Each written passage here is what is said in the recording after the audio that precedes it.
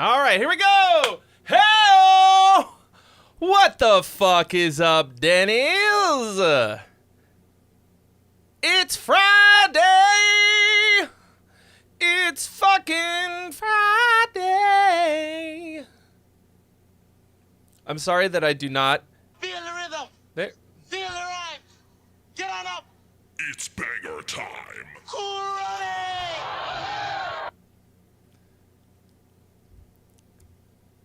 Hopefully you heard all of that. What the fuck is up, Denny's? Welcome. I hate that there's no way for me to know exactly when you're actually receiving the signal. Like, I start yelling. Often I will start singing and playing a song. But I don't know when it's actually going out to you. Tell me what the first thing was that you saw when I started streaming. Was it me doing this? Or did you hear me yell? Heyo. I don't know. I can only experience life from one point of view, which is mine. Anyway, how are y'all doing? I will have a special guest today. He's not here yet. He was flying in to LA from, I assume, Wisconsin. So once he gets here, I'll take a quick commercial break and get it all going on. So I hope you're all doing well. I'm feeling pretty good after a few, honestly, like a few weeks of just kind of feeling shitty. Really annoying. Just like, I wasn't sick or anything. Just feeling really run down and tired. I think it had to do with like the medication that I take. I'm working all of that out. And I just feel much better today. And for the last few days. So, anyway, yes, the heat was not helping. Man, I do wilt in the heat, but you know how it is. Like, it's just tough when you gotta do stuff. You know, like, I hate not being productive. I turned on the fog machine for a minute here. But yeah, I hate not being able to do what I want to do. And like if I'm in a mood, if I'm not feeling great, like it just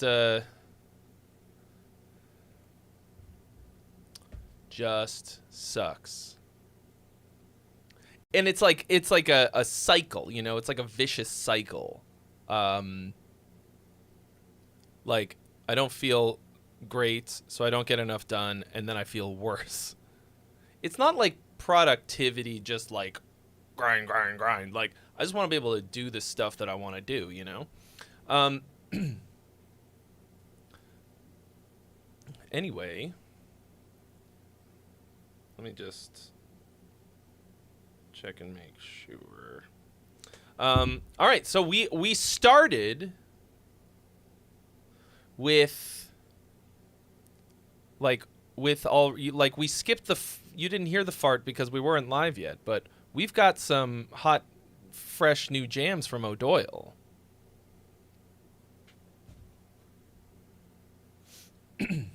What up, 'cause it's hot? Let me just... Why didn't that... Okay. So, we've got a Dylan, do you have any do you have anything to say for yourself? Is it weird that I'm looking like above the camera today? It's because I had to use the ultra wide. You got anything in particular that you want to tell us about this? You've got some proper looking artwork here. This looks like a logo, like a real metal logo. You can tell because it's completely illegible. Forced to bleed in the depths of the void. There's a band name that isn't O'Doyle. And you describe this as a real song. It's your new band. You got a vocalist you're working with and shit? Okay. I mean, I figured it was something like that, but I didn't want to assume. Because when you assume, it makes your ass into ume. All right, here we go. Forced to bleed in the depths of the void. Well, that's quite loud. Let's go ahead and take that down just a smidgerino. Was it as loud on your end? Was it as loud urine? Was it? I might just have this up too loud. Sorry, let's run that back.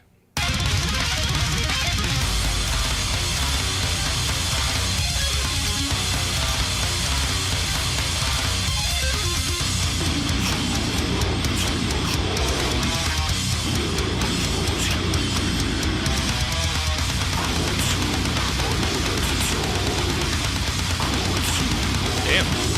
Heavy. Woo! That was sick.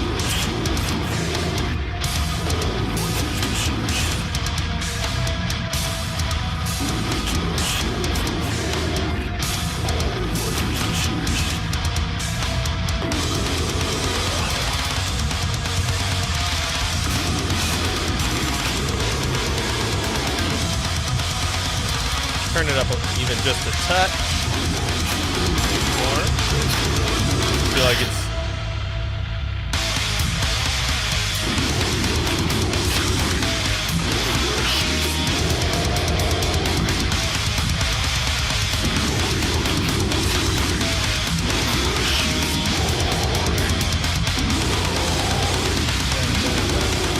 The vocalist used to be in Suffocate.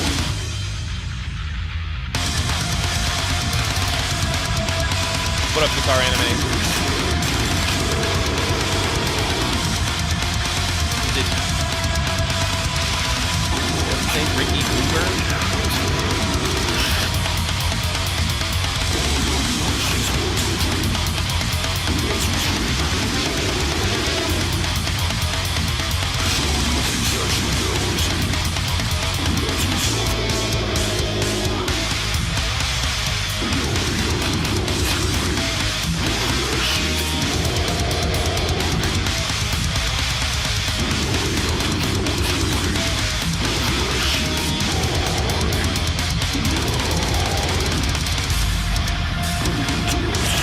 I think the vocals need to be treated a little bit better. Right now they sound kind of mushy. Everything else sounds pretty good and crispy. It's lacking definition and, like, I don't know.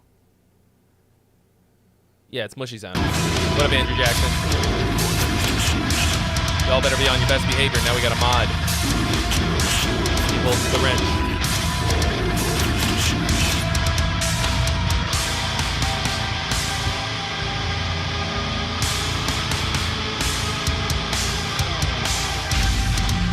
Like, the production overall is pretty good. Did you do this yourself? Kick drums, like, maybe a bit loud. Very clicky.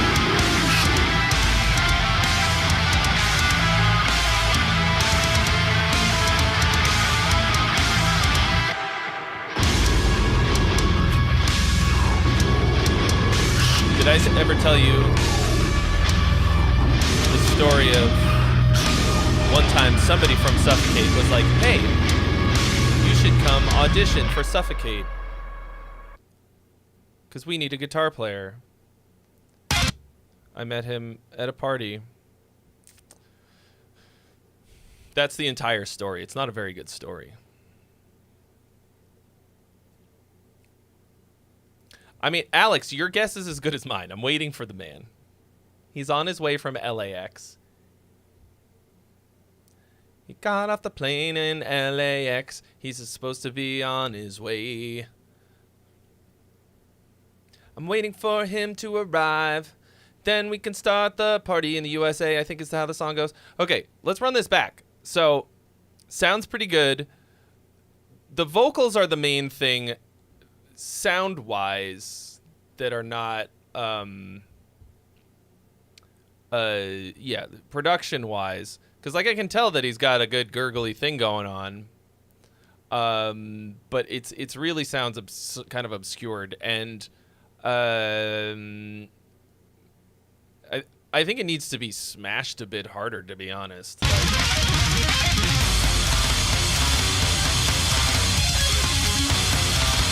Also, the cymbals are a bit like...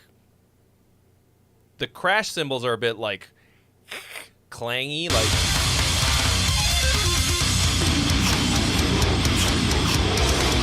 I think they could be thinned out a little bit.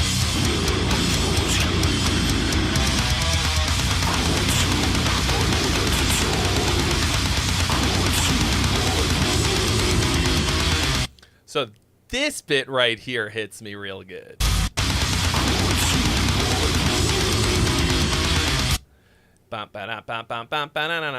So,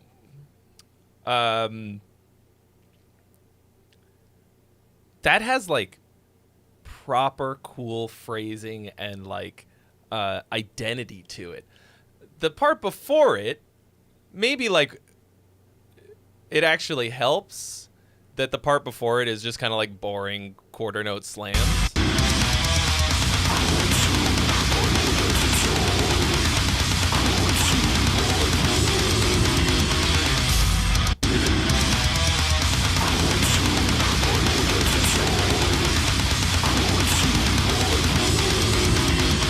Boom.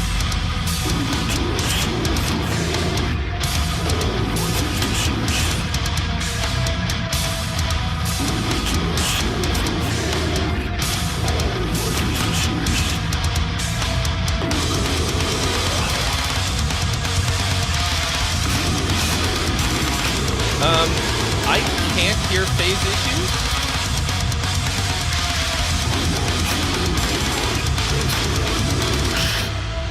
But I'd probably make sure.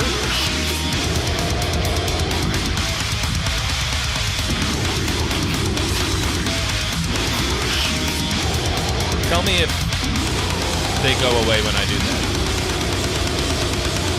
Because, you know, Alex knows this because of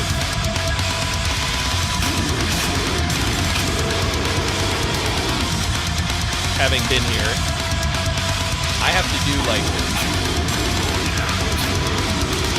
to like jump through some annoying hoops to get 2 microphones going when there's going to be 2 people on the stream. And so I'm using this condenser mic for the second vocal, and it was not muted. So I just want to make sure you're not hearing it twice for some reason. Are the guitars not double tracked? I do not know.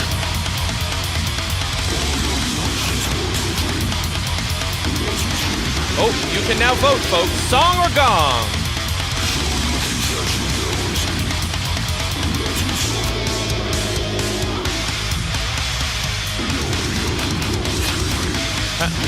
Dylan says they are quad tracked. So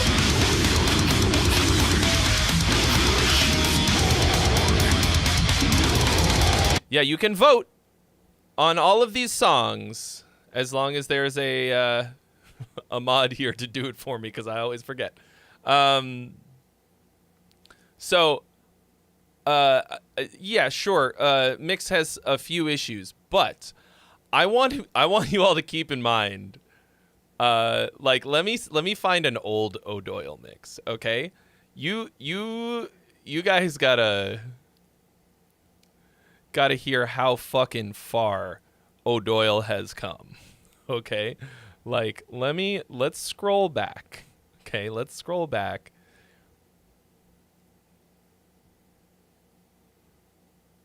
Like, mix-wise and everything else. Hold on. I just want to make sure we don't, like... This is 3 years ago, O'Doyle.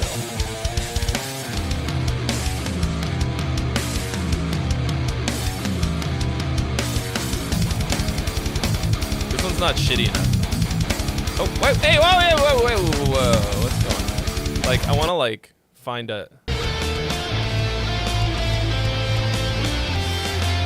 like, listen to this. The snare is in the left channel. The snare is literally only coming out of the left. Okay, so that's old O'Doyle. Current O'Doyle.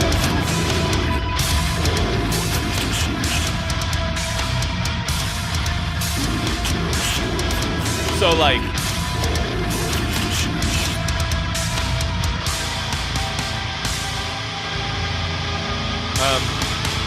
I think it's funny that the mix overall feels pretty fucking smashed, which is typical for this style, but the vocal is undercompressed. Now, Alex will also tell you this. Vocals, you can smash the fucking living shit out of them, and they usually just get better. Like, they just sound better.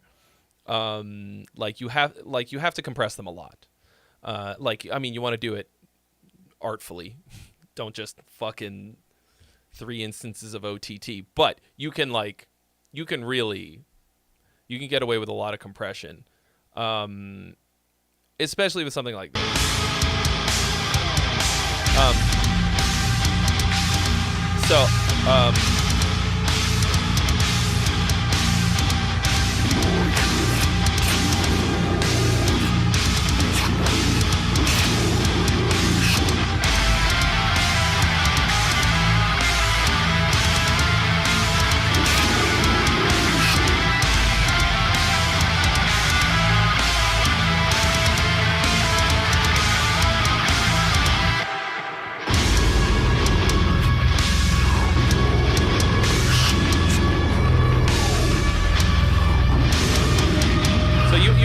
Pressed this a lot already, but it might be like it might be an EQ thing too. Like, it's a little yeah, it just sounds obscured in a way that I don't personally like, and I think it's making it a little harder for me to yeah, to hear the song as you intended it, I think. But aside from that, this is pretty fucking sick. Oh, I totally forgot. About the ceremonial. Cracking of a cold one, ASMR. Ooh, that's a good one.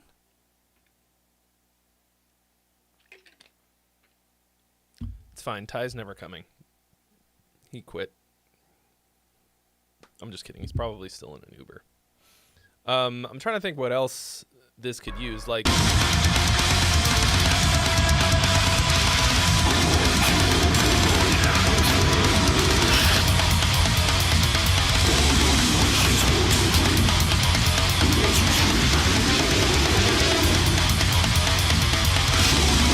that water with gas? Yeah, I mean, it would be a little weird if it did that without carbonation, I probably shouldn't drink it if that's the case. Yeah, it's a Soda Stream. I make my own sparkling water at home now because of poverty. Yeah, you guys should.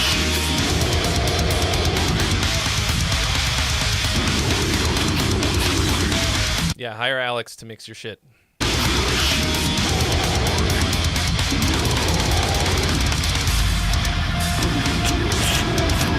I don't think I've ever heard a death metal mix out of Alex, actually.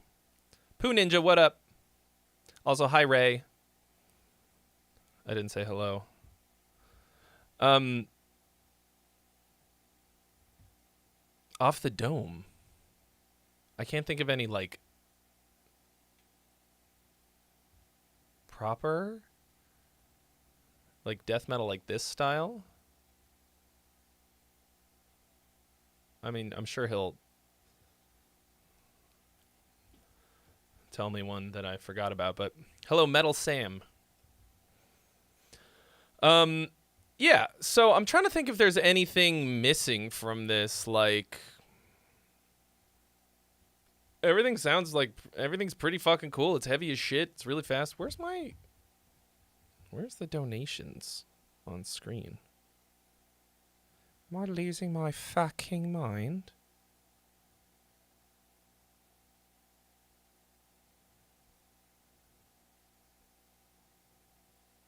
Is it? What are you doing all the way over there? What the hell?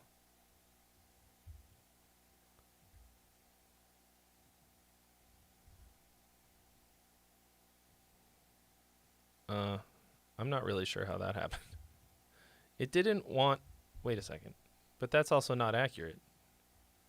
Why does it say 0? It should be 20. Oh, for fuck's sake, mate.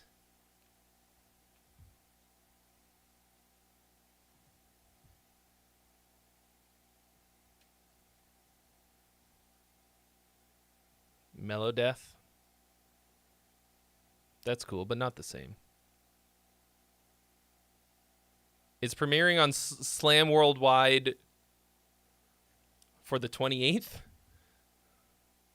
Oh, okay. So you're not gonna. I mean, I don't think it really matters.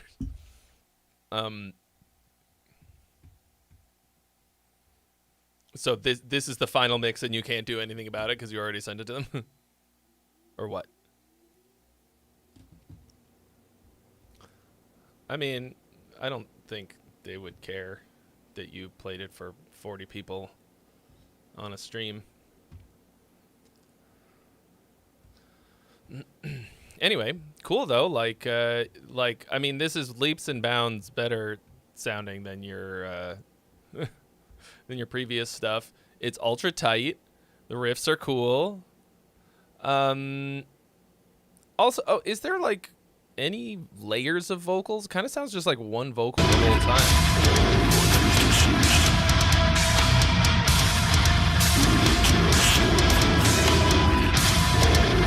Yeah, thin out the cymbals a bit because they're also like fighting with the vocal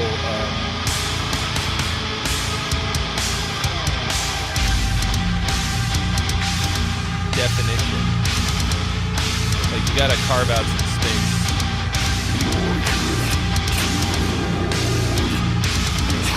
Okay, so it's like a double. Like, I think you should get them to like double up certain important parts with like some higher vocals. You know what I mean? Like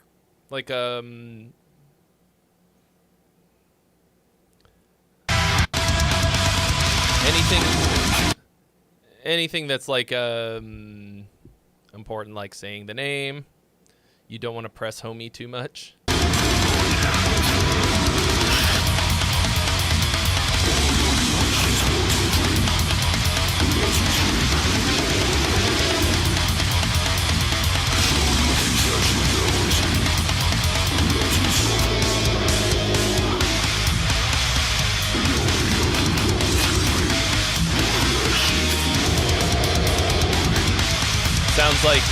Sounds like quite the partnership brewing. Hey, do you want to? No. No.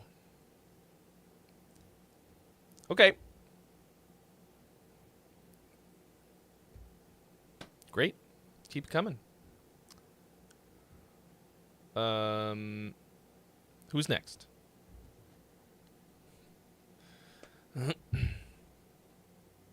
Who we got next?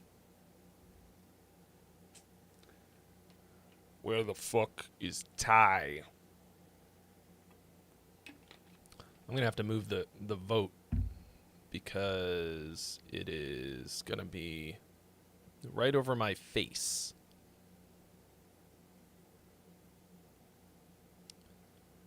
We're gonna put it down here where it will be between Ty and myself.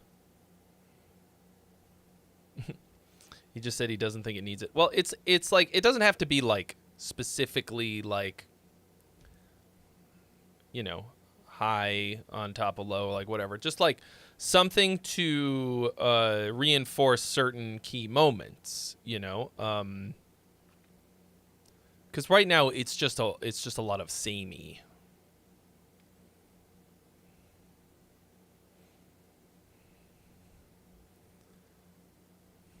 Of course, there are lyrics.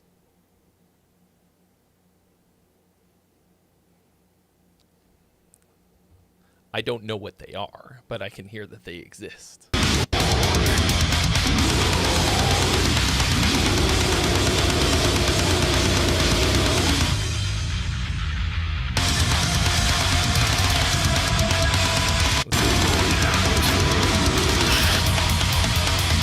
I mean, there are definitely people who just like growl nonsense, but I think that's cringy.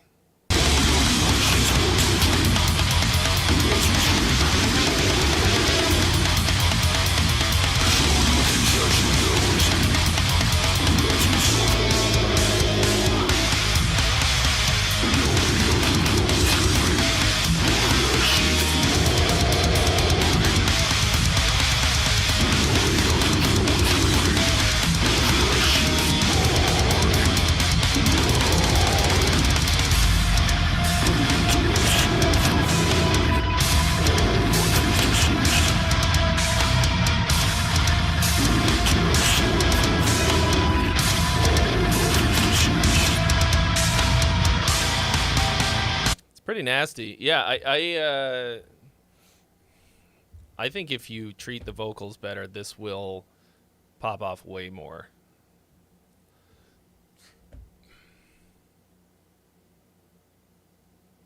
Every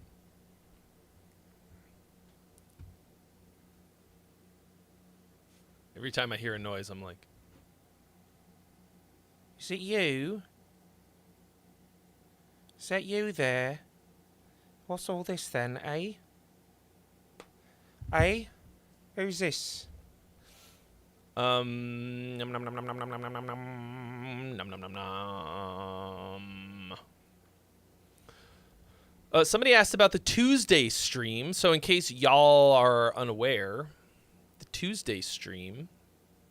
Tuesday is the new Friday. No, it's not. But on Tuesdays, we roll for initiative. Okay, Ty will be here in 30 minutes. On Tuesdays, we are doing what I'm calling D&D songwriting, where we roll dice. To write a song, there's a time limit. It's a total fucking hoot. I write a song after rolling some dice to determine various and sundry different things about it, and then I give you the drums, and you can write your own song while I write mine.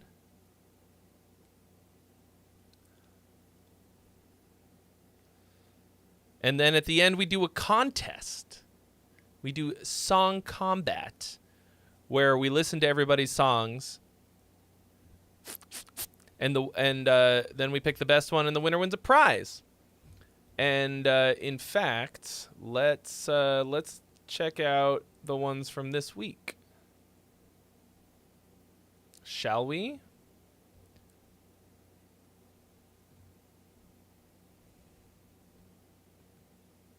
It's beautiful. Why did the entire screen go black? Oh, because it's at the end of that. It goes all black. It made it look... I was like, did my whole ass stream just go out? So the... Oh yeah, and let me pull up mine also. Well, anyway.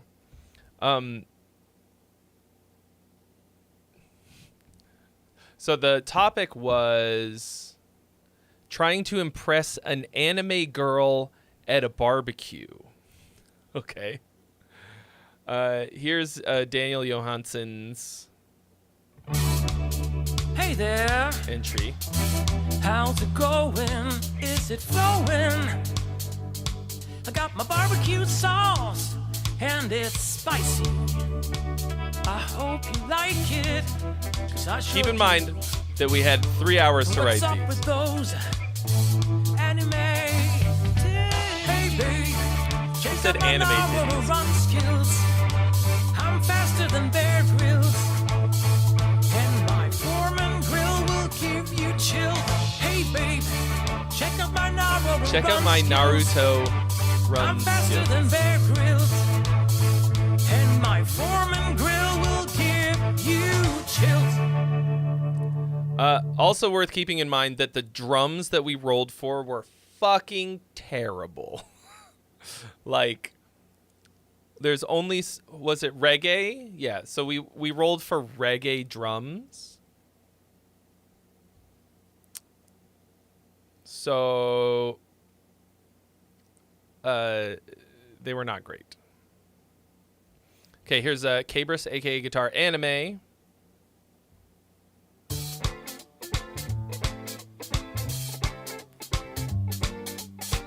I think I saw you at the convention the other day. I recognize those cat ears and cat tails anywhere. I know you want me to impress you today. I really like the horn parts.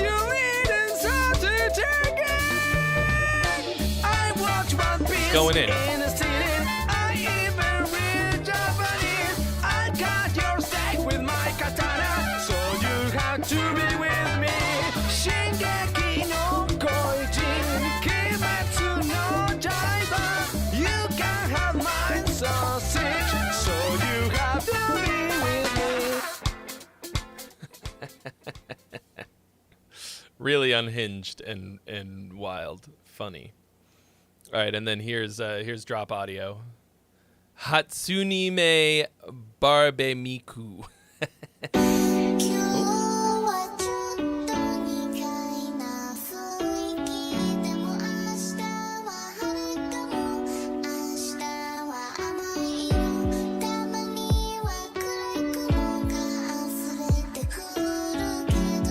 And we're doing this every Tuesday. So like, cause it's hot. Says he was pissed that he missed it. Every week, same time. George DeMello, what up? Daco! Thank you so much for the bits. Daco of the 25 bits. I hope the food is fresh. I know that you're used to eating raw fish. Wake up and tell me your name. Does it rhyme with the way the sun feels on my face? You were the radio star, the top of every chart, and now you're here at my family barbecue.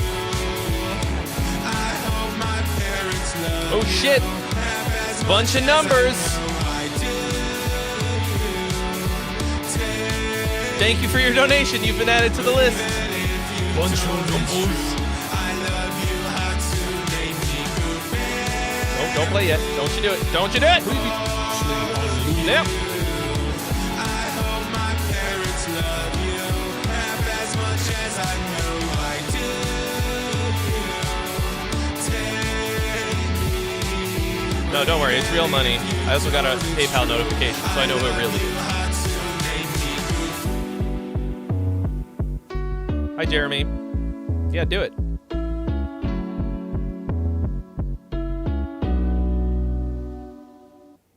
Ha. So that was fun. I laughed pretty hard the first time I heard you sing Hatsune Miku as a lyric. I mean, I think you could have a good singing voice if you just put a little bit into it. Like, I can hear that your voice is like pretty good. George DeMello's having too much fun with what he's learned in my symphonic metal course. That's excellent to hear. Honestly, like, more than anything else. That is nice to hear. The fun portion. Okay, so my song was I called it Weeaboo Barbecue.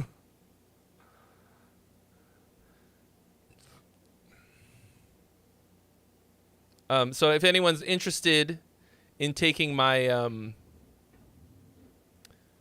symphonic metal course, it's still on sale. Check in the link in the description. There we go. Weeaboo Barbecue Ooh Woo. That's what it is. Nice to meet you. I've been taking a Pikachu. I've been grilling some meat, but it's time for something sweet. Saw your Dragon Ball Z tattoo. Senpai's holding the knife. If you wanna get noticed, then you better think twice. These weaves better run for their lives. Gonna spill that soy sauce tonight. Barbecue, can I make you my waifu? Yakuniku on the table for two.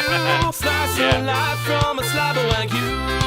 Do you want one piece or two? I want a katana, your Sailor Moon. My neighbor's total rolling over. Ninja scrolling so hard to show him my barbecue. It will.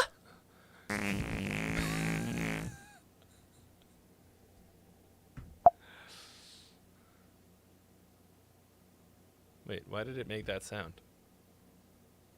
Why would you beep?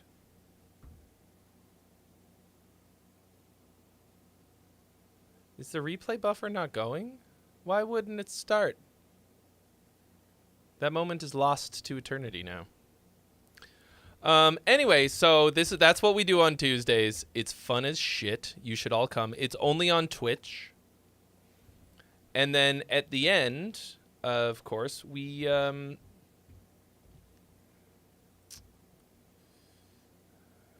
go head to head. And the winner wins a prize. This week it was Drop, and he won my Smashing Writer's Block course. And so far it's been, I think Drop has won twice and Guitar Anime has won twice, I think. So we need some fresh competitors. What's up, Koamada? Says it's been a while since they've been in stream. Cooking up something to show. Great.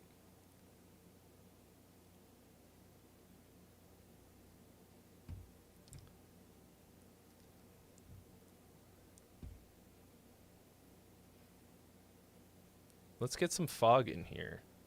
Let's get the atmosphere going. Thank you, Jeremy, for your donation. You've been added to the list. So, we got Loom, who said, oh, sorry, real quick. It's been pointed out to me that there are only 6 likes on this stream right now. So, I hate to be a beggar, or a chooser for that matter, but I was hoping maybe you could do your boy a favor and hit that like button. Because that's something you can do for free. There are a lot of things that you can do for free that are fun. That one's way up there. So Loom said that they took the advice that we gave last week or maybe a couple weeks ago, and applied it to the song that they sent. So here we go. Loom, Punching Underwater, Gong Gang Special. Previously on Loom TV. Oh my God. Sounds like shit. Sounds like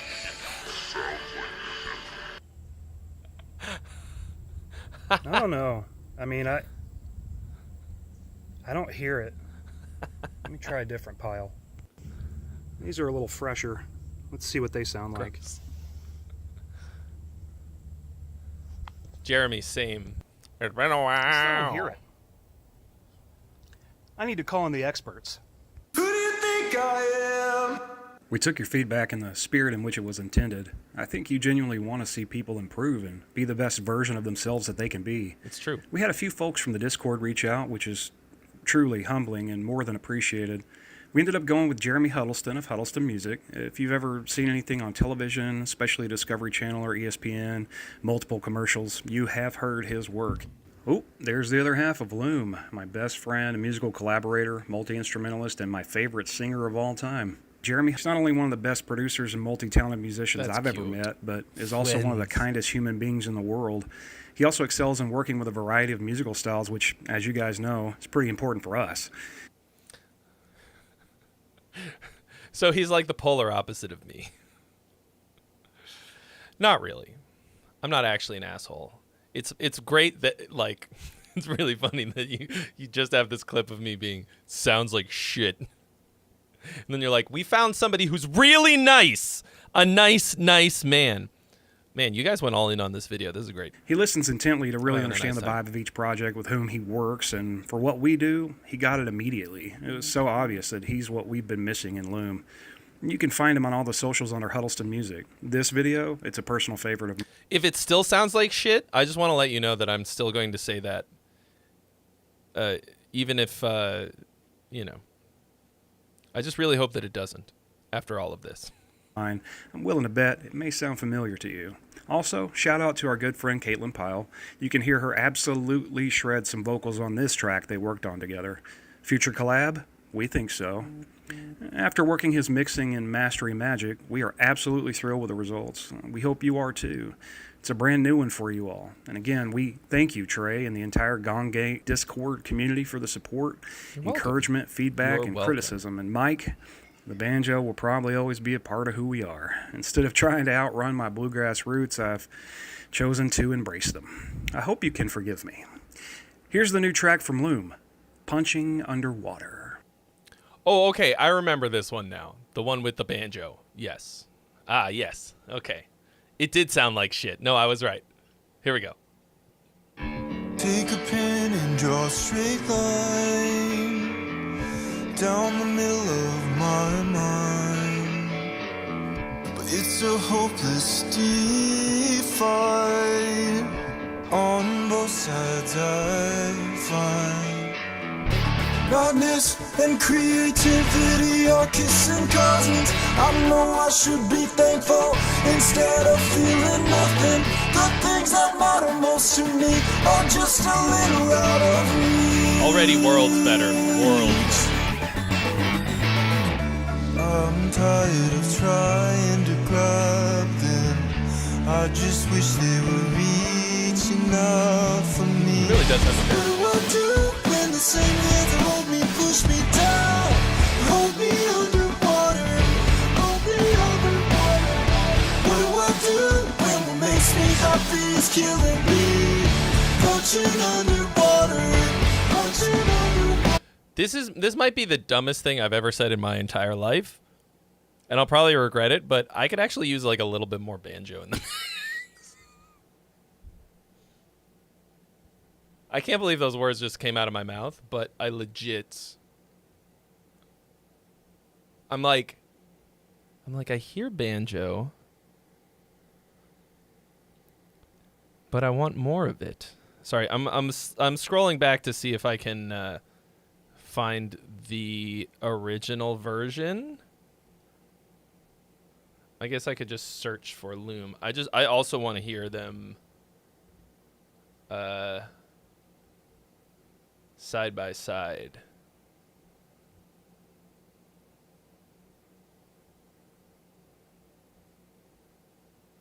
Oh, huh. Let me just, where? Ah. Okay. Or maybe you deleted it from Spotify like you... Oh, it's a different song.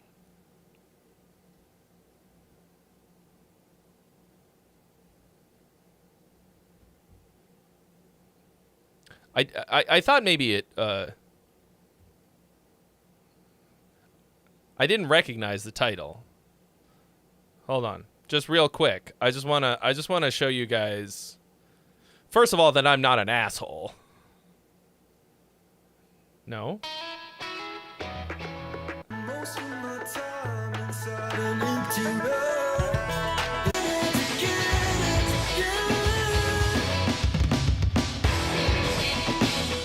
Okay, yeah. Okay, this is the mix. This is on Spotify. Okay. Versus.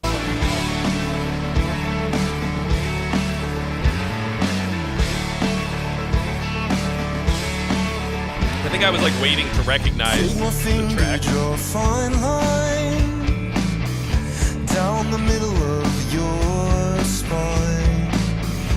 In this moment, I am just fine. I will say though, so I like a really upfront vocal. And his voice is beautiful. I think it's a little too loud compared to everything else.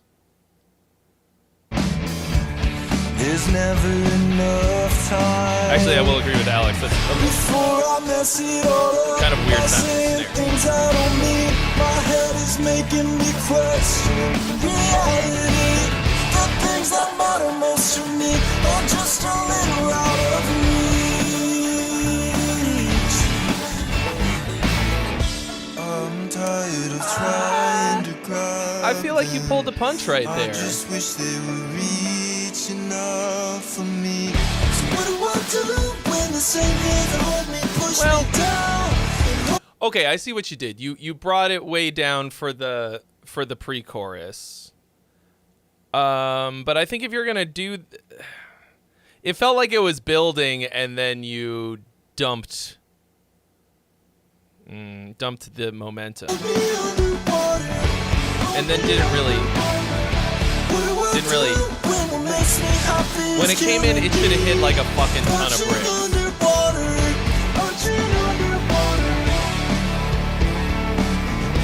I mean, it sounds worlds better.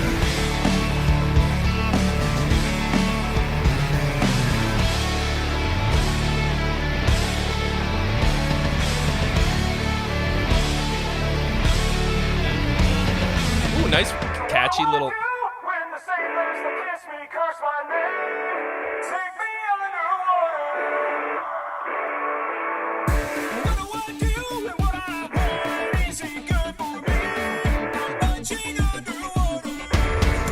Underwater. So what do I do when the same hands that hold me push me down and hold me underwater? Hold me underwater.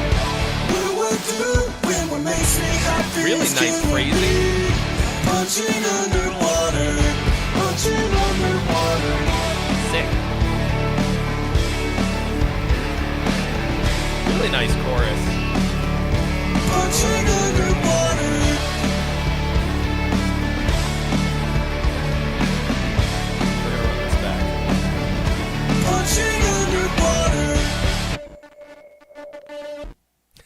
Guitar anime. This should be in a Shrek movie right at the end. Yeah, that would work pretty well. Here's the new track from Loom, Punching Underwater. Take a pen and draw a straight line. That's a really nice guitar down touch. the middle of my mind. Good It's beer. a hopeless Oh yeah, song or gong, folks. You can now vote. What's it gonna be? Madness and creativity are kissing cousins. Lots of great syncopations, very exciting. Something has to be added right here. Just a little out of reach.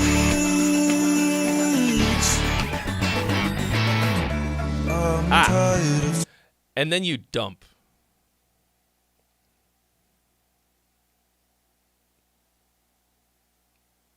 trying to grab them. I just wish Really they beautiful. were reaching out for me. What do I do when the same hands hold me, push me down? I think the problem with your pre-chorus is that it feels like the crossing guard being like, no, wait, stop! We have to do a pre-chorus now! After we were like, let's fucking go! I think that sucks because the pre-chorus is really good, but I don't think it's doing the thing that a pre-chorus needs to do, which is to take us to the chorus. Hold me underwater. Let's go back. Here's the new So, like, track from Loom. Oops. Like, this feels like a build. Just a little out of reach. I'm tired of trying to grab them. I just wish they were reaching out for me. What do I do when the same hands hold me, push me down, hold me underwater? Auto-tune's a little... I can hear it a little too. What do I do when what makes me A little too happy obvious is to killing me. me? Punching underwater, punching underwater.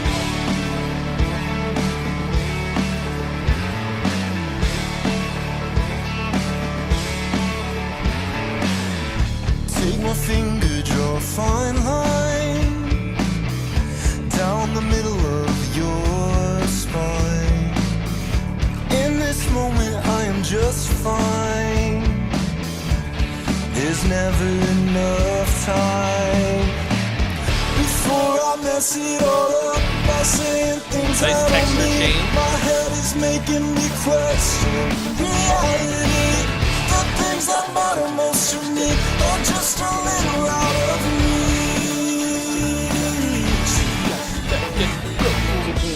Okay. I'm tired. So,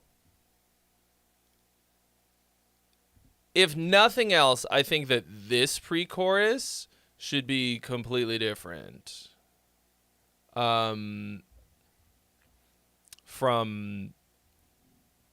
the last one, because if you're gonna do that with the first one and drop the temp or drop it way down, you can do that. But I think here you could do the opposite. So I always tell people to contrast the pre-chorus to both the verse and the chorus, okay? And you did that, but you can flip that. It can be like faster drums or not necessarily more intense because you want to leave somewhere to go, but it can be just a completely different texture that is also like big. Does that make sense? Because to me, your verse does a pretty good job of like building the anticipation and just like building everything up. And every time we've hit the pre-chorus so far, I am bummed. Of trying to grab them, I just wish they were reaching out for me. So what do I do when the Yeah, sun I think it fucks the impact. Hold me underwater, hold me underwater. What do I do when what makes me happy is killing me? Such great bouncy phrasing. That gets me going. Punching underwater, punching And underwater. good hook.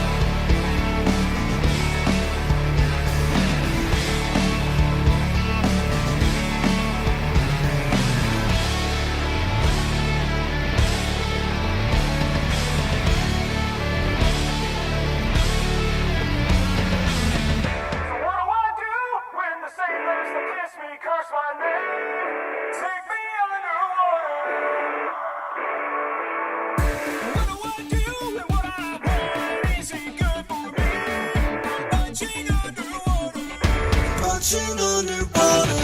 So what do I do when the same hands Kind of weird. push me down and hold me underwater? Hold me underwater. What do I do when what makes me happy is killing me? Punching underwater, punching underwater.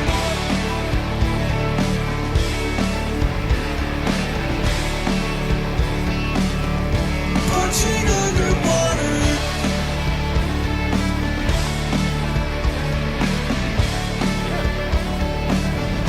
Punching underwater. Cool. Previous. Whoops. So, that's what I would change. This is, on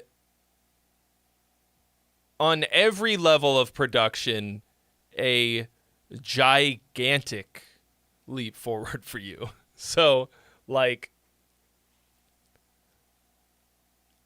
if nothing else, like, it sounds so much better. Somebody else said that they thought the other song was better. I'm like split. I think they're both quite good. I think maybe the other one, I don't remember all of it, but I think the other one maybe had better momentum. You got to consider that momentum. You said think about it live. Like, yeah, maybe it'll pop off live. But like, I don't know. I don't personally care about that as much. I mean, if the live show is such a big part of what you do that it's like more important than a recording, like, cool. You can also do it differently live. It doesn't work as well in the recording for me. But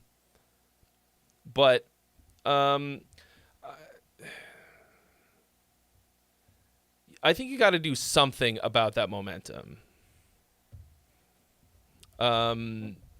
Because that was the main bummer for me.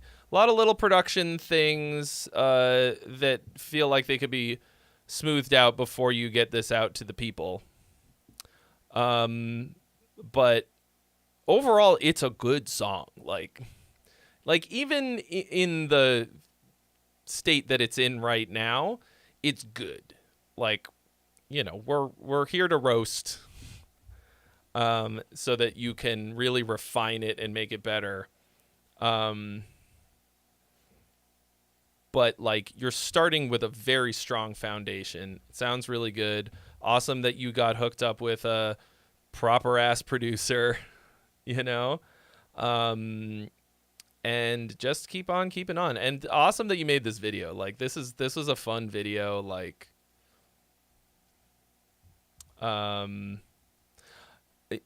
you've also, like, I think I said this for the last one as well, that you've got a unique sound. Like, you've it's not like the only time that I've heard something that kind of sounds like this, but like, the banjo helps with making it a little more unique sounding. I think it's the vocal style combined with everything that you've got. Like, it's kind of like a nice bouncy pop rock, plus the banjo, plus this sort of like, yeah, like a little bit of like a folky undertone. Excuse me. What up, Pariah Pokemon and John McIntyre? Welcome. Yeah, fucking good, man. Like, this is your sign to just keep going down this path, you know? Just keep on keeping on. You're headed in the right direction. And it doesn't sound like shit anymore. Certified not shit. You know, I haven't listened to Bill Murray. I think I'm probably missing out. People tell me that I would like that stuff.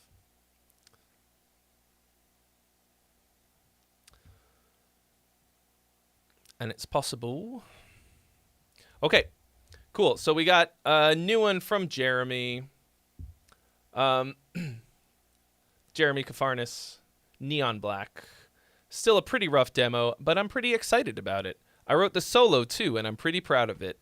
You fucked up telling me that, because now I'm gonna roast the solo and nothing else. Oh.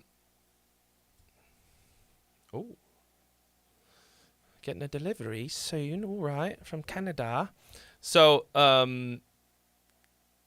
Jeremy wants everyone to know that these vocals, the screaming vocals, are whisper screamed to avoid irritating his neighbors. So let's not be too harsh in our judgment of the sound of the vocals, all right? This is a demo.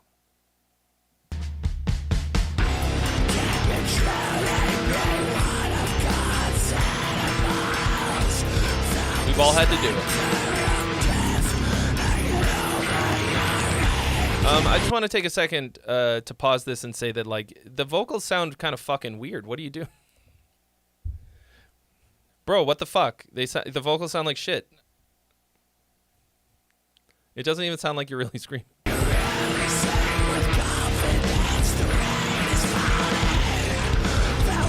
Oh, I think I've seen their drummer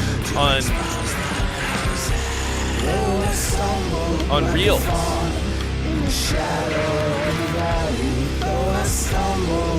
He's fucking sick if it's the guy that I'm thinking of. I think I literally saw him today. What is his name?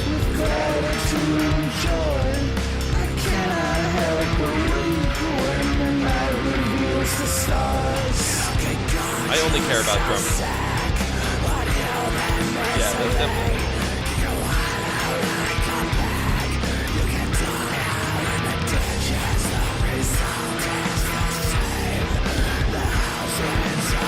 I'm doing some jazz.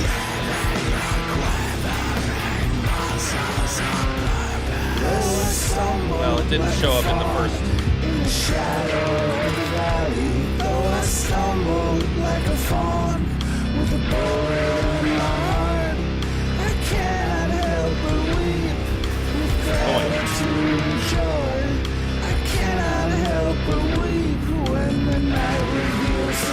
Spectacles to excite the senses. If something bores you, why don't you kill it? Spectacles to excite the senses. If someone catches your eye, ask him. Interesting, like, time field change.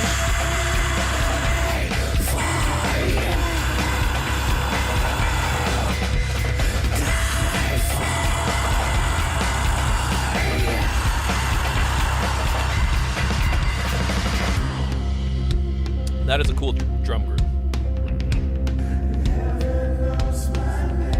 Woo.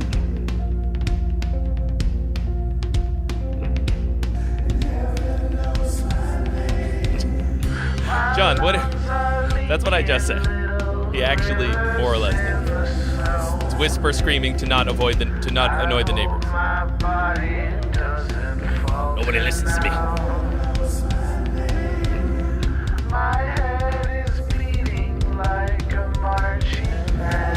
Oh, we can now vote.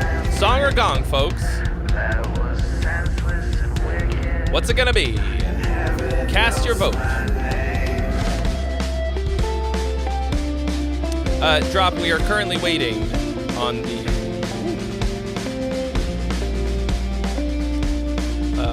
the guest. He should be here he said in about 5 minutes. Literally flying.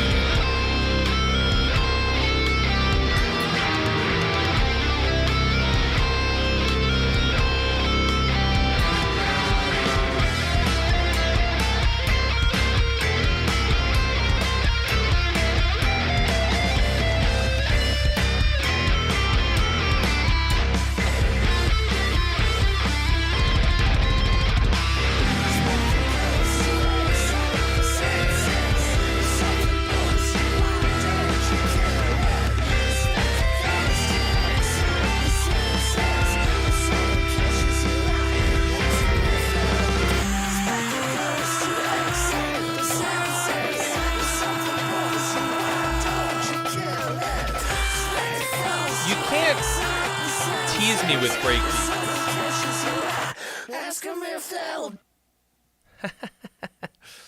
All right, we're gonna run this back. There were a few moments that stood out to me. I don't know if I felt like it was very cohesive as a song.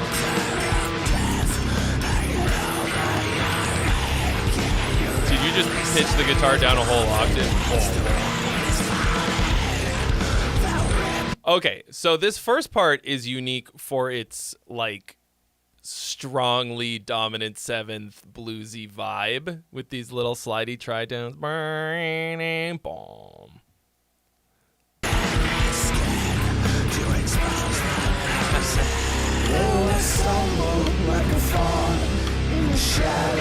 It works. Like, it's a cool effect to have just those couple little ultra low notes. Some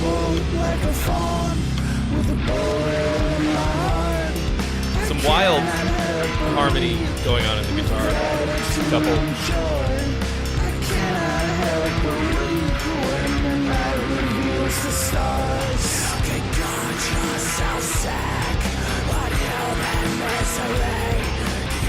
I think right here that maybe the drums should do something different. Yeah, I think change up.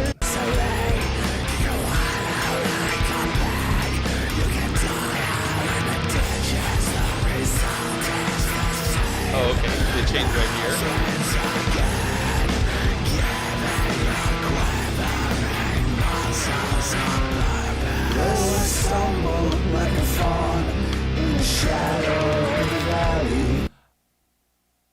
What do I want? What is it?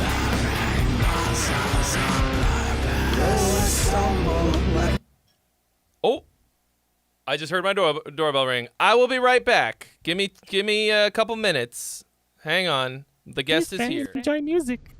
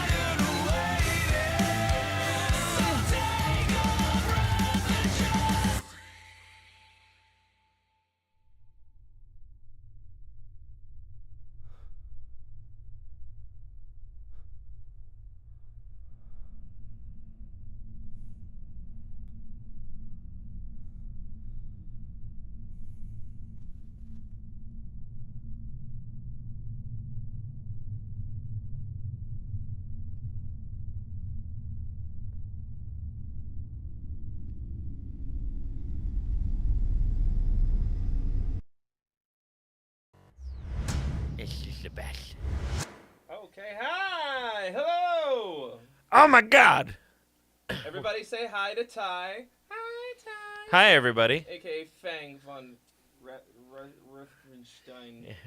It's pronounced Ruthenstein. Ruthenstein. No, I'm just kidding. Ruthenstein. What's up, everybody?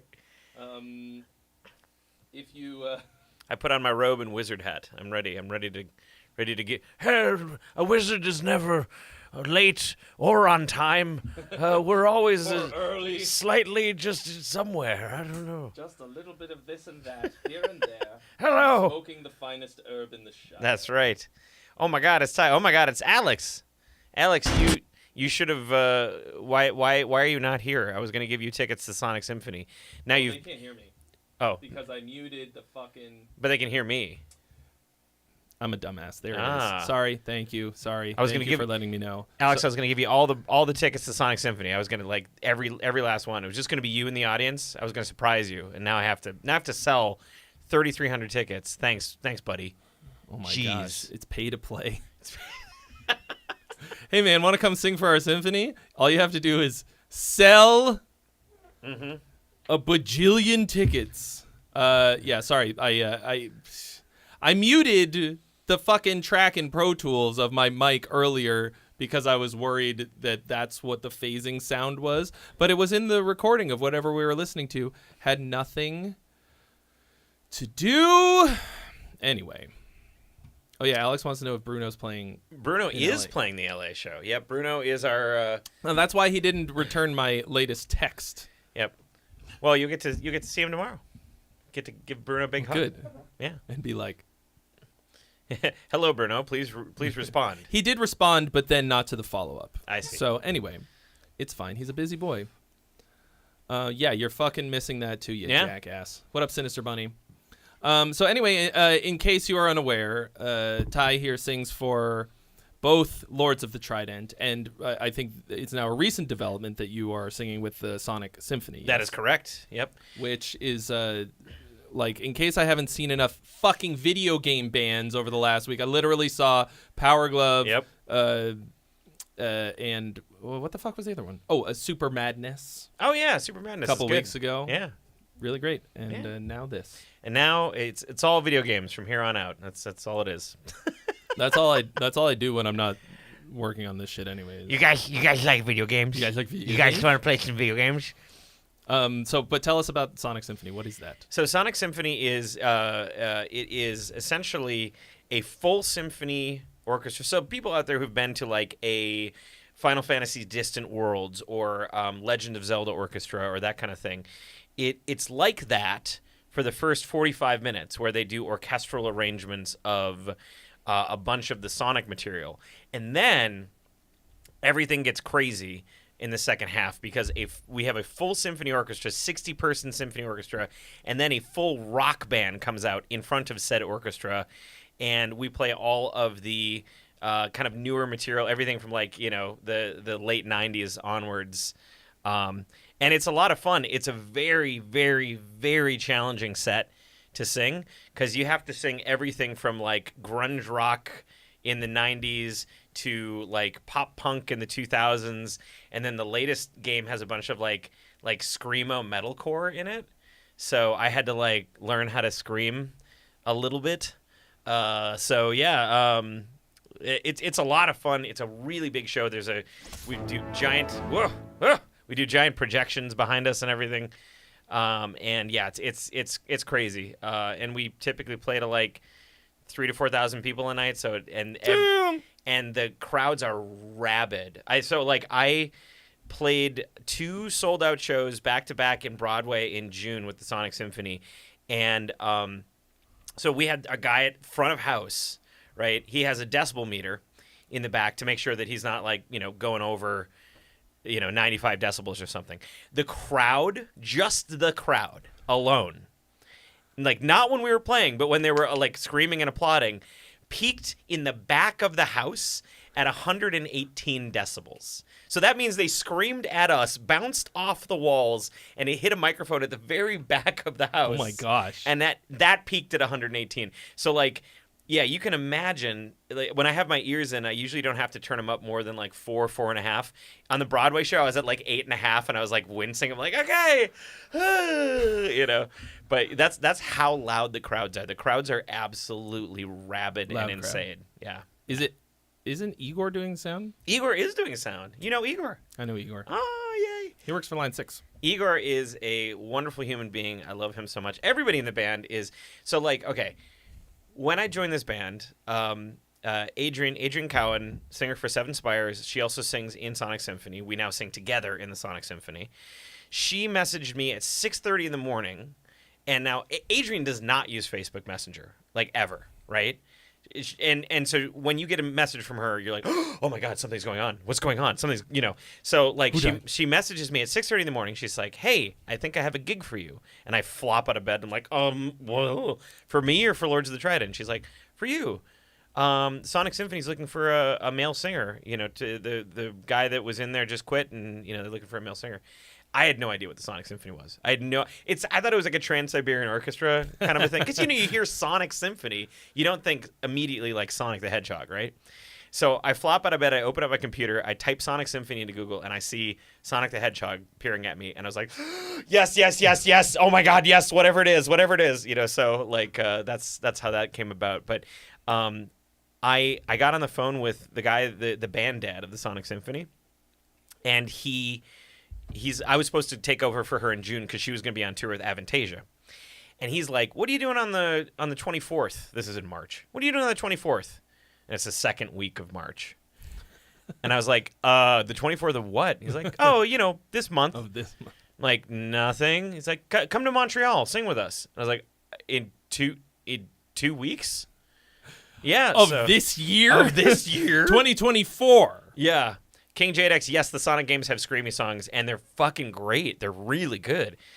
So yeah, I had to learn an hour and a half of material in 2 weeks, fly to Montreal, and jump in with a band that I didn't even get a rehearsal. They strapped a pack on me, and they were like, pushed me out in front of 3,000 people, and they're like, good luck. Shit. Good luck. And that was my audition.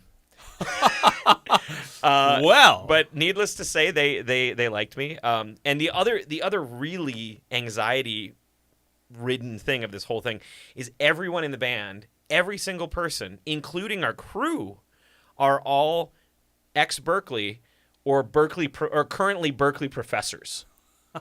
Right? No pressure. So it's like Berkeley, random guy from the Midwest. Guy who, you know, I don't know what the fucking Locrian scale is. I have no idea. I can't do inverse Phrygian minor dominant seventh. I don't know any of that. I mean, you're a singer, so you don't need any of that anyway. Yeah, I know. But yeah, it's like some random dude. You know, it's like all these people with degrees, and then some random dude from the Midwest who makes mouth noises. It's like that's me. Hello. So well, that's pretty sweet. I will have a great time at the show, but I will say I was a Nintendo kid. I did not play Sonic almost at all as a child, and so I don't have the same connection to. Oh, sorry, that's okay. A little wonky sauce. I was just. It was like right here in my face. I'm like, hi everybody, it's me, Ty. Nice to meet you. Know, so I was like, I'll get a little. Let them see my face more. So I don't know a lot of the music. I think I've actually probably heard like the Power Glove covers of the songs more than I have the original. So I was kind of in the same boat. I was a Sega kid. I was a big fan of the Sega CD, which no one had. Not a single person. I was the only one. They made it just for you. They did. They made it in 90 games just for me. But I had a Dreamcast, but I didn't have the Sonic game with it. So I don't know. You know, I didn't know a lot of the music. And yeah, I was kind of in the same boat where it's like, oh, okay, and yeah, just learn this music. I will say I have since finished Sonic Adventure 1. I'm going to be working on Sonic Adventure 2. I've played research. It's for my job. It's for my job. Work, honey. I have to. I'm sorry. I played Sonic Frontiers, the new one, which is actually kind of good. But yeah, like I was telling my wife, I was like, you know, some days, like right now, I have what an 8-year-old with a fever dream would picture an adult job is. Like, sorry, honey, I've got to get up early and get on a plane to Hollywood to sing Sonic the Hedgehog music for work. For work. Yeah, sorry. I'm getting paid to do this. Yeah, it's pretty wild. And it's been really fun. Everybody's been super cool. You know, you would think that with that as your job, you would have gotten here faster. Oh, well. Wait. Hold on. We've got a button for this. There you go. Terrible. Truly Truly terrible. So, but yeah, so that's what I do now, and we've got with of course the new Sonic movie, Sonic 3, coming out. Oh my God, that I am excited for. So, like I said, didn't really play the games, but I fucking love those movies, dude. They're good. The second one is somehow better than the first, like the rare sequel being better than the original. I had a liked great both time. of them. And it's always like you never know, right? You never know with mainstream video game movies. Is it going to be? It could be it's either really good or it's absolute garbage. There's no in between. And the Sonic movies were really good. So I was hoping, and I'm still hopeful, that maybe, perhaps, potentially, in the audience we'll see, or in the backstage we'll see Keanu Reeves or Idris Elba or, somebody. So, I or think Trey there's Xavier. gotta be, or maybe even him. He's squirrely, hard to get a hold of, hard to nail down. You'd have an easier time getting Idris Elba. You got to take an Uber to some undisclosed location. They blindfold you. They take you. Yeah, that's how it works. But yeah, so that's the deal, and it's been a lot of fun, and I like it a lot. It's the most I've ever felt like a musician in my entire life. So okay, you know this, and a lot of people watching probably know this grind. So like in Lords of the Trident, I do almost everything, like the booking, the driving, the setting up the merch, dealing with the people at the end of the night, getting paid, running the stream, everything, right? And so the first Sonic show that I did, they're like, okay, show up at noon for lunch. So I got there at like 9:30 in the morning because I'm like, I'm going to be early. I'm, early is not, on time is late, kind of a thing, right? Yeah. And, so I got there early and I was like, all right, guys, I'm here. Like, and they're like, wow, you're here. The production crew. They're like, wow, you're here really early. Cool. And I was like, yeah, okay, what can I help with? I can help with a fart. What can I help with? And they were like, oh, the dressing room's over there. I was like, yeah, but you guys, you need anything? You want to, like, can I run some cables? Can I set up some mics? And they were like, we'd prefer you don't. Yeah, like, please don't. Please don't touch anything, And so, yeah, like, I literally, this is so weird. I, like, show up. They fly me out. I show up. They strap a pack on me. We do, like, a quick line check. And that's it. And I sing. And then they're like, okay, thank you. Go home now. I don't have to sling merch. I don't have to do shit. You feel like you need your fix just to wrap a few cables. Oh, I'll tell you this much. The first show, I felt so bad afterwards. I went back out on stage and cleaned up all the water bottles. I felt so bad. So, yeah. And I think all musicians are all more or less like living trauma response. Like when it comes, like we are so beaten down by how much it sucks to be a musician. In like at the general lower level, that like we're like I don't know. It's PTSD. Yep. And so that's pretty funny. I want to make sure that we get back. So when you arrived, we were in the middle of listening to a track. So and also I wanted to make sure to say thank you, Combo, for your donation. You have been added to the list. You will be. We're going to listen to you after this one. Yeah. So anyway, but before we move on, Sonic Symphony shows coming up in other cities. Yeah. Is it like a fly-in thing or is it a tour? Thing. Yeah. Okay. So it's just going all the major. It's kind of a tour, but we do shows just on the weekends. Right. So like last weekend I did Boston. This weekend I did LA. Next weekend is London. I've got a couple weeks off, and then we do Chicago, Walt Disney World, and then I think Nashville. You can check it out, SonicSymphonyTour.com. If we're coming anywhere near you, come see us. It is, I mean, like, yeah, I'm in it, but like even if I wasn't in it, I would say like, damn, it's a good show. Like it's a big production. giant video wall, full symphony orchestra, full rock band, and all these dudes are like Berkeley, so they're all like, and you're like, wow, damn. And then there's me. Can confirm. And there's me, Hi, everybody. You do the equivalent of but with your voice. That's true. That's true. So that's pretty good. That's true. Let's listen to this track, and then I have brought you some presents. I got gifts for Trey. And I think the chat will really like this. And while you play that, I'm gonna tell my Patreon backers to come on the stream. Oh yeah. So they can see all of the cool stuff we're doing. Yeah. It's gonna be super cool. Sweet. All right. So this is regular Jeremy Kafarnas' band. His like new metal project, Neon Black. Okay. Keeping and you weren't here for the disclaimer, which is that he recorded these vocals in his duplex and he couldn't annoy his neighbors, so the screams are whispering screams. Okay. But it's so just don't.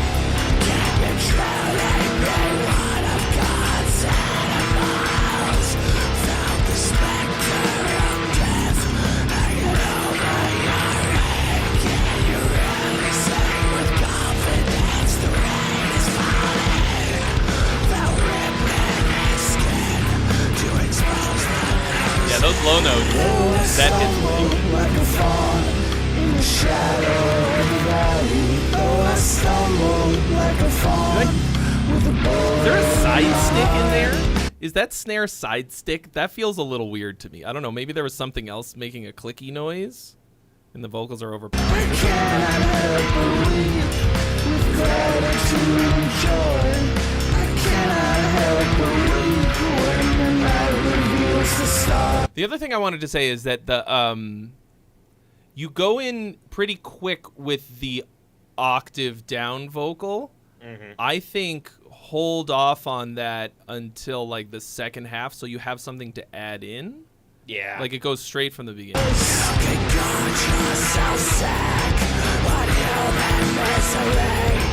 like something you can use to upbeat.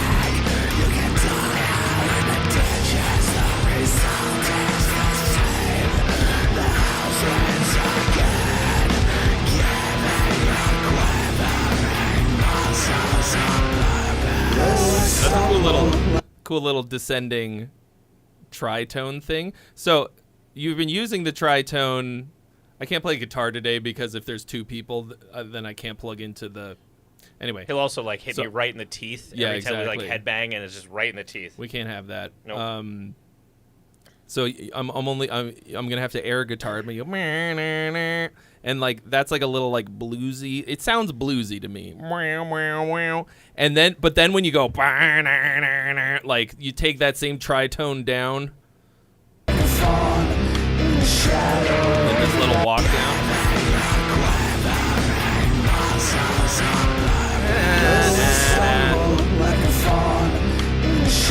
Changing the context. Hello, Meat Canary. Yeah, what's up, Meat Canary? Good to see you. Is that one of yours? Yeah. Oh, yeah.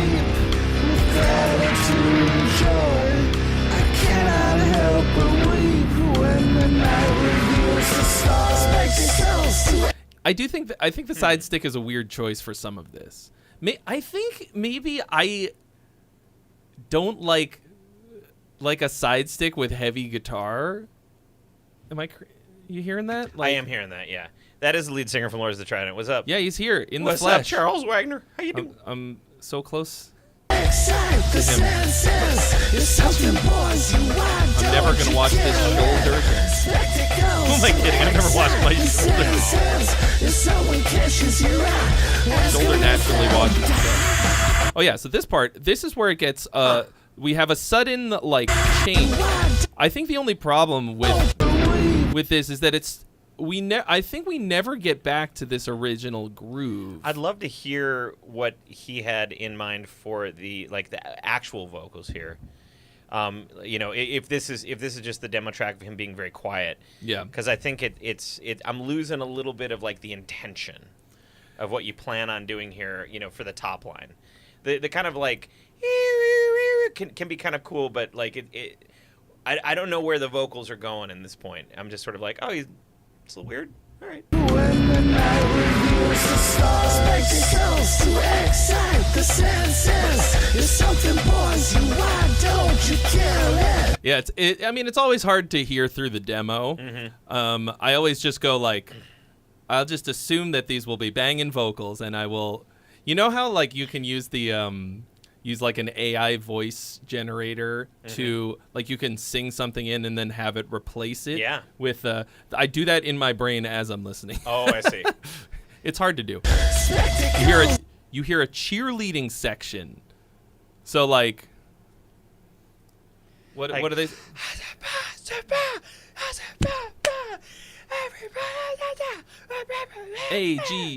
What is it? A-G-G-R-E-S-S-I. Oh, B-E-A-G-G-R-E-S-S-I-V-E. B. Aggressive. Be aggressive.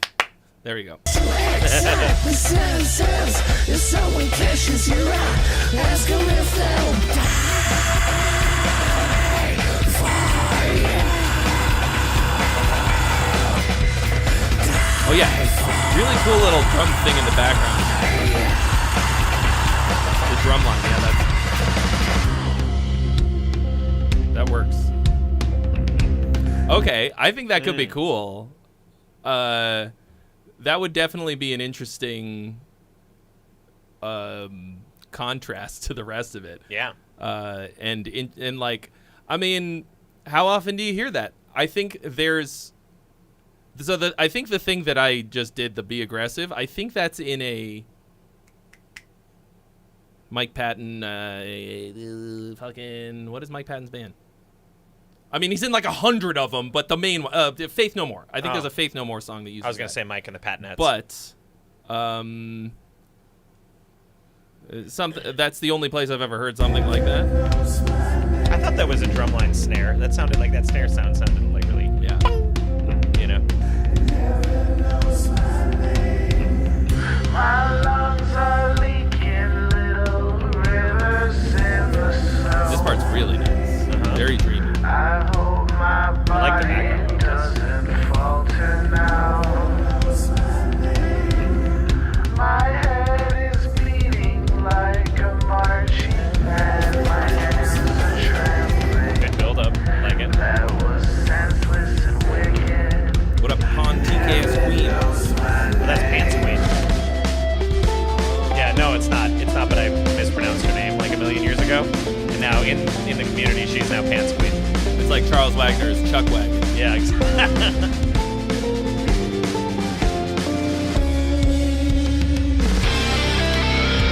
Okay, to me, the ending of this feels like a botched build because you got it going, you've got me going. It was going. And then it kind of dumps.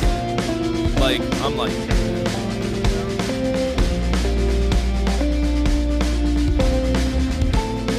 I was like, okay, come on. You can even get the drum line back in there. Like, it's just it's the transition. It's a whack transition. Yeah. And then back to the side stick. You know what he could do? But we're back to the...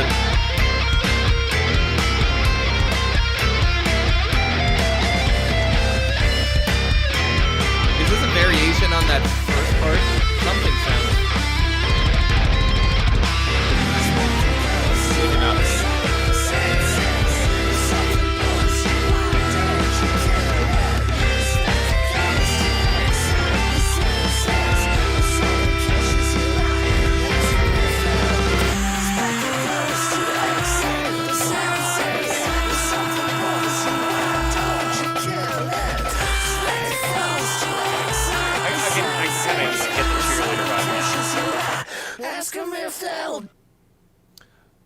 So, I think this to me feels like two different songs smashed together. I think from the moment we hit the time feel change, we never really go back to it. I think maybe something in the end here sounded like it was a callback to it. Hello, Annie D. What's up, Annie? What's up, Pants Queen? What's up, Me Canary? Good to see you guys. Thanks for joining us. Welcome. I'm in La. La. With tra. And ta. Tra and ta and la. We do when the side stick comes back. Well, it felt a little shoehorned in. And part of it is that I think this outro thing that you have would also, which is cohesive.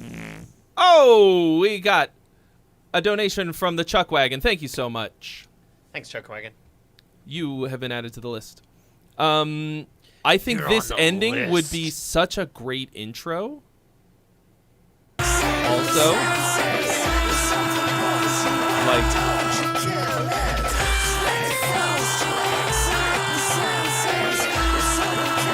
and it feels like it,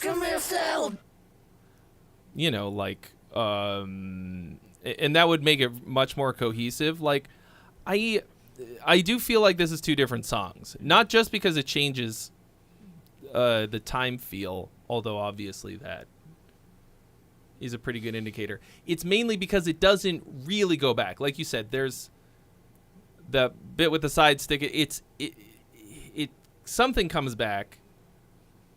I don't think that makes it feel cohesive enough. Like it feels almost like an obligatory callback. To me. But I think each of the okay, not yet. YouTube loves to autoplay. So I think you just have too many elements. It makes it feel like there's too many parts. All of the parts are cool. Thank you, Bad Bandito. We have a freebie courtesy of the Bad Bandito. We actually do have a button for that. Oh, good. Nice. Technically, it's the 69-420 button. Nice. So if we hit it... Oh, and it's time to roll for new hats! Oh, whoop, whoop, whoop. Well, it's Put on the Goomba hat. What a great idea. It's funny you should mention new hats. No. Because I got you some gifts. I'll be right back. Oh, my God. All right. Then we'll wait. And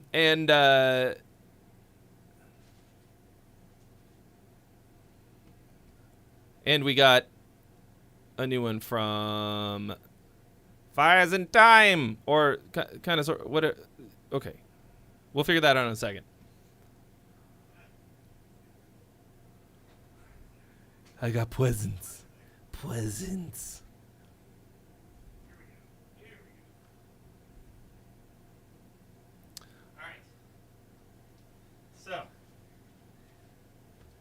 Ladies and gentlemen, what home would be complete without your very own Lords of the Trident hat, my complete gosh. with offering on the brim? Isn't that wonderful? Look at the gosh. quality. Look at the stitching. It's just an amazing, wonderful piece of merchandise. Lords of the Trident putting out some of the best amazing merchandise here on the Twitch stream. Good to see you. And, of course, Trey, you're a nice guy.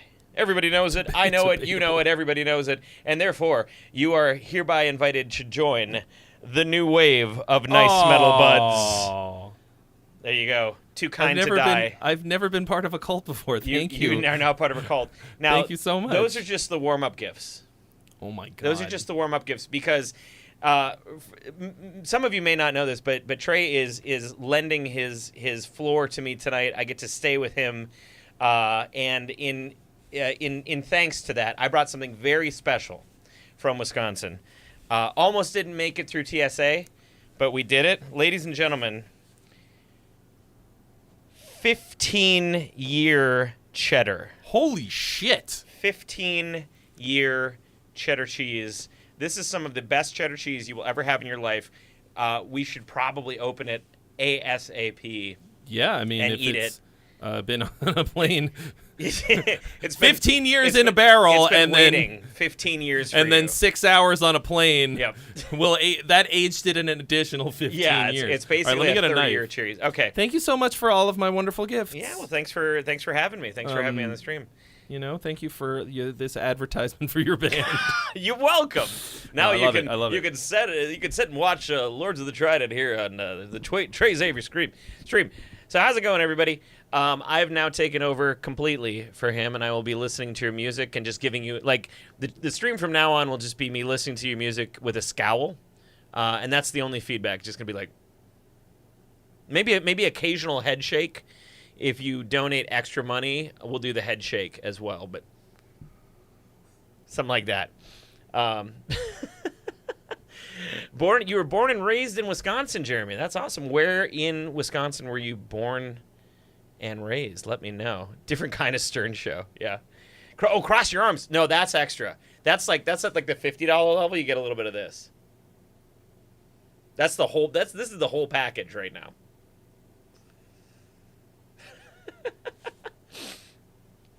All right, he's getting the cheese platter. He's putting together the charcuterie board. Hopefully he has a overhead. We're going to do a live mukbang here, but it's with 15-year-old cheese. Nobody's pooping for the rest of the weekend. Nobody. A town called Unity, population 350. Oh my gosh. Where'd Ty go? Yes, it's me. I'm the new Trey Xavier. Yes. Good to see you. Do you know where Wausau is? Of course I know where Wausau is. Yeah. I'm originally from Superior, Wisconsin, way up north. I can put on my Superior, Wisconsin accent for you. Oh, hey there. Hi, guys. How you doing? Welcome to the Trey Xavier stream here. Here in LA, this is the big city, you know. They don't have any very good cheese here, but you know I've heard that Trey's neighbor down the street makes a pretty darn good hot dish. So you know we're gonna put together a good hot dish here, and we're just gonna watch the Packer game, and man, you know maybe we'll go out and take the Tacoma up to the range later. You know, sounds kind of Canadian. Well, yeah, you know we're real close to Canada up there. I was born a place where about 2-hour drive from Canada, so you know everybody kind of talks like that up there. And yeah, when I was 19, I would drive up into Canada. This is before you needed a passport, right? So 19, drive up into Canada because you can drink in Canada at 19. So I drove up into Canada with my buds, 19 years old. We get ourselves a hotel room, and oh boy, we had just a little barn burner. Sorry. Oh yeah, I'll say sorry. Just a little barn burner up there, you know. It was a lot of fun. Ended up passed out in a dry hot tub. Hot tub had no water in it. But yeah, I don't know why. I don't know why the hot tub had no water in it.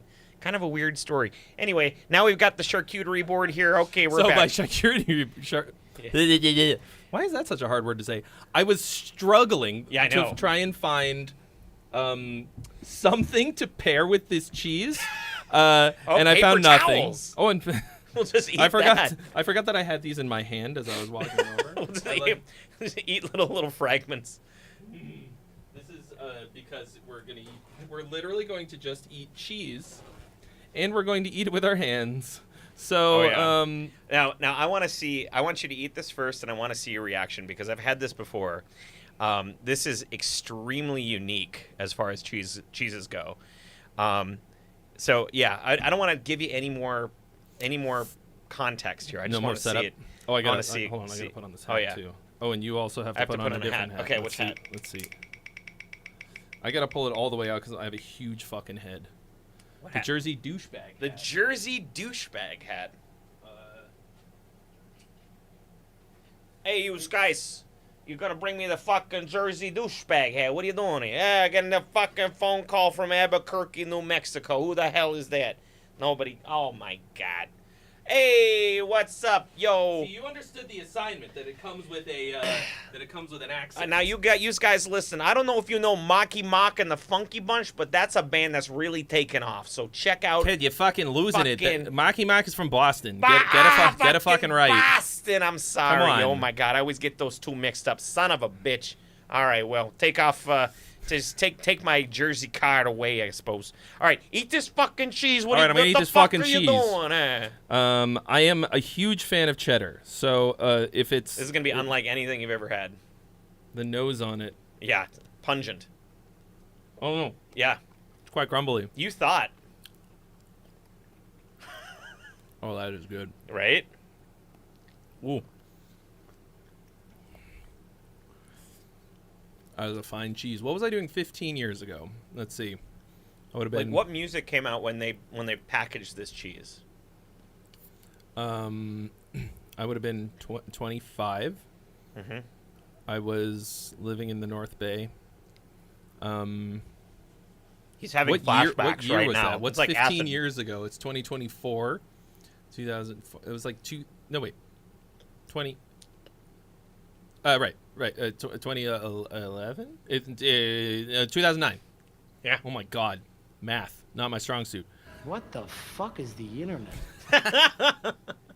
Well timed. Yep.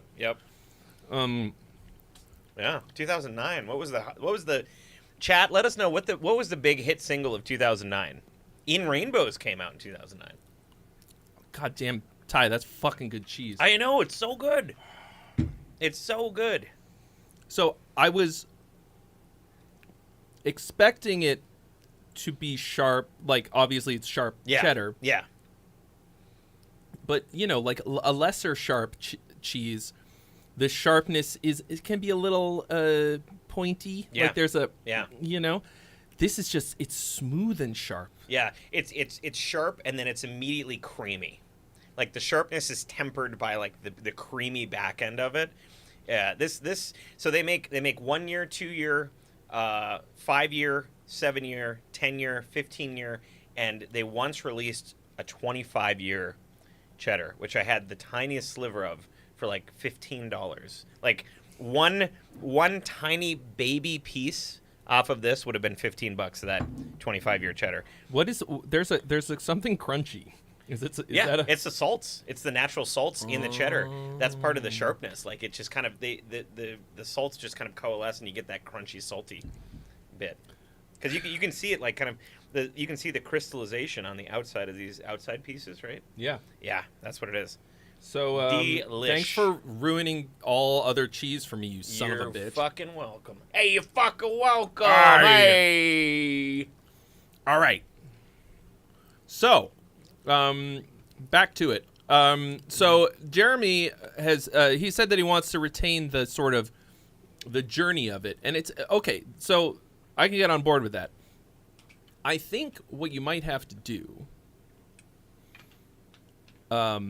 actually, I think if you're gonna do that with this, if you want to retain that, I think you could actually make it longer, which is because I think that. I think you either have to make it a lot shorter or a good bit longer to really make sure that you do justice to the ideas that are in here, rather than it feels like almost like you abandoned the idea. Like you said, you came back to it a bit, but it doesn't feel like that character was developed enough for it to be for us to spend that much time on it in the beginning, right? And that's like, I don't know. I think that there are ways that you could really make sure that you tie the whole thing up in a great big, not necessarily like a huge epic dramatic climax, but just really feeling like you did the part justice. I think that would do it. For me, that's a bit more involved, but I think that's what you have to do when you have so many strong, disparate ideas, because you can totally do it. Rudy! Hi, Rudy. Everybody say hi to Rudy Ayoub. Hi, Rudy. Oh, and Meat Canary is right. It's tyrosine crystals. It's not necessarily salt. Tyrosine crystals. I don't know much about that. I thought it was salt. But look, as long as it's supposed to be there. It's supposed to be there. Yeah, I know. Every one of these I've had has been crunchy and wonderful. Okay, good. Also, who just followed? Somebody. King Arrow has followed. Thank you so much. It's so good. I am having a fucking religious experience. We're never gonna poop. We're never gonna poop again. Never. Crystallized amino acids. Ah ha ha. Yeah, Hooks is the shiz, that's for sure. Oh, hey, so Alex asked, are there any other popular cheeses in Wisconsin? Like, girl, excuse me? Curds? Yeah, there's 5 billion. I don't know. Like there's so many different types of cheeses. That's like saying like, oh, you know, Wisconsin's known for PBR. Any other beers? I'm sorry. Like no, there's billions of different cheeses. Wisconsin is known for alcoholism, so they have a lot of beer. Like, yeah, when and in Boston, Shota from the Sonic Symphony, when we were doing band introductions, he's like, and the man who's made out of 90% beer and cheese, Ty Christian. I'm like, it's true. It's true. Yeah, if you let us know in the chat if you have ever actually eaten Limburger. Wouldn't recommend it. Wouldn't recommend it. It's like Limburger is the Malort of cheeses. What is a Malort? Oh fuck! Really? You've never had Malort? What is it? Oh, it's this famously terrible, bitter alcohol from Chicago, and it's that would be why I don't drink alcohol. Oh, okay. Well, there you go. Yeah, it's horrible. It's like you know when you throw up and you feel that like you feel that like metallic bitter taste in the back of your mouth from the throw up after you throw up. Yeah, that is almost exactly what Malort tastes like. Why would they? Why would they continue to make it? At this point, it's like a Chicago thing where they're like, "Oh, welcome to Chicago for the first time. Look at this fucking guy. Hey, let's get him some fucking Malort. Everybody's doing shots of Malort. Come on." Have some terrible. It's garbage. Oh, you're gonna garbage, taste it, yeah. and then you're gonna hate yourself afterwards. But you know it's it'll give you a This heart is attack. what the Bears drink. The Bulls drink it. Oh Malort. man. All right. Fantastic. All right, let's listen to some more music while we eat this cheese. I'm gonna order some Food? appetizers to go along with said music. So let's play music that your music will influence my Uber Eats choice. Okay. Let's see what we got. Let's see. What's it? This is from courtesy of Combo, who says looking for general critique. General critique. Oh, I'll get some combos. I'll Uber Eats some combos. That's what I'll eat for dinner. They still make those? All right, I think they do. Amnesiac. All right. Loud Amnesiac. And there is one freebie available, folks. Oh, I like the stop. I'm always a big fan of stops. It can get real old real fast, as long as you don't do too many of them. But that one's flat. Aren't you scared? We've got miles and more to go. Yeah. You know you can hold my hand. Okay. Yeah, fuck yeah. They don't understand. You're the girl who lives next door. Oh, no. I'm a nervous wreck. But this town has always been just too small for us. And I'm getting tired of all its secrets and its lies. This is great. I know great. I spent these years only recalling the bad, but you're Right there, the it felt closest thing I'd call a friend that I have ever had. If I could remember how to, I would be your knight in shining armor and take you so far away. If and when it's over, Spicy Ford taste. let's keep turning, leave this all together. That chord right there is bumming me Take out. you so far away.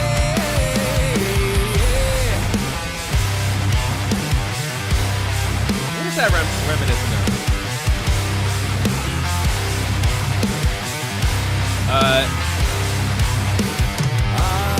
It doesn't sound like anything, but it feels like a move that a band would do. I walked along this road until it led me back. Pretty slamming to your production. front door. Yeah, I can hear that clang. They won't understand.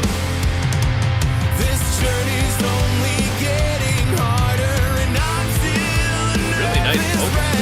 Really good. Yeah, the vocals are quite good. If I could remember how to, I would be your knight I in want this chord to be shining different. armor. You go back to the one and it's And take you feels so boring. far away. If and when it's over, let's get down and leave this all together.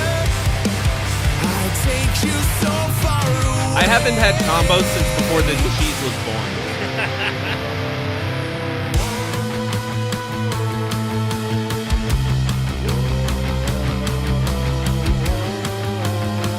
Wait a minute.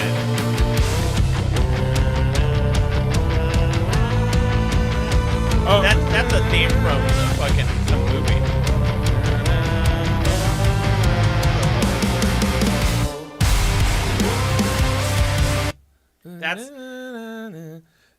That's 100%. I like think of a big symphony or that's 100% straight. Final Fantasy VII. Thank you, Final Fantasy VII. That's 100% Final Fantasy VII. Yes, that is the Final Fantasy VII. Yes. There's something else that it's reminiscent of for me as well. Extra points. I don't care if you ripped it off. Extra points. Oh, they did that on purpose. Oh, okay. Fuck. Well, then triple points. You get triple points. Yeah. What is it with video game music? Triple the points. last few weeks has just been everywhere in my life. I'm also working on a version of the Kirby theme for a live loop thing that I'm doing on the synth guitar, on the MIDI guitar. So I've just been totally in video game music lately. I don't know why. There's another song that it sounds a little bit like, but if it's obviously that, it sounded familiar to me even though I do not know that soundtrack.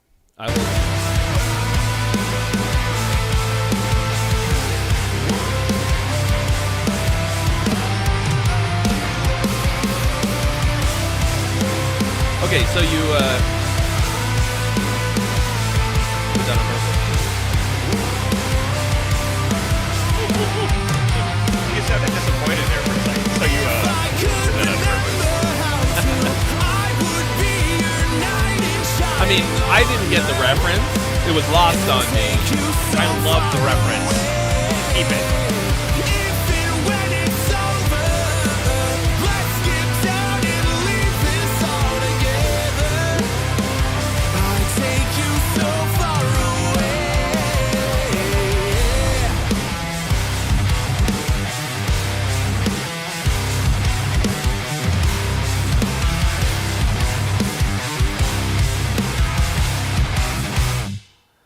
Cool. Solid. So, question is this like is this like video game themed? Are you trying to do a video game themed band? Is this what it is, or is it just the song is about Final Fantasy VII, or is it just like a little Easter egg for Final Fantasy VII fans? Yeah, I'm also curious. Because like there's levels, like how I'm gonna respond to it is based on levels of like how much knowledge I have on it. Kinda. Like you gotta give me a little bit more than kinda. Kinda. I'm. So like if I was here by myself, and nobody had pointed out that was Final Fantasy, I would have no idea. So then it's like, yeah, it's an Easter egg. It's a little not like a dog whistle, but kind of. Dog whistle has like a negative connotation, but it's this little like hey, like pointing, poking the woo-hoo, little elbow in the ribs. I would have missed that. It doesn't hurt it. It's a good thing to do with your with your bridge kind of. I think that was where we first heard that melody. Oh, it sounds a little bit like "And I Love Her" by the Beatles. Na, na, na, na, na, na, na, na, na, na. That's what it sounded like to me. That's why I was like, oh, that sounds familiar. Completely different reference. Let's run it back a little bit. So I think all of this is extremely well done. Yeah. In terms of the production, the performances, killer guitar tone.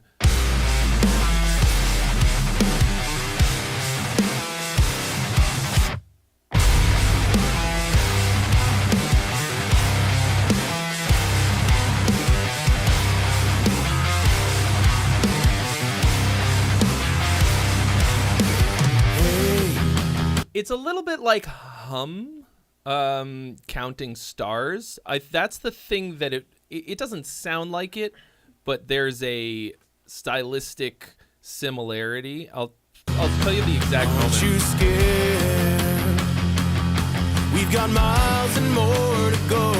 You know you can hold my Solid hand. harmonies. They don't understand. Girl DSP SLO 100. Alex loves that sound. You're the girl who lives next door, and I'm a nervous wreck.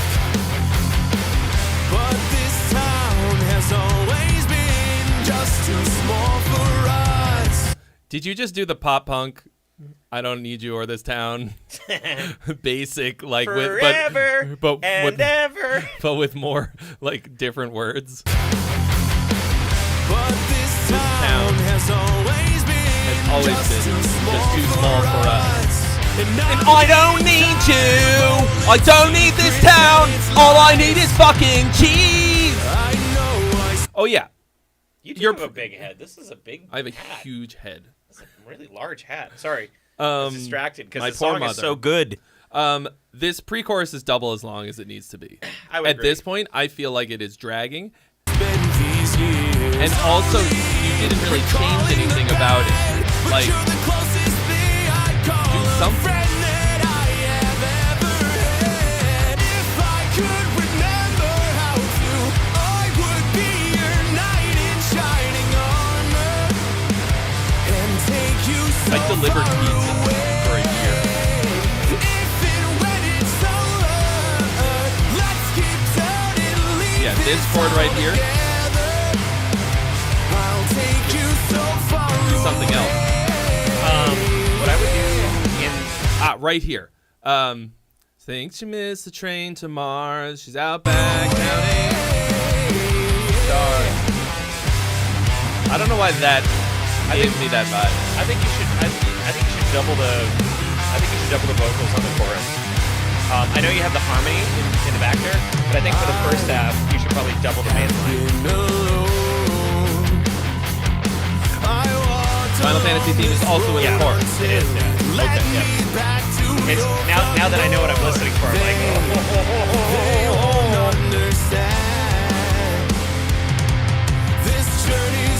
That was another franchise I never got into. all right, I'm So way many back of by. them. I forgive you. I'm I'm about back. Zelda.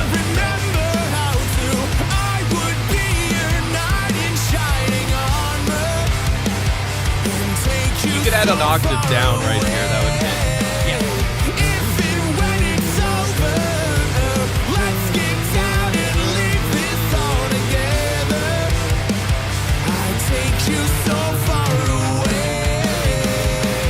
Hey, that's not bad for having heard it once. I kind of. Yeah.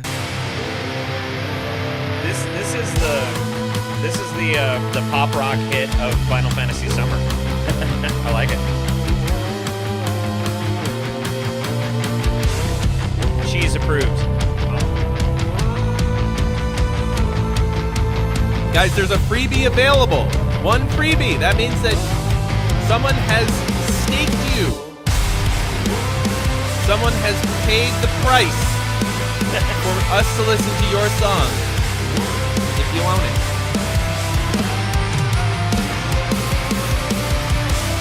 This sounds cute. Really nice, like big vocals. Yeah, I like it.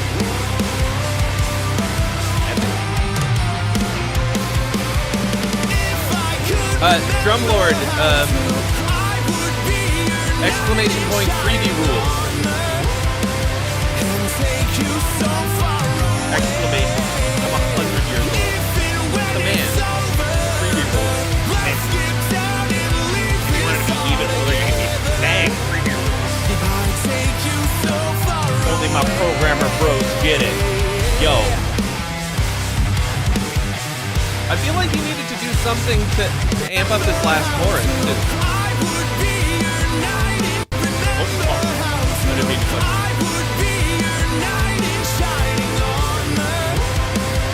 Okay, you got the woes on top of it, so actually that is that.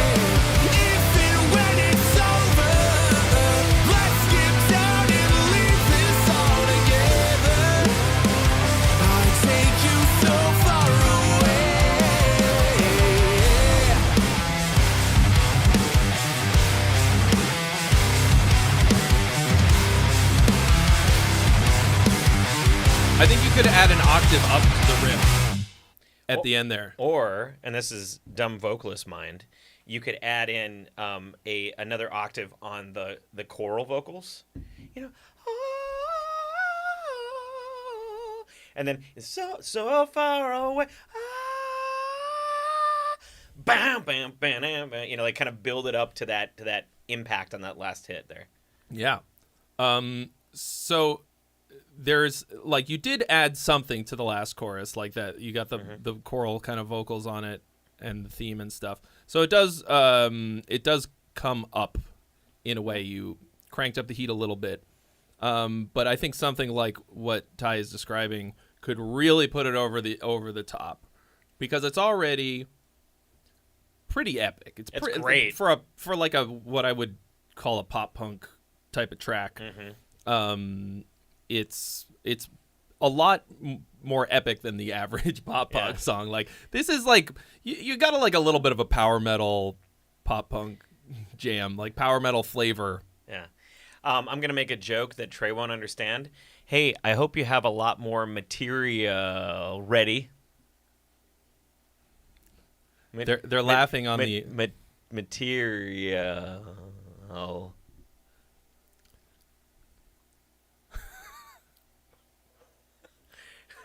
Alex got it.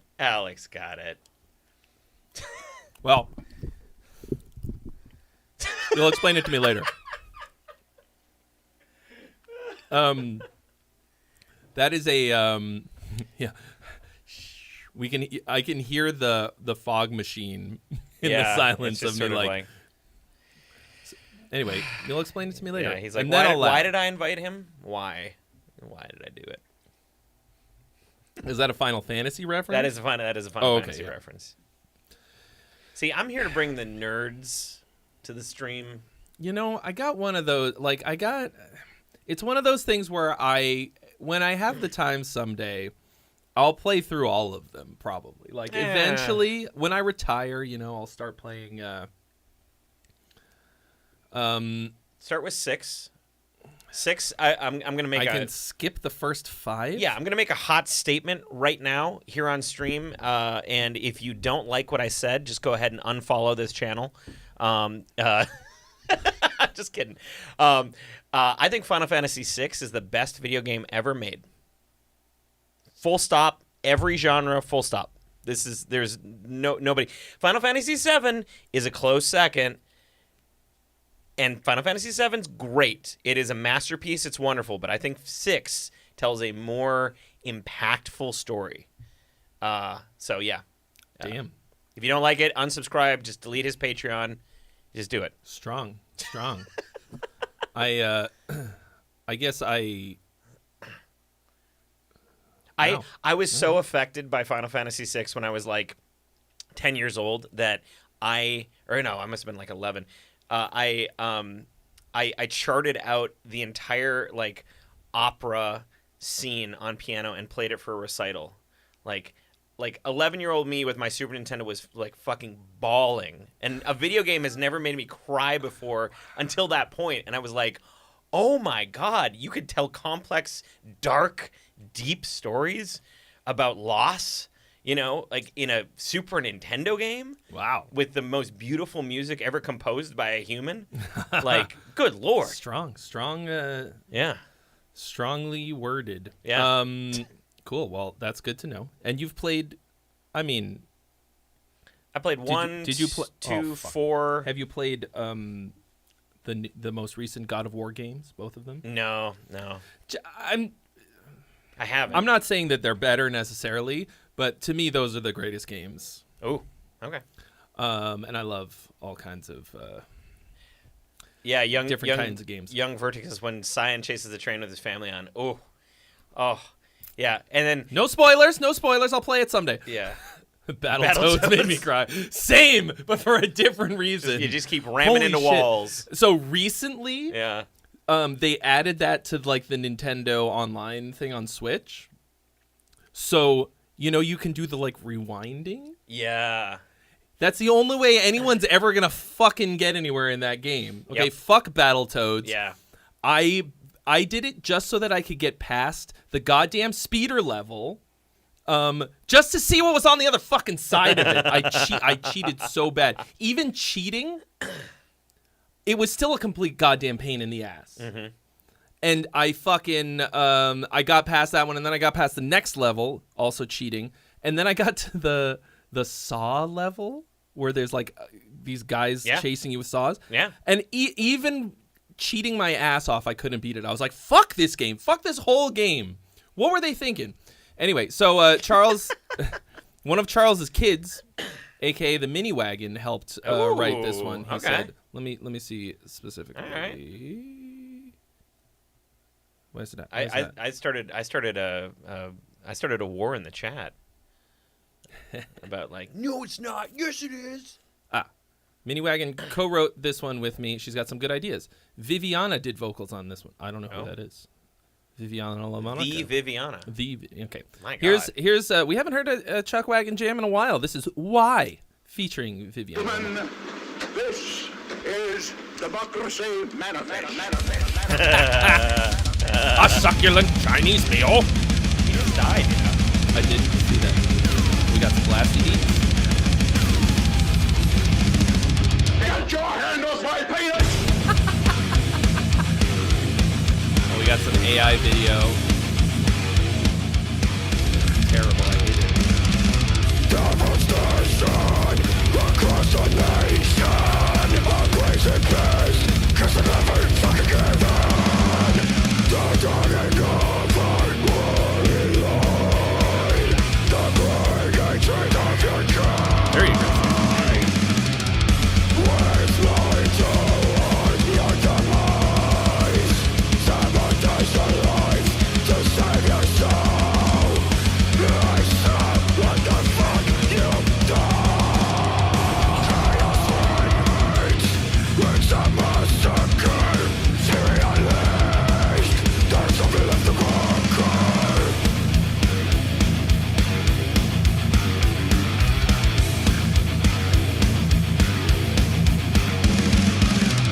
Careless ways. It's a massacre.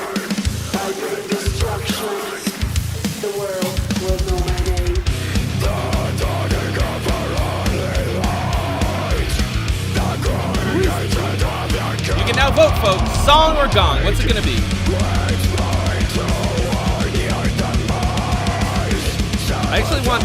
I want the guitars a little higher. Yeah, Alex said it exactly the same time. Unusual to have such low guitars in a Chuck Wagon jam. Maybe you wanted to focus on maybe on harmonica. Really good vocal, like really gnarly sounding vocal. Yep. Fucking tell me why. I don't know about that line. Yeah, Collective Soul already did it. Tell me why.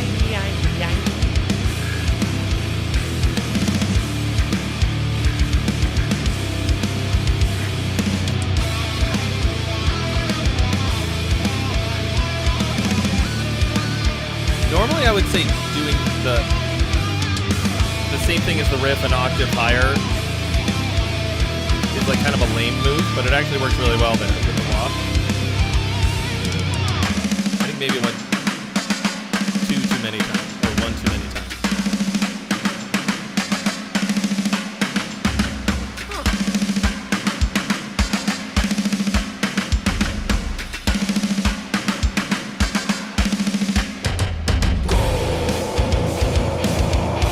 I lost the one in there. Fuck, I lost the one. Back. I lost the one.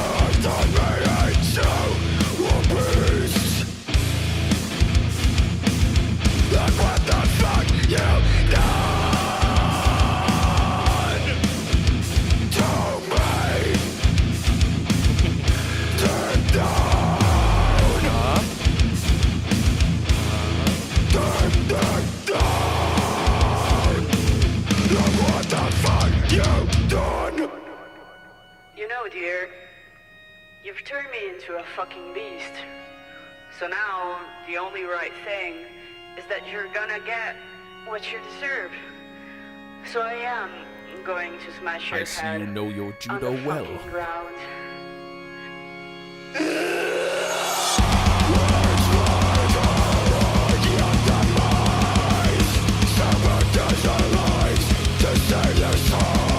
Yeah.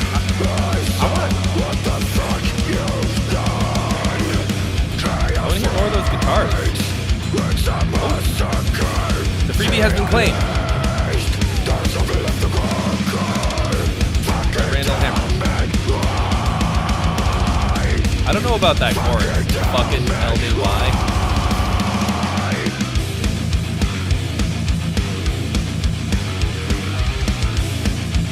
Definitely Slipknotty there.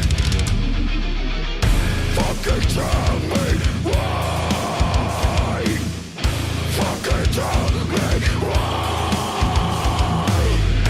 Fucking tell me why.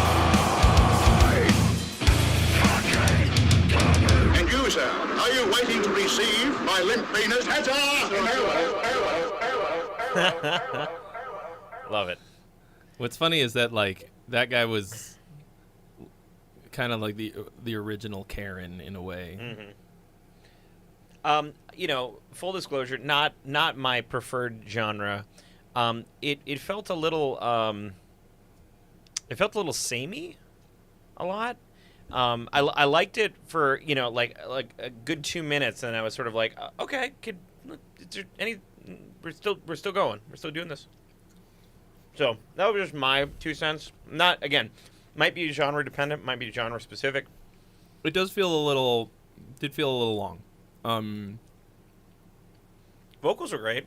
There was one part where it did like off time kind of a thing, and that kind of threw me a little off. Where I was like, oh, and it got right back on. I don't know if that was on purpose or not. It would be a this one would be a mosher. Like this one, people would go crazy for live. It's got some cool, solid grooves. Gentlemen, this is the buck. Really fucking weird combination of samples in this, like the Talking Head sample bits. Like why? Like this guy, this shit will never not crack me the fuck up. Yep. It's just the most absurd character on the fucking planet. Like, I don't really know what it has to do with the song specifically.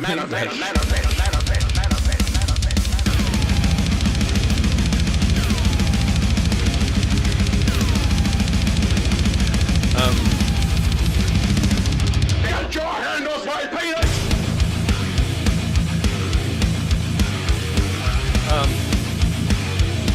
I think it could be.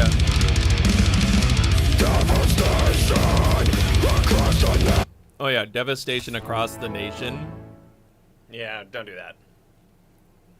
I mean, I assume the vocalist wrote the lyrics. I mean, I was sitting here wearing an Archspire shirt. That was the name of one of their tours. Oh. I think. Devastation across the nation. I haven't really listened to much Sepultura, which is gonna really show when I see them play. And like, Drumlord87, thank you so much. Thanks, Drumlord, for following. Welcome.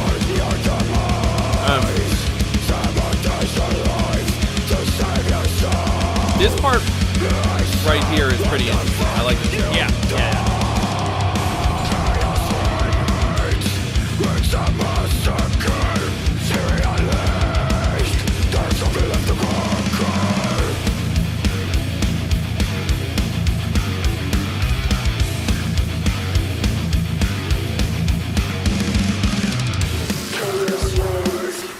Oh yeah, so this is a good dynamic shift. I would have. Okay, so the problem with this is that listen to the drums between those two parts.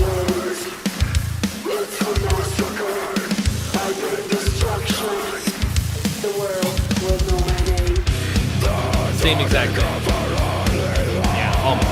different kick drum parts, but like I actually would have maybe taken the snare out entirely.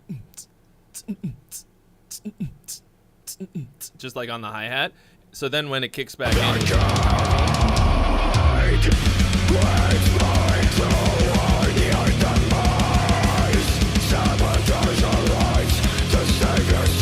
that's not a problem throughout most of the track. The drums have a good variety for the most part. But not just variety, like they're dynamically taking us through the song. Right? So like the change up here, putting the snare on every beat, that like really takes us somewhere. It is a bit Sepultura-esque from what I have heard of Sepultura, which is not. Okay. But the band that did that suddenly get very loud? What the fuck just happened? I'm hearing things. What the fuck is going on? Jeez, Ty, was 15 years is too long. Don't worry I'm tripping about it. balls, man. Are you having problems, Trey? What? So the one thing that's a problem here is that because of how stupid technology is and how stupid I am with technology, this mic is not coming out of the speakers and this one is. And I don't want to talk about it any further, okay? But it's slightly weird in here that I'm not hearing him through the speakers. Anyway.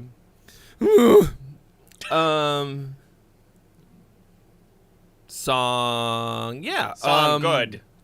I'm enjoying the grooves of this. I think even though the hook is kind of a dumb hook, it is pretty hooky. Yeah. Like, whatever. You wrote it with your child. That's fucking awesome. Like, Yeah? Charles has 6 kids. Whoa. And we're the same age. Damn, Charles.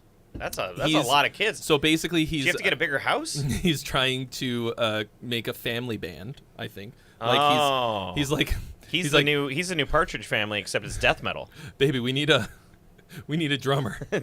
Chuck Wagon's like, I like to fuck. Okay. I like to fuck.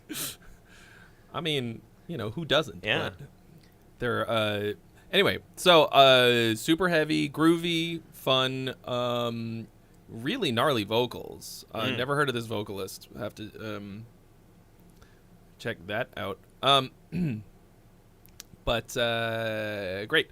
So up next we've got Gistel, aka Drop Audio, who turned the song that he wrote about trying to impress an anime girl at a barbecue. So this is what you were in here earlier on Tuesday. Yeah. We did the dice rolling songwriting stream. Yeah.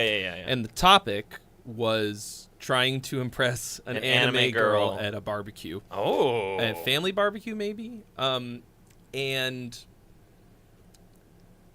so did we specify what kind of an anime girl? No. Just a random anime girl. Just a random anime girl. Okay. So, I can get behind it.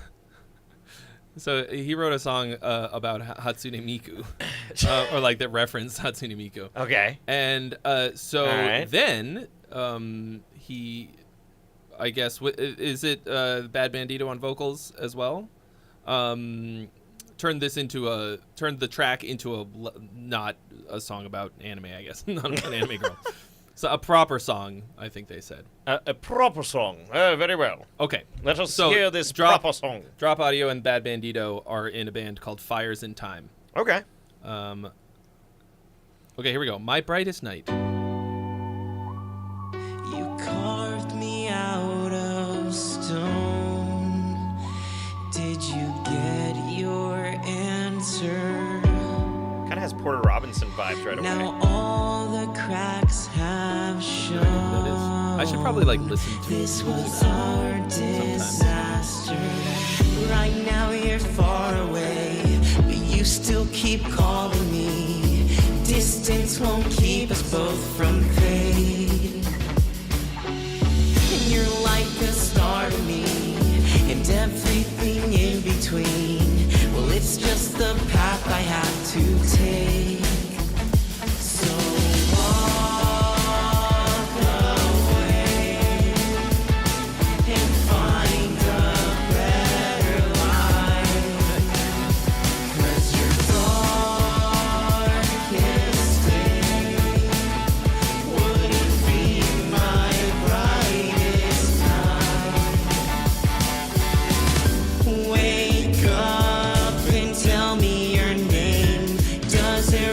thought it was went into swing time. Yeah, wait a second. Ask about that. Wait a minute. Sorry. Is this a cover? Is this a cover of you? No, it's not a cover. Oh. This is the anime song? Didn't we? Are you? This wasn't the. Which one had the swing? Wasn't it the circus one, or did you just add that in? You were a radio star on top of every chart, and now you're here in my soul. Okay, you added. We also did one where it.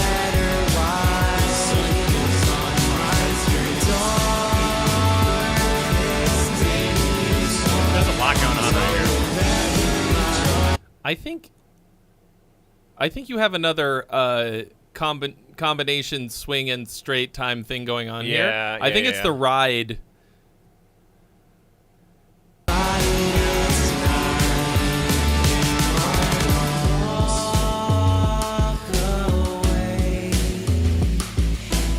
The ride's going ding ding ding ding ding ding ding, and everything else is going ding ding ding ding ding ding ding.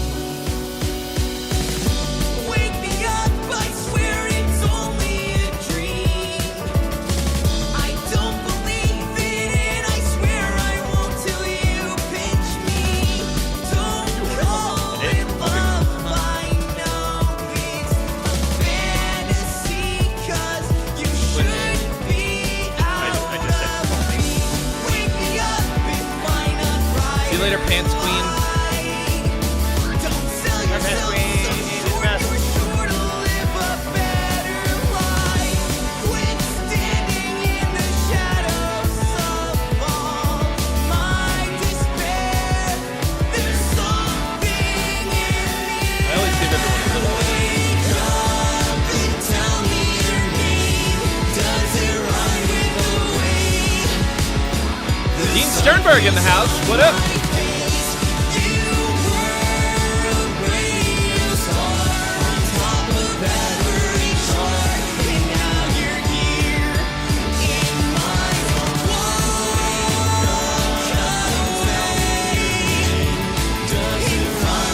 This right here is a really good vibe. What about Tono no Aji?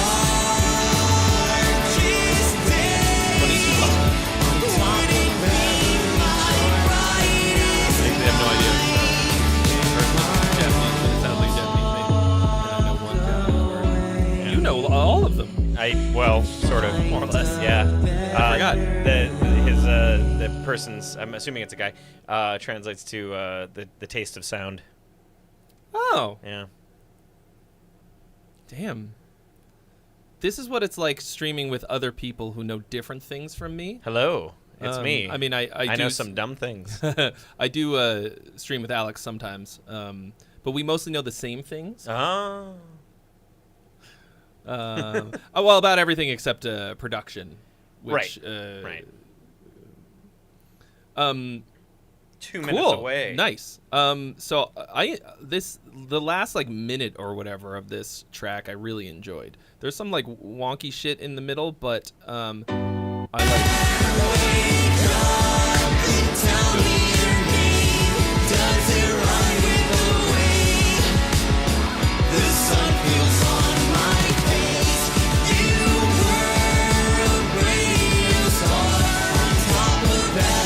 Yeah, a bit rude, isn't it?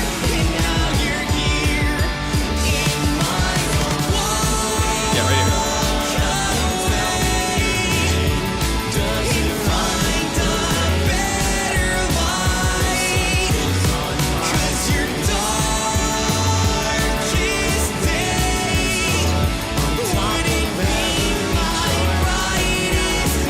I think some of the stuff in this sort of like last third here gets very busy. There's a lot of layers. Some of them are working better than others. Here at the end, it coalesces.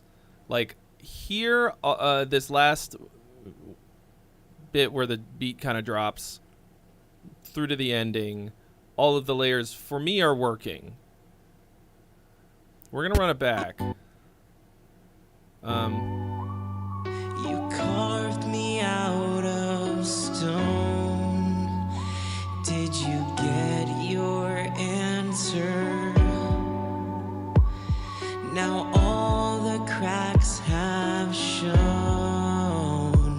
this was our disaster. This little like Right now 90s you're hip hop. far away, but you still keep calling me. High what is it called? High sign synth. Distance won't keep us both from fade. And you're like the star to me, and everything in between. Well, That's a it's nice just the phrase. path I have to take. So I like this little guitar thing in the left channel here. path I have to take. So I think you gotta edit it tight.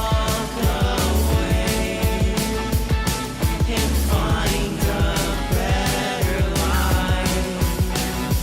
'Cause you're Oh yeah, and then we've got it again over here. Different. wouldn't be my brightest night. Wake up and tell me your name. I don't know about this. Does it rhyme with the way the sun feels on my Yeah, definitely. The guitar needs to be tightened up. You're a radio star Just needs on editing. top of every Hard to- chart, and now you're here in my soul. What's the theme for that? Tell me your name. Does it find a better life? Right here. On the drum.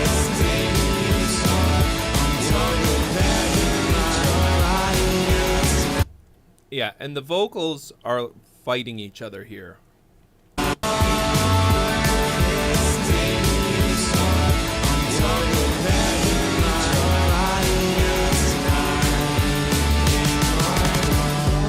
It's not just that there's too many layers of vocals. It's that they're not working together. Alex, I cannot guarantee that there will be any cheese left by the time you are here next. So you do a lot of these kinds of vocal layering, sort of like counter melody or like almost like a round type of a thing sometimes, sort of counterpointy. Sometimes it works really well. Right here it's not working. All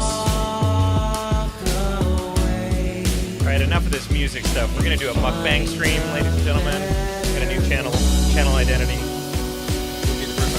Oh, you got Dave. That's my first time trying it. Oh, it's really good. Excellent choice.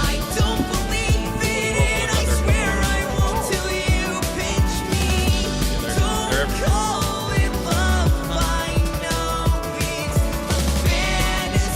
I like this drum beat.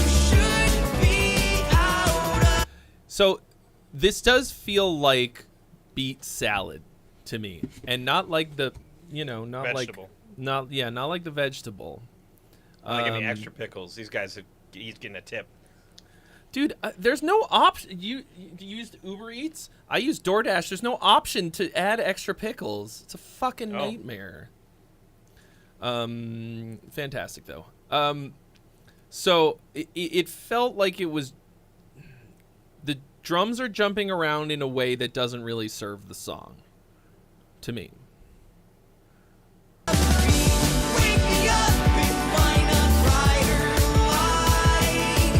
This beat works the best out of any of the ones.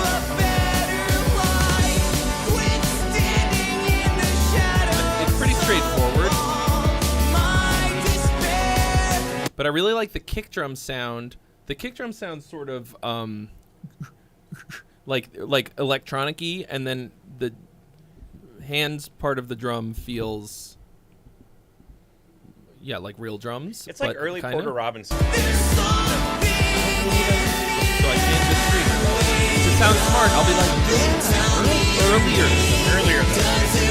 Not like where his or her latest years or their as a band.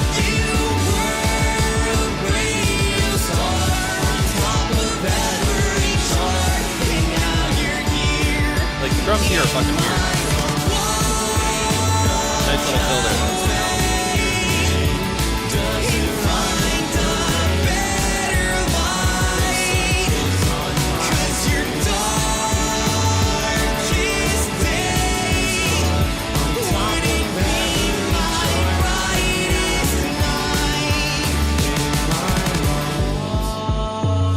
I like those kinds of fills. Like this kind of.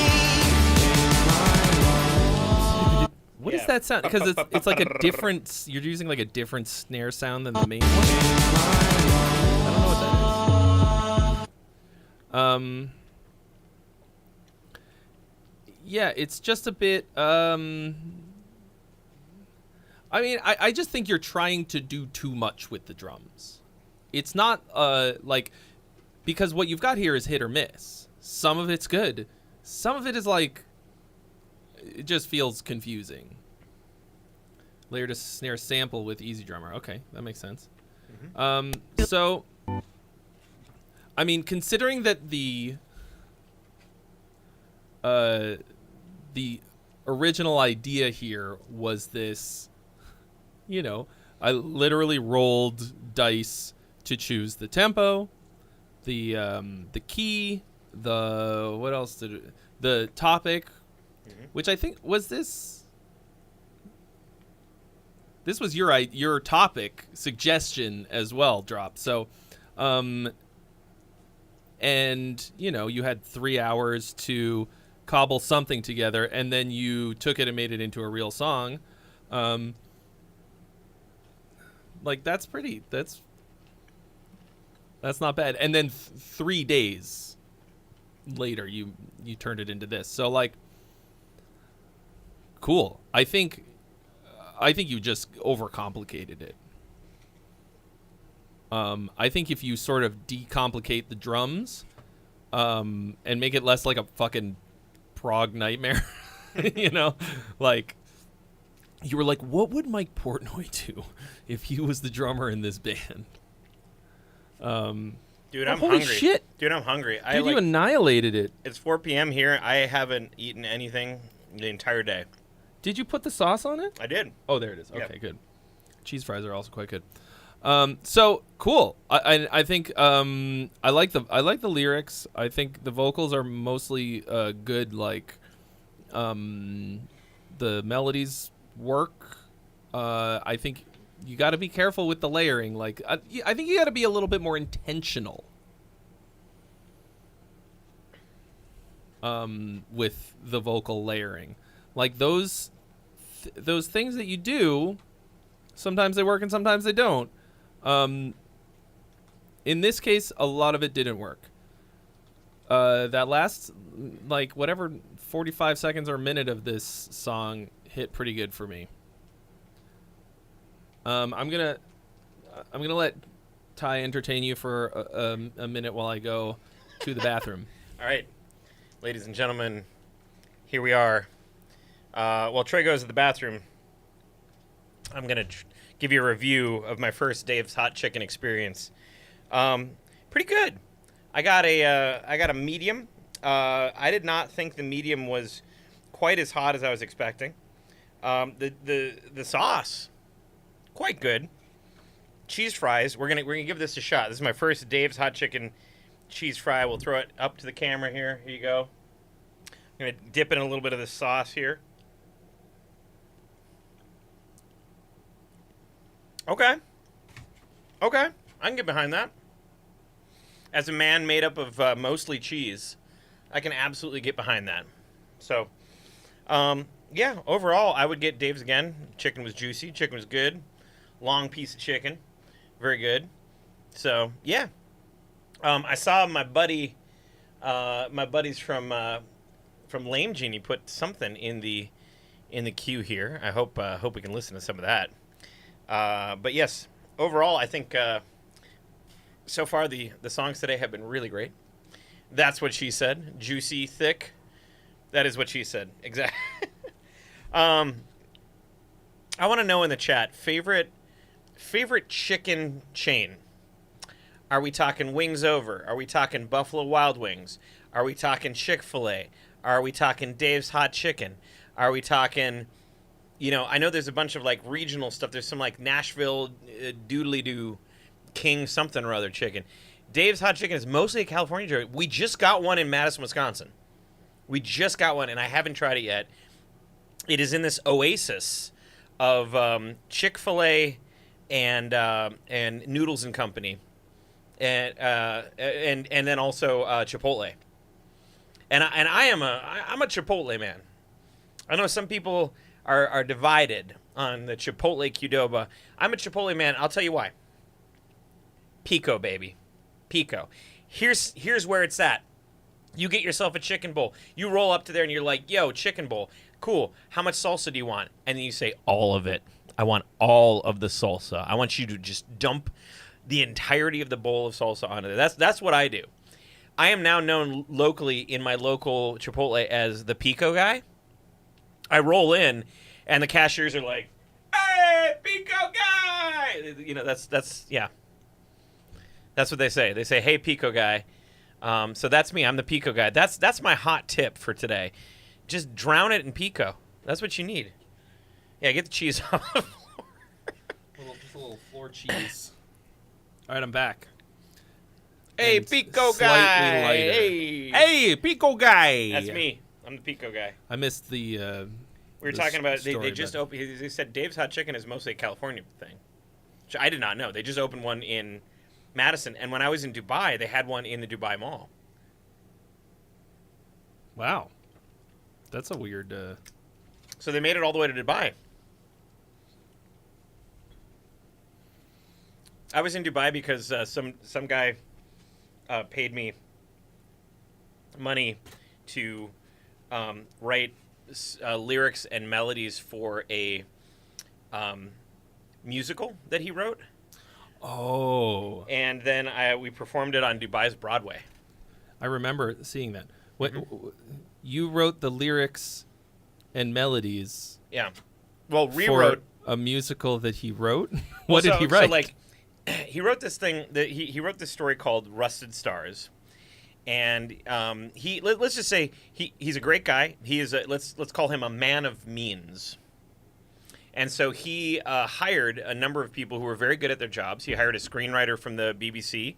He hired me to do lyrics, technically to rewrite the lyrics and melodies. The screenwriter from the BBC was like, "Oh, I fancy I'll give myself a little try at the old lyricky biricky," or whatever they say in the UK. In it. And I know he's not watching, so I can be brutally honest. The lyrics were absolute dog shit. They were really bad. They were really, really, really bad. So I rewrote a number of the lyrics, and then once you rewrite a lyric, you know, to like you guys all know this. You're songwriters. Once you rewrite lyrics and you dramatically change them, you need to dramatically change the melody. You need to dramatically change the top line to fit those lyrics, because you can't put the wrong emphasis on the wrong syllable, otherwise it sounds really shitty. And so I had to rewrite all the melodies too, most of the melodies. So yeah, a year and a half to write. I think it was 30 songs. Damn! It was a long musical. It was like 3.5 hours long. It was too long. And then he's like, "You're coming over for the debut, right? You're coming over for the debut." And I'm like, "It'd be great if you. I'd love to. I just don't have a lot of money to do it." But then I was like, "Well, when the fuck else am I going to go to Dubai?" So I went to Dubai. Yeah. I mean, I'd be like, "Yeah, send me the ticket." I mean, I tried to do that, but I probably wasn't like forceful enough. I probably was too Midwest about it. I was like, "Well, you know, it'd be great if Oh, it's no problem, really. I'll just take out a second mortgage. It's fine. Yeah, it's fine. Yeah, I'll get the 3-year cheese instead of the 15. Yeah, but this time for this guy, 15-year. For me, it better be the 15. It better be. Better be 25. Yeah, Alex lived in Dubai. Oh, you lived in Dubai? Yeah, I had quite the time in Dubai. It was a very interesting place. I would go back. I would. So.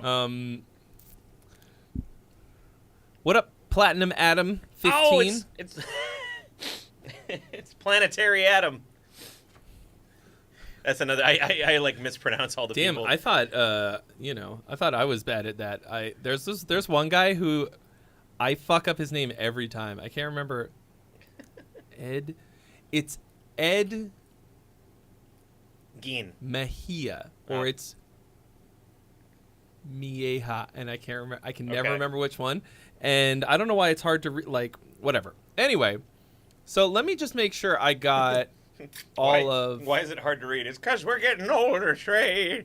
I gotta get the bifocals out pretty soon. I actually think it's because the J and the I are right next to each other. Oh, and the I font. don't, and like I don't know, and they both have the dot on top. And I mean, I'm an excellent reader, really. This guy knows all the words. Excellent reader, really excellent reader. I just want to make sure that I have all of the songs that we've been sent so far. Okay, so I saw there was some Lame Genie stuff in there. You know Lame Genie? I don't. I mean, they Yeah. put the links in there, but no. But did they pay? They did not pay the Lame troll Genie. toll. Lame Genie was one of the bands at my festival this year. Oh, no shit. Mm-hmm. They are very good. They're quite good. I like them a lot. Well. Well. Then in that case, I'm sad that we didn't get to hear them. Okay, so this is Randall Hammer, who was the freebie. This is a love song I made in Spanish for my girl called Hacia Ti, or Caliente. Toward You. Okay, pirate theme intended. The vocals suck, as I'm not a clean vocalist, but would like feedback on the composition and mix. Okay, here we go. Toward You.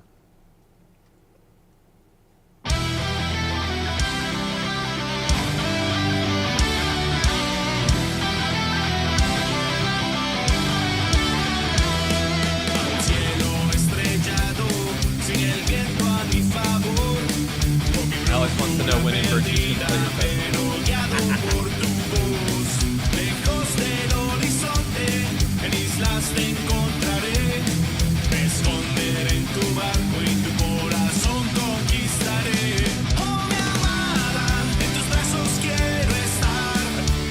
I don't think the vocals suck. I was just gonna say, I've heard way worse. Way worse.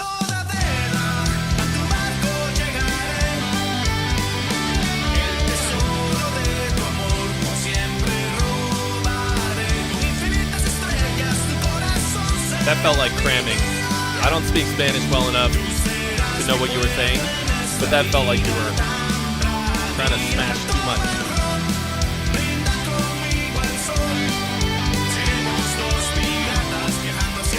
It feels like a very ham-fisted swing.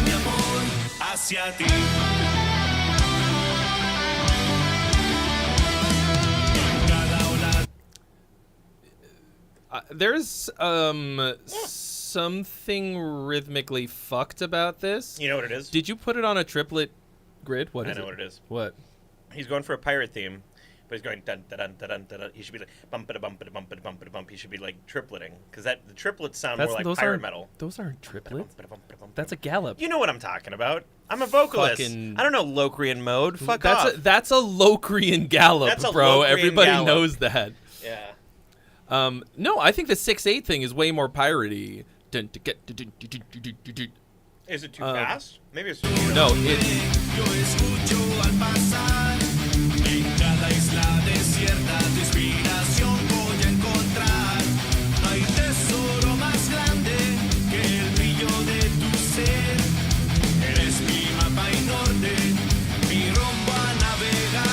okay. There's something funky. Did you listen to this fill?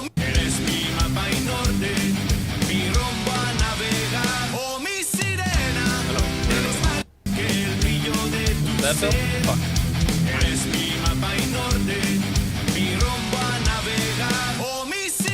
So there was something when it wasn't like it went from triplet subdivisions to straight. Oh, right there. I mean, we might be going into straight time. No. Okay, so I think what you did was you have not taken the subdivisions into account. You gotta watch for that because you are combining triplet and straight eighth rhythms, and you might have to check the your grid in whatever your DAW is.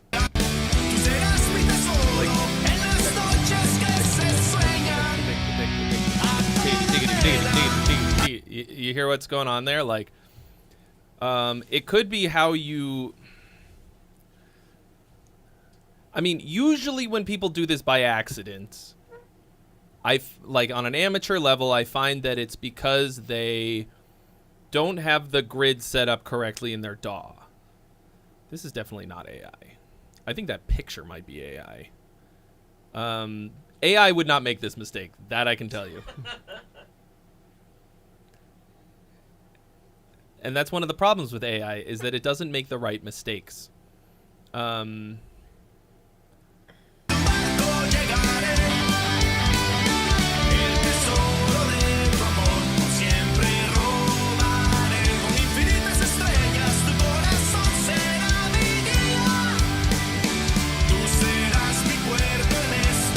I think this is like, aside from those kinds of problems, it's mostly like reasonably solid.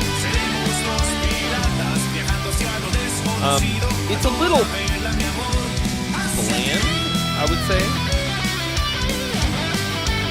It's intended.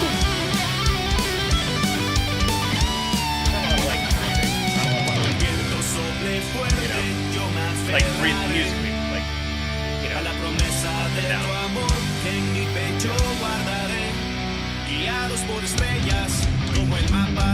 I mean, it's rhythmically all very wonky. It's the main thing,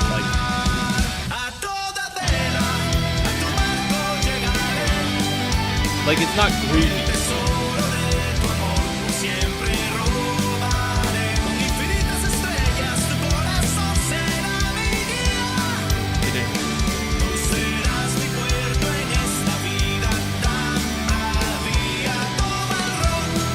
Yeah, like fills in straight time.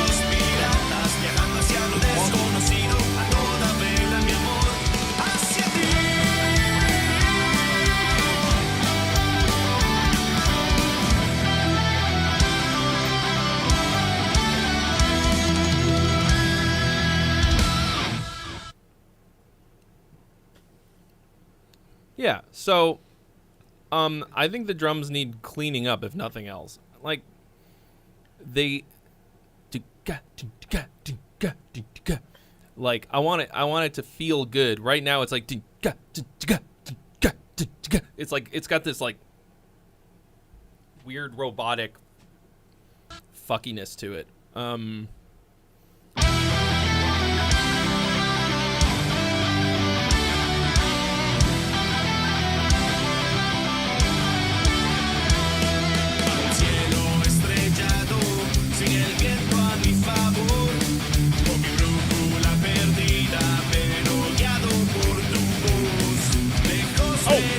All right. Thank you, Lame Genie. Lame Genie, thank you for your donation. You've been added to the list. And no, I'm a big fan of you. You can't be a big fan of me. I'm a big fan of you. Yeah. Stop.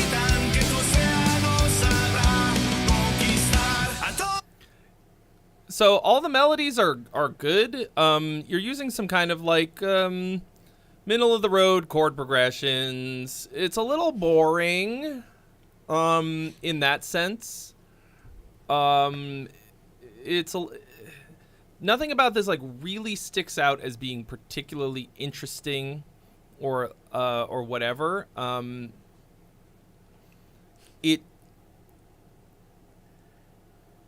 None of it sucks aside from the weird timing, the weird drum and timing stuff. I guess it's just not particularly exciting or super interesting, but it all sounds good. Like none of your melodies are like clashing with the chords. You set us up to believe that your voice was bad. Yeah, it's fine. It's great. I think you have a great voice. Good. Like with a little bit of work, you could be awesome. And honestly, like if most of what you're doing is like guttural stuff, and you're adding this to your repertoire, like that's I think the best thing that you can possibly do. Like I love death metal vocals. I love gurgly like fucking, Alex Terrible, just gnarly shit. But to me, even as just a huge death metal fan, I love that shit. I like writing melodies so much that sometimes I feel bummed, like it's a missed opportunity or something. And if nothing else, just being able to do both will expand your musical horizons quite a bit. So, I mean, Mike Swell, this is definitely not AI. Like, there are a lot of things that make it very obvious when it's AI. And I think we'd hear it. There's a lot of like obvious things. I mean, I don't know. I guess it could be getting better. But why would you pay for feedback on AI music? Like, yeah, I suppose that's Like, what are you gonna get out of it? How did my computer do? I need to know. Like, what would be the benefit of that? Just to trick me? Like, cool, bro. What would you do with that information? It's made for a girl who only listens to pop music. It's as close as I can get. I mean, mission accomplished, I'd say. Did you show it like to her? Katy Perry? Does she like it? I mean, that. Did she be like, "Woo"? You made it for. Woo. I mean, I don't think this is anywhere remotely close to pop music, personally. But like. I mean, you know, there is the trend nowadays in power metal towards more disco power metal. Oh, you know, that kind of background, and the pirate metal is just like inching towards that disco, but with a little bit of a swing, a little bit of a triplet feel, a little bit like we walk the plank and there will be treats and scurvy dog, everybody call me a scurvy dog. You know, like don't forget to eat your oranges. That's otherwise you're gonna get scurvy and die. But that's like one notch away from Battle Beast disco metal.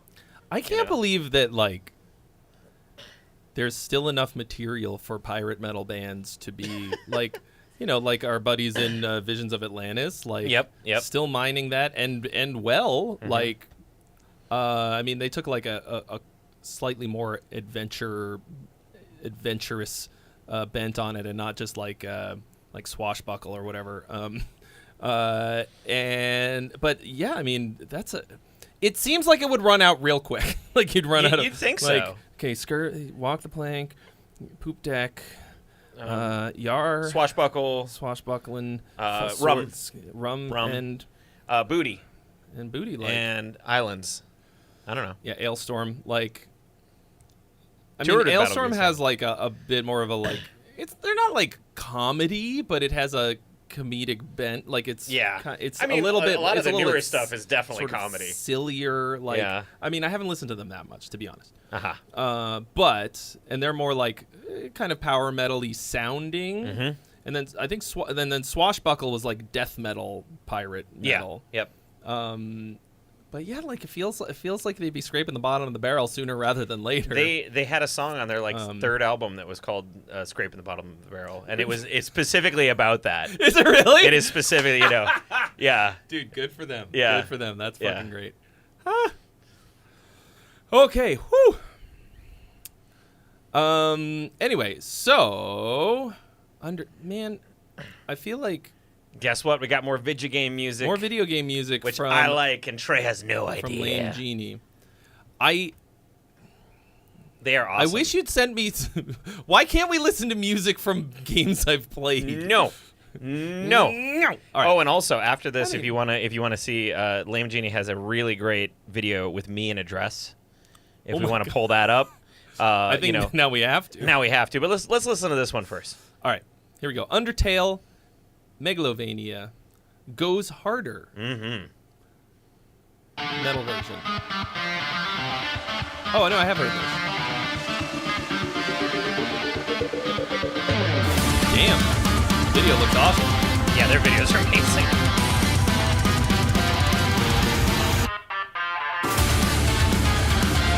Oh, shit. It does go harder than ever. Woo!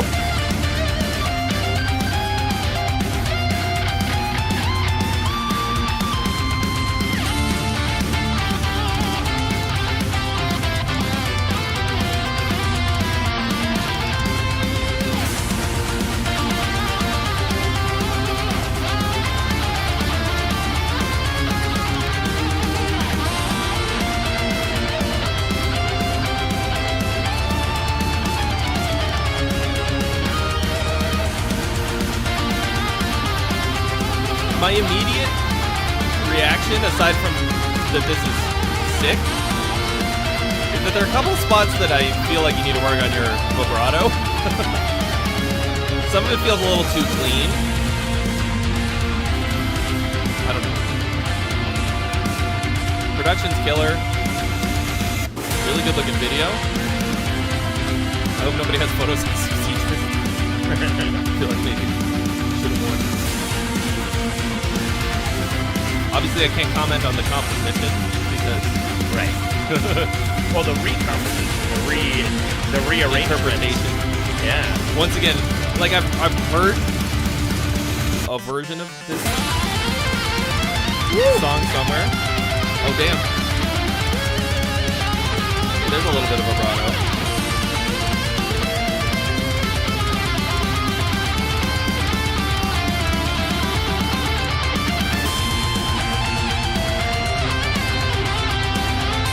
So it feels, just a touch too clean to me.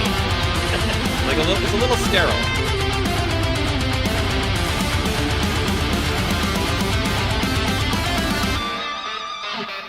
What he's saying is that you're too good. You gotta be less good.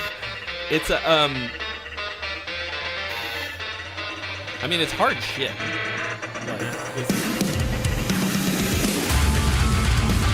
The Sugarlovania. Ah! Oh my god. The bleed treatment. I mean. Oh, I wish you would have played this at Man of the Hour. That's hilarious.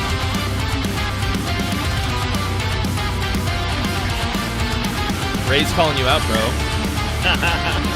It is the very same Thai Christian who was a very special guest on your song. What's up, Red? How you doing?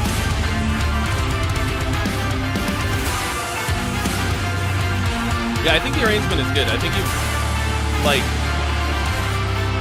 earlier I was talking about, you know, the drums are the conductor, right? Mm-hmm. The drums are the conductor of the song.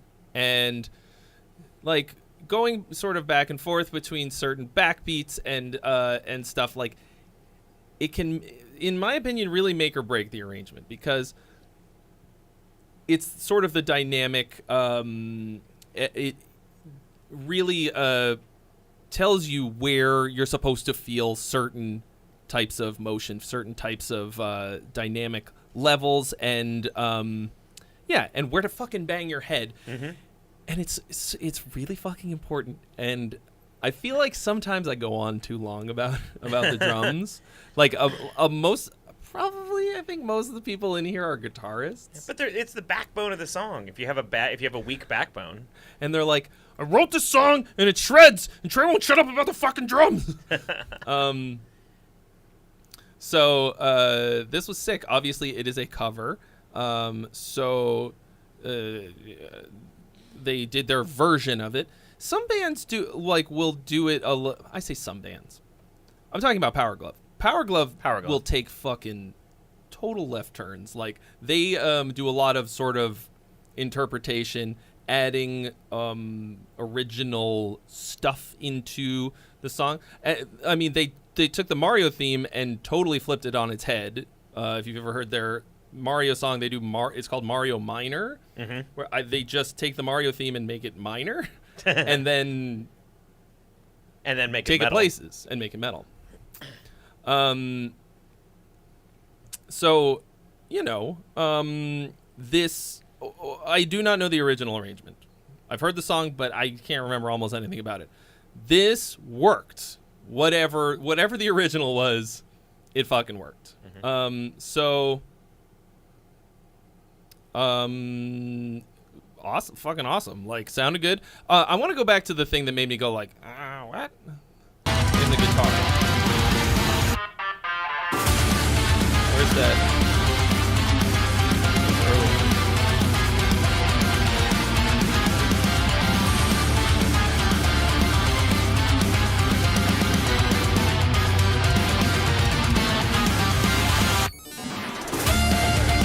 Hang on one fucking second. 1 second.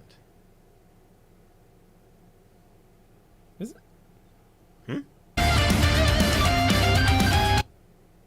No, never mind. I thought I recognized the bass player. Right there. This felt... Like, doesn't that feel like it needed some fucking... wow! Just a little vibrato. I just want more expressive performances, I think, out of the guitar. That's, like... It's a bit nitpicky because it's all, like, he's hitting everything. It's clean. Yeah. I think there's a, like, kind of an obsession with playing really cleanly in metal. Maybe I don't like it because I suck. Who knows? Could be that. Could be me. This felt like it needed a lot more jerking off. I guess. That was the motion that I made. Feels a little like edited or something, but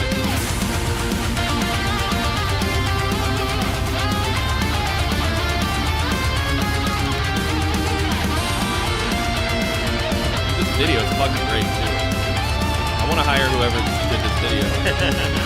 Probably it's them. They did it.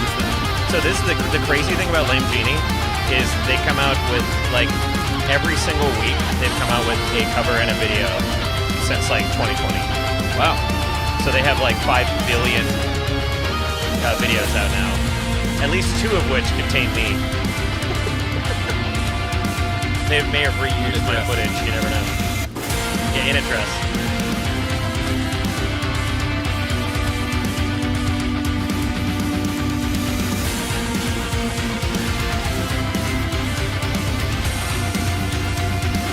Yeah. Their drummer's really good. I mean, they're really good live, but their drummer's like heavy live, like just massively good. I love them. I don't give a shit about guitarists or anybody else. Almost ever. Like, I don't go and watch guitar players on YouTube. I watch drummers. Hot take. Especially breakbeat drummers, death metal drummers, because I love blast beats, and breakbeats, like drum and bass.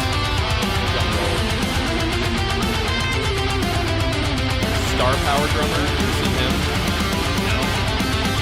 And KJ Saka, who plays for he's in Pendulum. Pendulum. They're basically like a drum and bass rock band. Okay. They're pretty fucking big. And there's something. It makes my brain go. Hits a little like bing, bing, bing. I like them because they write like actual songs with this. Most of the music that uses breakbeats, right? It's just is nonsense. Like jungle music is just, it's not really music. It's just sick beats and random noise samples. Yeah, it's like sick beats to work to, kind of. Yeah. All right, you want to see me in a dress? I do. All right. That's maybe I shouldn't have been so quick. I do. To, yes. My God. Yeah. Type Lame Genie up in the old search bar, and then OSHI. That should probably be enough. Just hit the old. There it is. This one. Yep. 無敵の笑顔でラスメディアしっかりその秘密ミステリアス抜けてるとこさえ彼女のエリア完璧で嘘つきな君は天才的なアイドル様今日何食べた好きな本は遊びに行くならどこに行くの何も食べて The heavy auto tune is on purpose, by the way.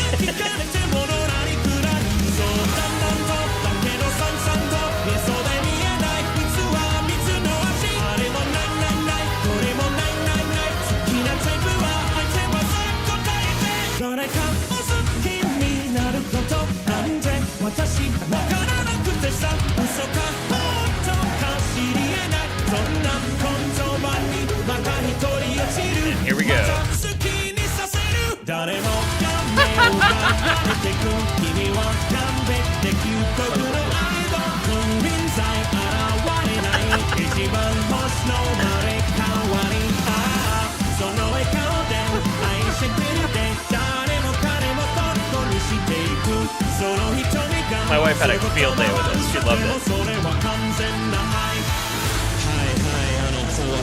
Yes, I can speak Japanese. Yep.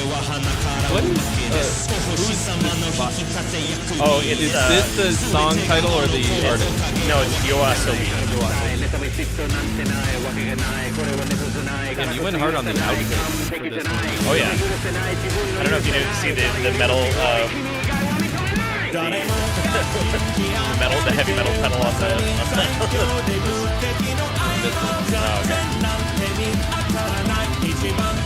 Weaknesses and whatnot are to be found. Lyrics. Some of these lyrics are really cool, and some, I mean, obviously it's translated. It's better in the original Japanese. Yeah, there it is. Oh. This is the boss heavy metal pedal on that.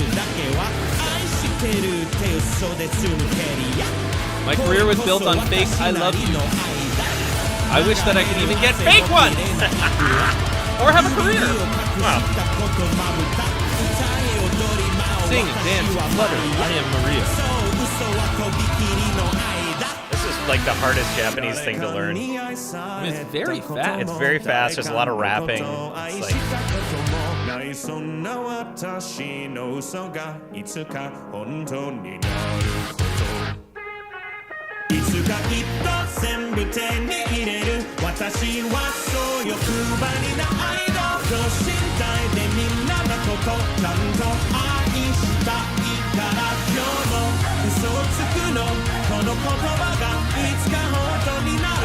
Is this like a J-pop artist? Yeah. J-pop music is really intricate and interesting. Crazy, wild chord progressions. Like, so much more interesting. Oh yeah.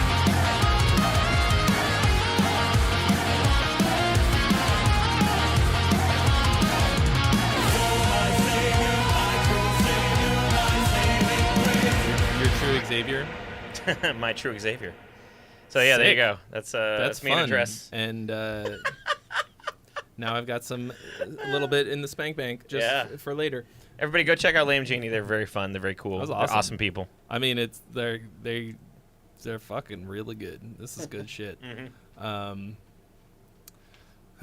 Yeah. So somebody asked a question. Dark One Illustrations was asking a good place to start for learning drums for programming. I have a drum programming section in my course, Complete Rock and Metal Songwriting, which you can find at the link in the description. But it's not dedicated to that. The best place to start? Well, I'll say this. Take a couple drum lessons, or just get some sticks. Oops, sorry, I hit the... Just start hitting your buy co-host. a pair of sticks, buy a little pad, and do some like YouTube drum lessons. Like go on YouTube and like learn the very basics. Learn like beats. Okay. No, I disagree. I don't think you should learn rudiments. Rudiments are for if you want to become a drummer. You don't want to become a drummer.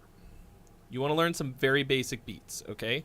Like learn some basic backbeats, some fucking like learn about where the snare goes against the power, like what you could do with the power hand, like backbeats on the snare, where to put the kick drum, couple of basic fills, just to get an idea for what the purpose of the drums is in the in a song compositionally, and start paying attention to what drummers do. Okay? That's how I did it. I've actually been playing drums almost as long as I have guitar, but I just like never studied it seriously in any way. Sorry, I'll let you take slash. And like, I'll never be a good drummer, but first of all, drums are fun as fuck. Like, really fun. I will always suck at the drums, and I don't care in the slightest because to me it's just a great time. So you like to hit things? I like to hit things. We got your instrument right here. And I think if you kind of just learn enough to get a basic idea for it, that's going to make everything that you program much better. Don't feel like you have to be great. When I'm programming drums, I use a combination of all of the different ways that you can get drums into your DAW. Okay, I use canned beats. I will fart them in. Yep. Nomad Drummer, thank you so much for your donation of a 35 banger to jump the line. Thank you so much. You will be next as soon as I'm done with this short, I hope, rant. I will play stuff in either on like E-drums or like little pads or a keyboard or whatever. I will straight up click stuff in with a mouse or like alt drag MIDI notes around. I'll modify prefab canned beats out of Superior or Easy Drum or whatever. What are the other ways that you can do it? I think that's most of them.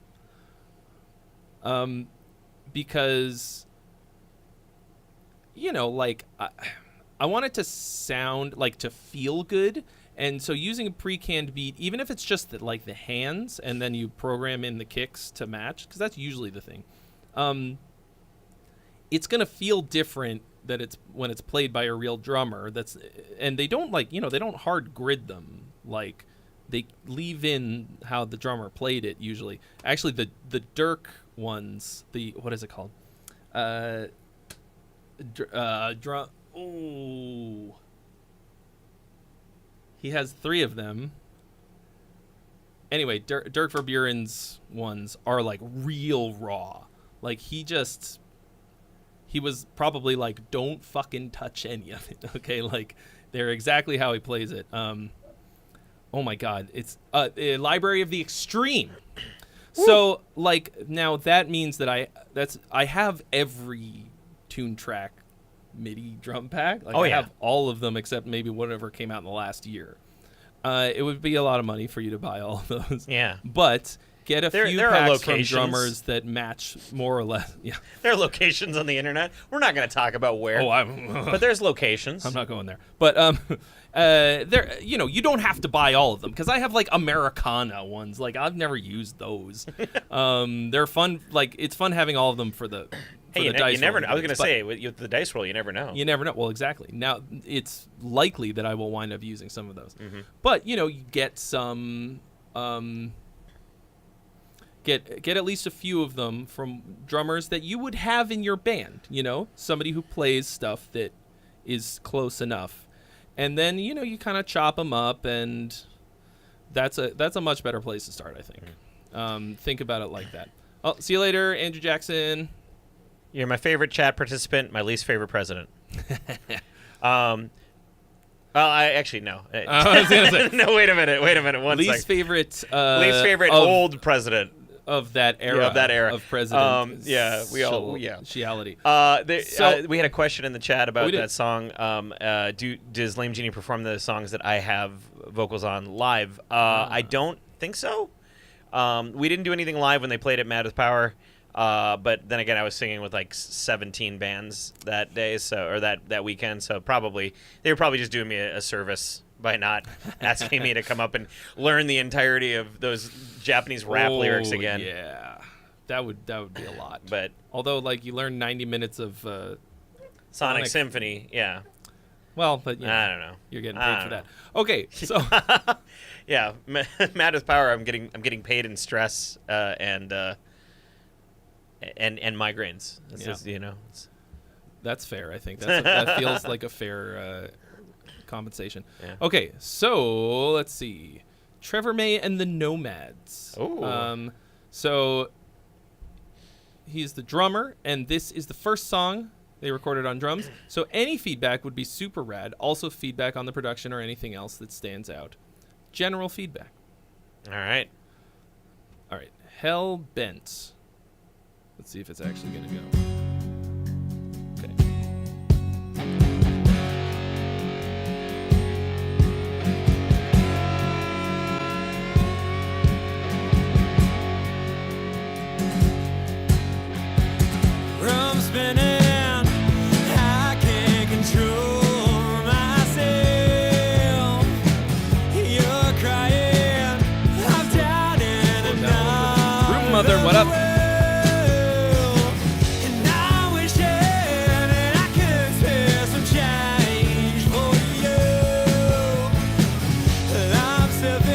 production of this needs to move along. Yeah.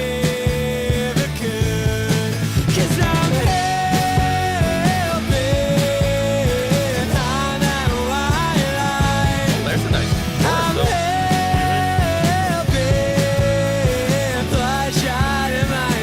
Yeah, the top line on that's really good. That hits.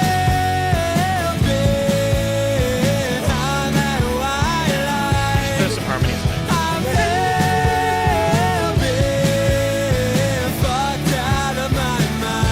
Yeah. Oh, yeah. And you just said we weren't going to use the Americana kit. The kick drum sounds bad. Yeah. It's not you, it's the production. Unless you did the production, then it's you. It's a really dark kick drum, and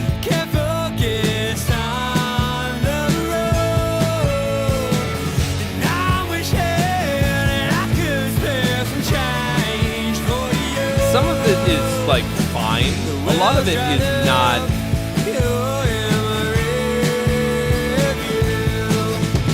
Super groovy. Some of it is. And right there, you should have changed your power hand. Like there's some riots or something. Chorus should always have almost always have a different power hand than whatever came before. That indicates that it's a different section. So that was. Sorry, I'll stop talking over the music a bit.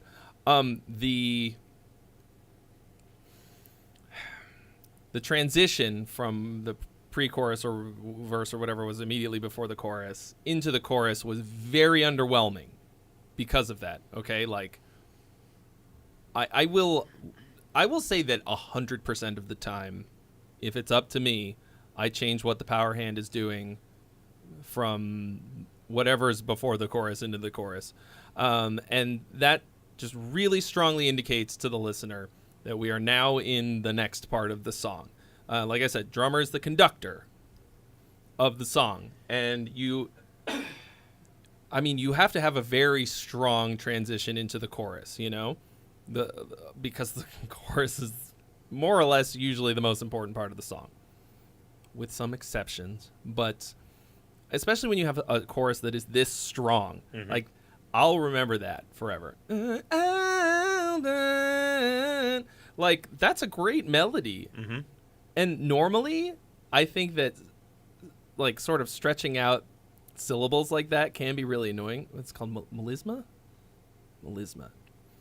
When you take like a single syllable and change the pitch of it across, like stretch it out over a bunch of different beats. I learned something today. Yeah. That one you should know. As Again, a singer. I didn't go to Berkeley. I don't understand what any of this is. I don't know what Phrygian dominant. I ain't got nothing.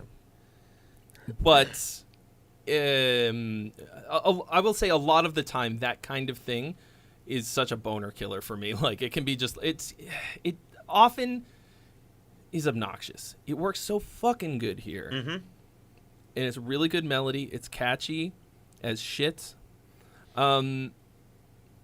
You need to like really get us to there before it like I want to know that within that last measure that it is time for the chorus, and then when it hits, I want it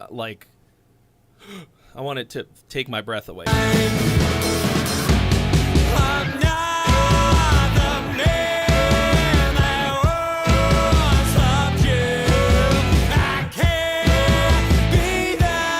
Is that a violin? I mean, there's a violin, but I think it's something like.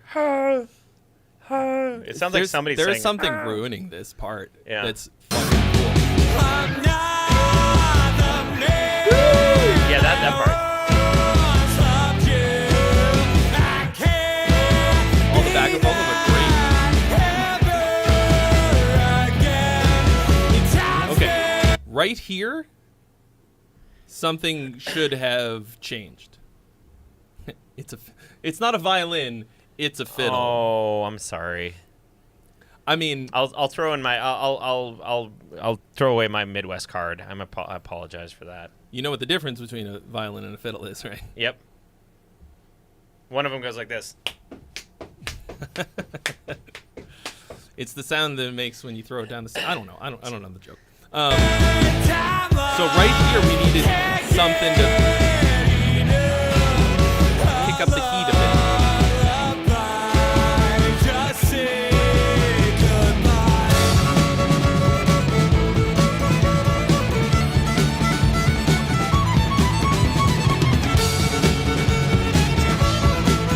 Oh, there's two of them.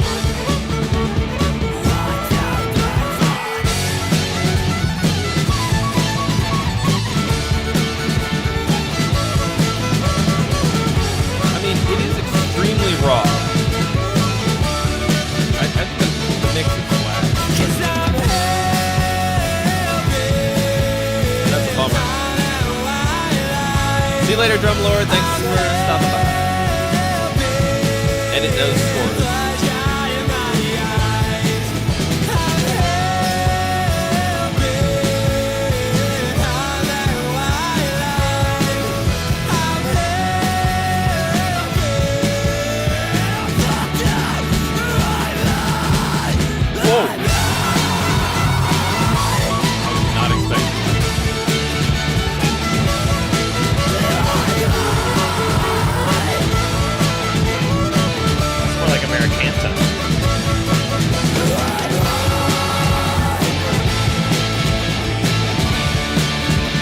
Marijuana, listen to more of that.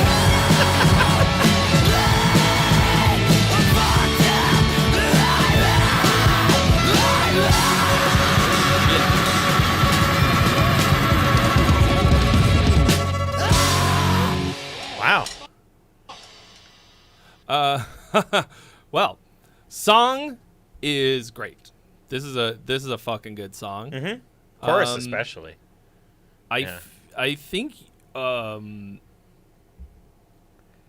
you need to tighten up almost all of the performances, because there's a difference between this sort of like raucous punk rock, like energetic performance that like you don't want to take the rawness out of it by like, you know, editing it and like making the making it too sterile of a production and all of that. This to me was almost the opposite of that. It felt a little sleepy for how the song felt like it wanted to be. Like it felt like it wanted to have that sort of crazy, almost rockabilly type of energy that like kind of like, or psychobilly, I guess. Mm-hmm. That just kind of like, woo! Crystal meth! Whatever. Like that's what I was feeling that it wanted to be. And then by the time we hit the end, it just reinforced the feeling that I was getting about it. But it is not, it's not hitting that in the production and performances. Like there is a raw, aggressive type of mix that would work with this that isn't this sort of overproduced sterile thing. Mm-hmm. But this wasn't it. This just feels amateur. And like, I think in order to reach that, it needs a couple of things. I would bump up the tempo a little bit. I think this could use a tempo bump. Because it's not quite as exciting as I feel like it could be. And it, like, this was your first drum recording ever. Like, first of all, good job. Congratulations. Hell yeah. Welcome to the team. You fucking did it. You just got to do it. One down, 700 to go. I think you need to tighten up your performance. I think you need to hit the drums harder. I think you, like I said, you got to really pay attention to the power hand and the transitions. You know. I would add maybe too. You know, the whole song was pretty much like the same four chords, which is that there's nothing wrong with that necessarily. But if you're going to do that, you may want to like think about changing up a little bit of how you approach them in terms of transitioning into like Trey was saying, transitioning into the chorus. You know, I'm always good with like a stop. You know, like da na na na na na na na na na na na na. Hey, you know, that kind of a thing, right?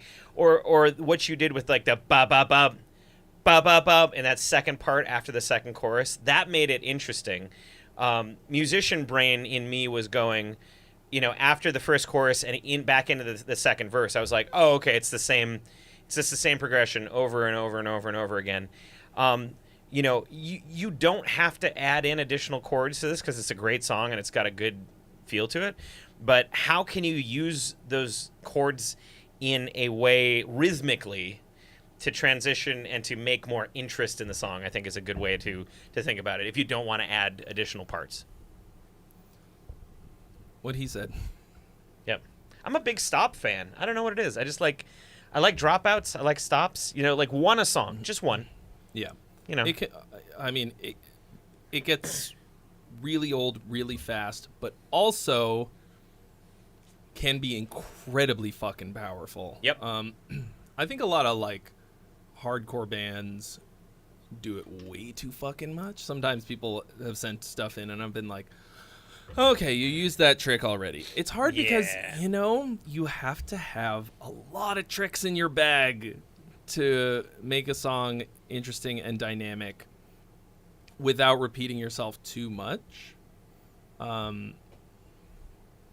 So I think you gotta just punch up everything about this to match the potential that it has.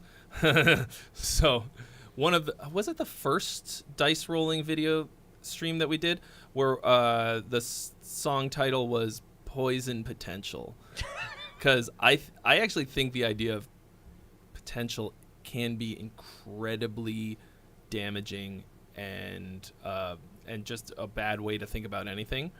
But it's hard because if it doesn't live up to your ideal of what it is, then all you've done is fallen short and you'll only be disappointed. Mm-hmm. Versus if you just approach things with an open mind about what they could be and then let them be what they are, then might actually be happy. Yeah. What is that like? No one is ever happy as a musician. We're always chasing the dragon. Yeah.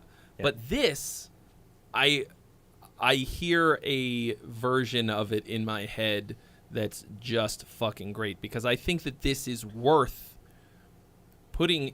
chasing that down until it's right. Mm-hmm. I think you need to fire your producer. Sorry, producer. I think they just don't recognize what you've got. Mm-hmm. Yeah. I mean, and this is this week's Loom, so you were not here for that. Nope. So a few weeks ago, this band Loom sent in something. Actually had a vaguely similar type of thing, like Americana, folky, had a banjo and stuff, but also like rock. And the song was fucking great. The production was abysmal, like fucking terrible. They literally quoted me as saying, "This sounds like shit," and I can't even deny it because in the video, they put a fucking clip of me saying, "This sounds like shit," and repeated it. But they completely turned it around. Like they went to a producer, anyway, this was the first thing that we did today. The first thing we listened to. And it was worlds, universes better. So actually, it made me feel good about, being kind of mean. You're from St. Louis, so there's not a lot of options. I don't think it's that there's not a lot of options in St. Louis. I think that you just don't know enough people yet. There's probably... Well, do this, whatever. I don't want to say that you need to find a band that sounds like you because you're combining things that are pretty disparate. But I think you need to find somebody who will get the sound that you're going for and has a track record of producing that kind of thing. Something that's close enough. And they'll get it and make you sound like that. And don't worry about where they are. Okay, like fucking fly them in or go to where they are or whatever. It's probably easier to have one person. I don't know. Whatever. Like, you just got to do whatever it takes to get it done. I think you guys will have a bit of work to do on your own before you pay somebody else and before you go that hard. But, like, don't make a fucking album. Don't be like, well, we need 17 songs. No. You take this fucking song. Wait, hold on. Where's the... Delete that. Take it off of Spotify the way that it is now. You take this song because it is a fucking banger. The chorus is awesome. I will remember this, okay? You take this fucking song, one song, and you make it what it needs to be.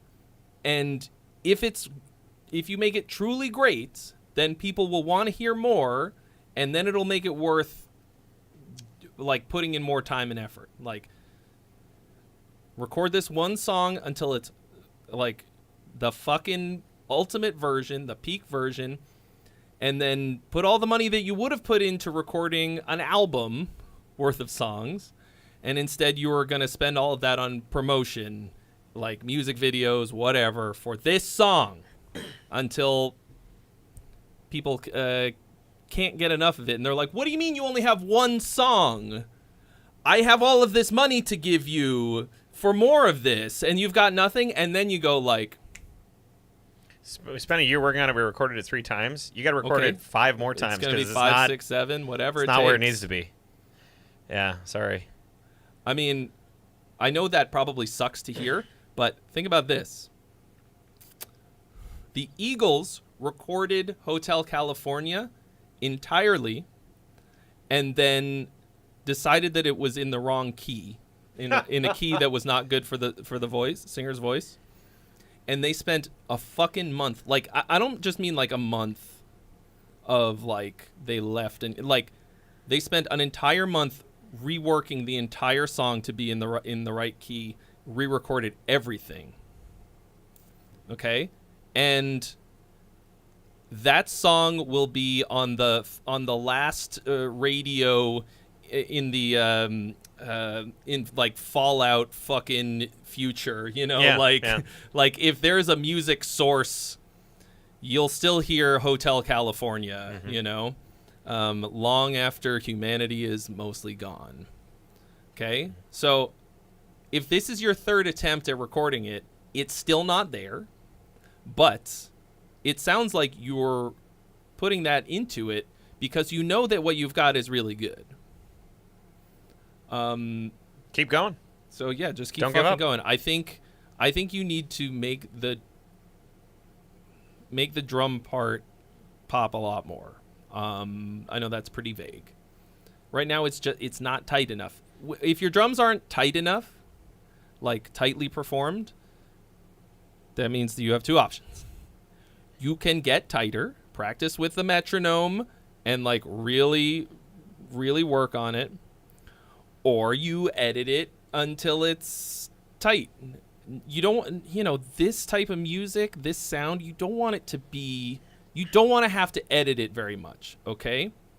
Because if you do, you're going to suck all the life out of it. You as the drummer have to give it the energy that it needs. You don't rely on the producer to make that happen. So I'm ranting because I think this song is really great. He's hellbent. He's hellbent on getting you better. He's hellbent on getting you better. I'm getting you a better recording. Yeah, and I think the song is worth whatever you got to do to make it what it is.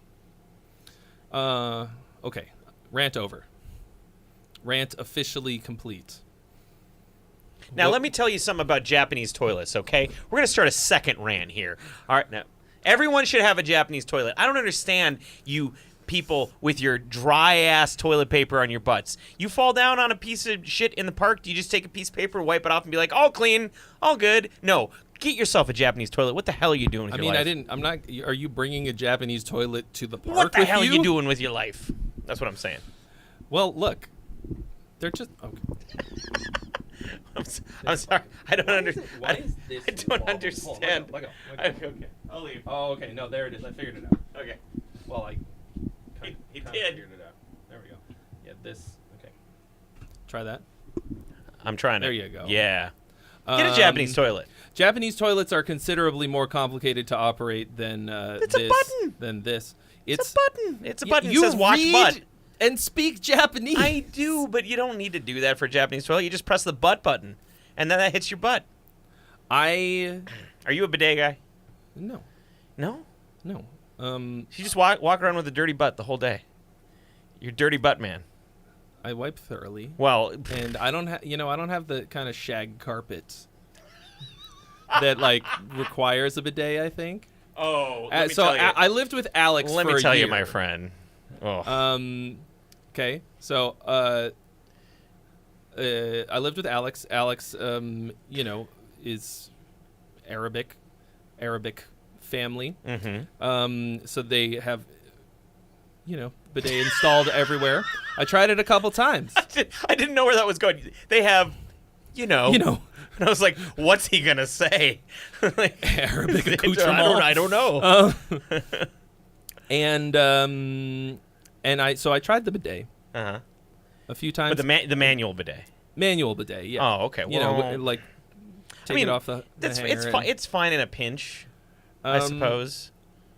But it wasn't into it. You need a luxury bidet. You need a luxury experience. You need to have like the triple spray. You got to have the back and forth. You got to have the seat warmer. You got to have the butt blow dryer. You need the luxury experience that I can offer you. So when you come to Madison, Wisconsin, so I'm staying with him tonight. But when you come to Madison, Wisconsin, when you come to Madison Power Fest, when you do that, then you stay with me and I'm going to show you what a bidet can really be. Can I have a seat cooler? I run a little hot. Oh yeah, you can turn the heat off. No. I get that, but in Madison, Wisconsin, it's not as hot as it is here in the laws, in the Californias. So, my girlfriend's roommate has a Japanese toilet. Hell yeah. And I tried it once, and I couldn't figure out how to turn off the heat. Oh, okay. And I was like, that can be a problem. Then your butt gets really warm. Hot butt. Yeah. I didn't want that. No. I'm not about that. One of the most amazing innovations that I saw, and I mean, this was at this point probably like, upwards of 18 years ago when I went to Japan for the first time. My host family had a Japanese toilet, but they had a regular toilet tank. And on the top of the toilet tank, the cover of the toilet tank, right? It was not concave, it was convex. And sticking out of the back of it was a faucet that activated when you flushed. So you flushed, and the water that filled the tank was pouring through this faucet. So you wash your hands in it, saves so much water. It's amazing. So I only recently went to Japan for the first time, and one of the hotels I stayed in had this. Yes. And I couldn't figure out what the fuck I was doing with it. Like, I just stared at it like, what? Yeah. It makes sense now that, like, very efficient. But also I was like, I was just ignorant. And I was like, why is it doing that? Why is that happening? I was very confused. Aside from that, I had a great time in Japan. Hell yeah. Hey, if anybody watching is from Japan, Lords of the Trident's coming over to Japan in December. So we're going to do a whole Japan tour, us and Seven Spires. So come out and see us. Ooh. Check us out, lordsofthetrident.com, lordsofthetrident.com, because I kind of slurred that. Lordsoftetrident.com. Wisconsin comes in pre-drunk. That's right. All right. Plenty of shit talk tonight. You know it. But yeah, if you know anybody in Japan, tell them to come out to the show. It's going to be a banger. It's going to be great. Have you played in Japan before? Yeah, we did a Japan tour in 2022 in December, and actually, like, we didn't know if had fans over there. We sold out half the shows. Hot damn! It was wild. I mean, they were smaller clubs, but it was really fun, and man, I had wild wild experiences. I've been over to Japan many times, but we had a terrible booking agent, and I had to rebook 7 out of the 10 shows 2 weeks out from getting over there. She tried to book us for 2 nights back-to-back in an Outback Steakhouse. Yeah, what the fuck is up, Denny's? Yeah, but then the Outback Steakhouse canceled because they thought that we were bringing our own PA from America. And so, yeah, no, we weren't. So I ended up... Well, you know the saying of Outback Steakhouse, no rules, just right. And they didn't obey the rules. They didn't have the rules, yeah. But, yeah, no, it was awesome. We ended up... there was a guy who ran a secret Yakuza bar who was a big fan of the band, and he invited us to this, like, private bar where he just showered us in alcohol and food, free, tried to give us women, and we're like, our wives are here, and also that's not really our thing. Like, we're good. No. You know? And, but it was wild. It was quite the night. We all thought we were going to leave without our kidneys, but we left with all of our kidneys, and I'm looking forward to going back and seeing him again. Then a couple to spare. Yeah, a few more. He actually wrapped up. He like comes in with 5 pitchers. Okay, so there's like 7 of us. He comes in with 5 pitchers of beer, 20 shots of tequila, a full bottle of Grey Goose, a full bottle of Don Julio Especial. So these are high-end alcohol brands, right? For the non-alcohol person. And we proceed to just like party and drink shots with him, and he like parades us around to all of his bar patrons, and they're playing Lords of the Trident music videos like in the bar at full blast while we're just like walking around and introducing ourselves, and then he's like asking us if we want women in the room with us and if we want this and that, and it was wild. And at the end of the night, he wrapped up. We didn't drink all of the booze because that's insane. We'd have died. But he wrapped up the Don Julio and the Grey Goose and sent it like back with us, and we had it on the whole rest of the tour until the last night of the tour. We opened it up and we just like partied down. So he was like, how many people are in this band? Let's see, 1, 2, 3, 4, 5, 6, 7, 8, 9. Oh, better not be any more than 9. Yep, that's a Yakuza joke. So So I'm going to tell you my Japan story. Yes, please do. I want to hear this. No one will appreciate it as much as you. Okay, so you know how Japan society is. They are very orderly. Mm-hmm. Nobody breaks the rules. Correct. They're all very like quiet in public and very reserved, and for the most part, right? Mm-hmm. You can leave your fucking wallet on the ground. Yeah. And they would like bring it to Yep. They'd find you. They bring it to you. Incredibly honest, and it's very, very calming. And I felt very, very comfortable. Mm-hmm. Okay. I wonder if Alex is still. I think he's not. But so I was lulled into a very mostly not false sense of security. Mm-hmm. Okay. Yeah. And we were in Shinjuku, which is like pretty wild party district. Definitely. Part of Tokyo, okay? And I am just walking around on my phone, like, totally not worried about shit, okay? Because we'd been there for, I don't know, a few days already. And also you were using Japanese toilets, so you didn't have to worry about shit at all. Exactly. Was not worrying about shit. Yeah. And it's a little rowdy. It's like maybe a Saturday night or something. Okay.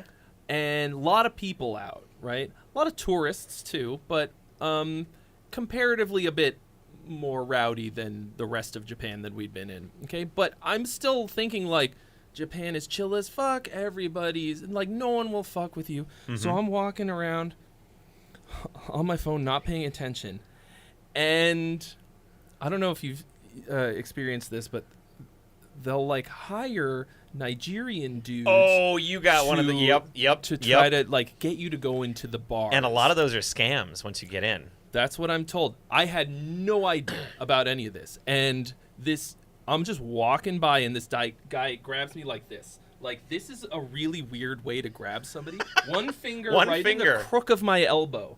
and he grabs me and he gets like really close and he goes, "Sex massage? You want sex massage?"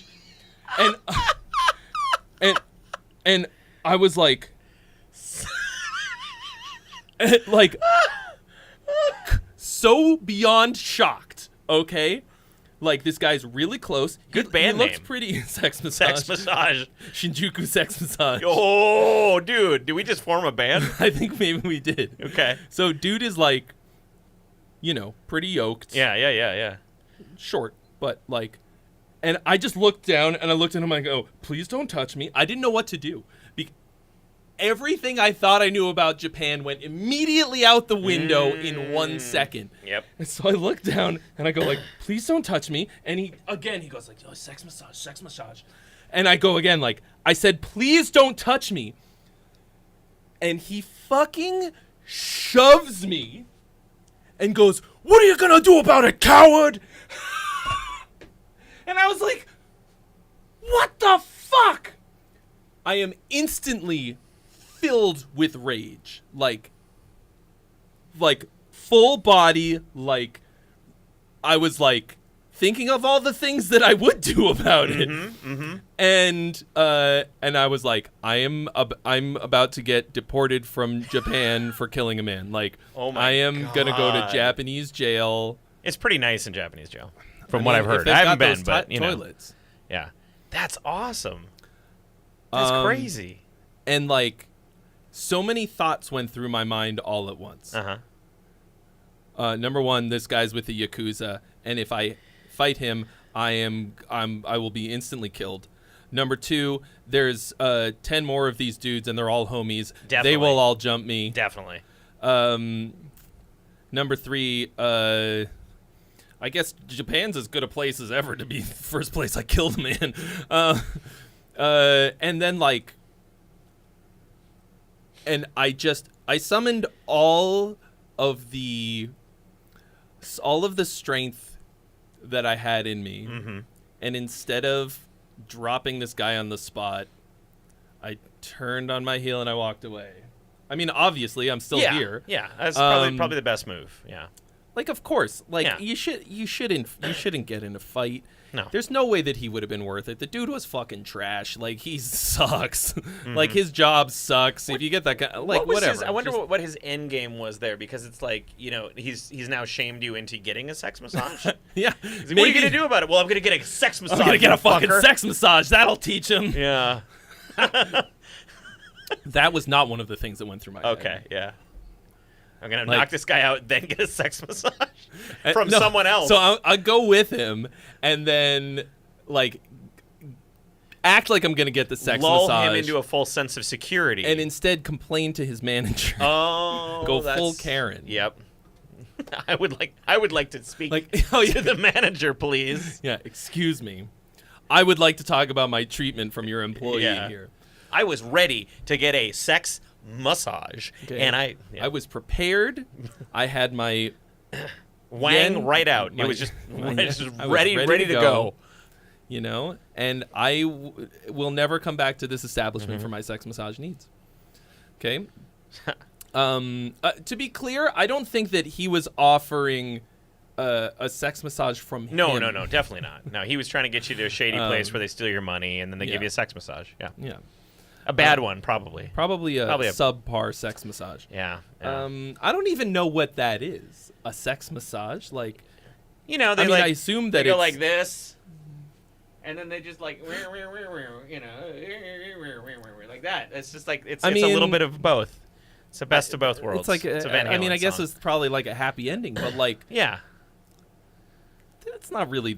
I don't know. It's not my jam. I'm trying to think of Not my jam. what it would be like to have sex and get a massage at the same time. Like, maybe I missed out. Maybe it would have been the greatest fucking thing in the history of time, and I blew it. But anyway, that's so I later found out, like, basically I told everyone in the travel party about it, and some of our a friend who was there helping us out, like taking us around and stuff.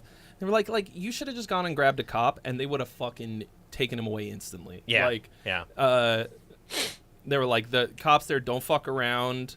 Like, they know what's up. They know what these guys like these dudes are like. Mm-hmm. They know the scam, and they would have just. We got in that sort of not as crazy as that sort of situation, but on the way to try to find the secret Yakuza bar. He gave me an address. I put it into Google Maps, and big surprise, the secret Yakuza bar doesn't have like a big bright sign on how to get into it on Google Maps. And there was a bunch of like clearly hired like foreign workers that were trying to sell us cocaine or whatever. And the trick is like once they know that you speak Japanese, they'll like leave you alone. So you just say something like "Urusai," I like, should learn just something like that. Yeah, it's just like you're noisy. Urusai? Urusai. Urusai? Yeah. Like Urukai. You're noisy. Get it? Yeah, Urukai. Yeah. That was a really dumb joke. Oh shit! Miguel Owls. Miguel Owls. Thank you for your donation. You have been added to the list. You shall be next. You're on the list, buddy. Urusai? Yeah. You said it means you're noisy? It just means like shut up, as in like you're making too much noise, you're being loud. Urusai. Gotcha. Well, I'll try and remember that for next time. That's okay. But I've never been so shocked in my life as when he fucking pushed me. Yeah. Like his reaction to me being like don't put your goddamn finger, I guess, on my body, on my person, was to push me. Mm-hmm. Like, I bet he never in a million years thought that I would actually fight him. But, like, the element of surprise is my only weapon. 俺はチンチンが大好きなんだよ. Oh, I love how you're putting it into Naruto speak. That's very good. Very good. Excellent use of Naruto speak. What is that? Or actually, no, that would be like, 俺はチンチンが大好きだってばよ. It would be Naruto speak. I haven't watched Naruto in a while, but yeah. We're doing it. We're doing it. I've never watched it. It's he's like I love penis is what he said. Oh, good. Yeah. I'm just gonna hit the fog. For no reason other than we need a little. We need some ambiance. Excitement. Some ambiance. I've had a lot of excitement. That's true. That's right. Bullshit no jutsu. Yep. All right. Miguels. Ooh, okay. Okay. All right. Hold on. Okay, I'm already liking this. Hold on. Hold on. So this is some proper music video. I am a slut for good camera. For good music video, good camera. Like he knows he's got the black magic right there. What's the lens you got on that? What is that? It's the 24? 24 to 70? 14 to 24. Oh, 14 to 24? Ooh, that's a nice one. It's, Sigma? Because it's yeah. It's I need a ultra wide for this. It's of course, yeah. Because it's not a full frame sensor. Is that true? No, it's not. I think it's Super 35. The original is this the 6K or the 4K? 6K. Oh, and it's got Canon. Yeah, exactly. So I switched over from Canon to all Sony shit. And then Blackmagic actually sent me this. Really? And I was like, oh my god, it has the Canon mount. I was gonna sell this fucking lens. Beauty. But now I have a use for it. Yeah, but these are micro four thirds. I wish Blackmagic would send me stuff. I have no idea why they did. I think the guy said he wants more metal streamers using their shit. And so I've got these. I'm a metal streamer. I do Blackmagic. I know you're watching right now.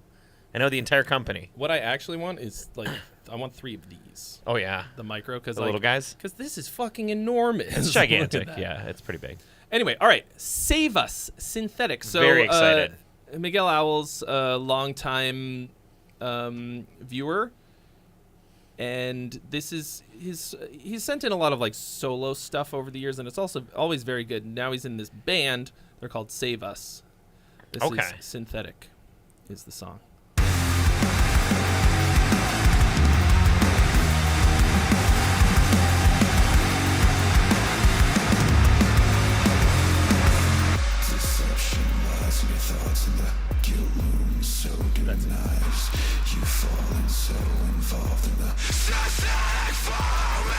Really gnarly vocals.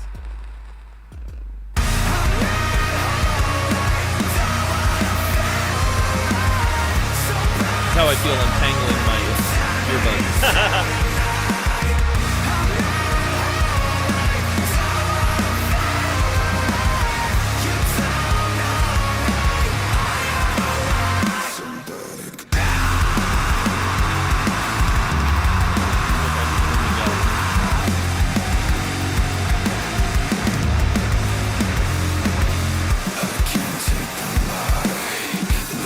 Like a little bit of a nu metal vibe in the verse.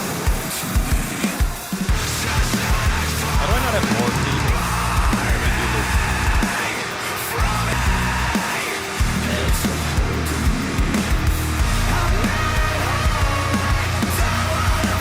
Never had good cable management in my whole fucking life.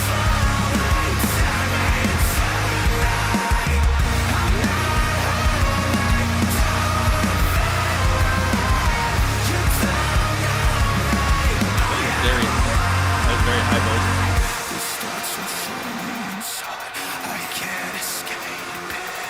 I feel like you've done this kind of lo-fi thing too many times so far.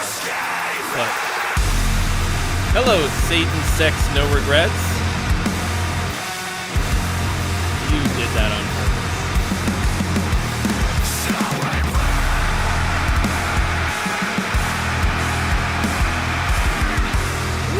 Kind of a tasty change.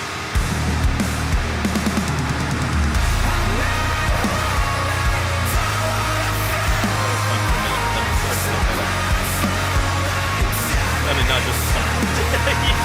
The cable. I was talking about the cable.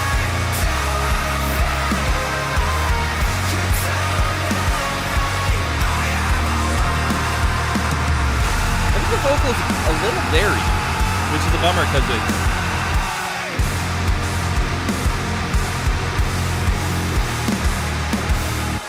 Wow. Quite good. Whoever did your video, fuck, man. That was really, really good. I loved the editing, and the effect work on it was really tasteful. I'd be interested to know if he was doing the high part in there, if that was somebody else. Because if so, it's quite a range to show off there. Yeah, that's very high. Run it back. Really teeny tiny little 808s in there, just a little bit, just to add a little bit of cool subdivision. I feel like that could have been really obnoxious, but it actually worked really well. Yeah.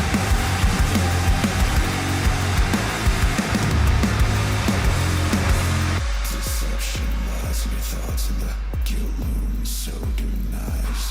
You falling so involved in the Dropouts, you got me. You fucking got me. High part was you. All right. It's a very good.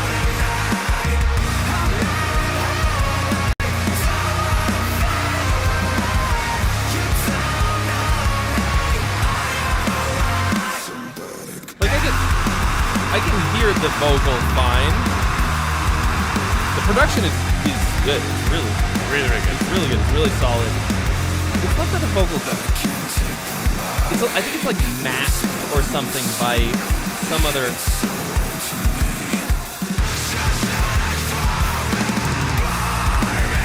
I don't know.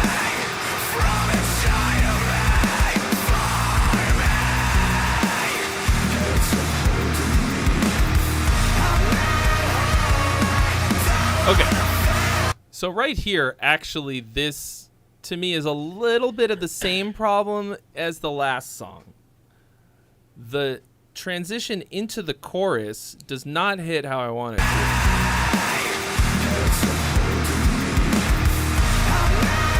See what I'm saying? Like, right there, it felt like it should hit really hard. Hold on.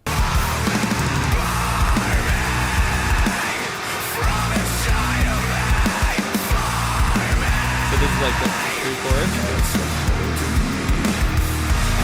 And then here's the chorus. A little weak.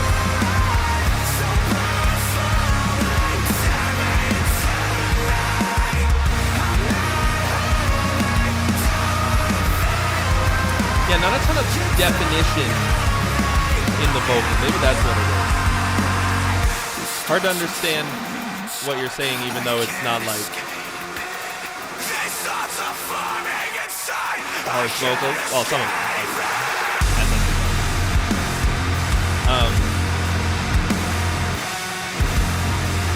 Something about the what is the word? Yes, something about the Sibilance? enunciation, sibilance. Yep. It might be overly DS. That does happen.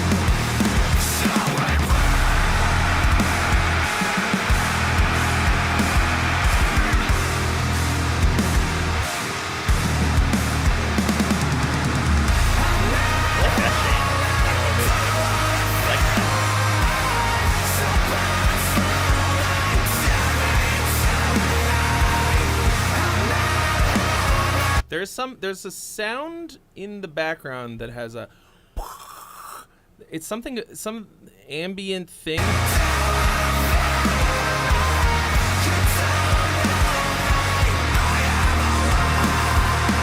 It might be something in the guitar tone or something. I don't know what it is. It's sort of. It's achieving the effect of filling it out, but it's also like interfering with it.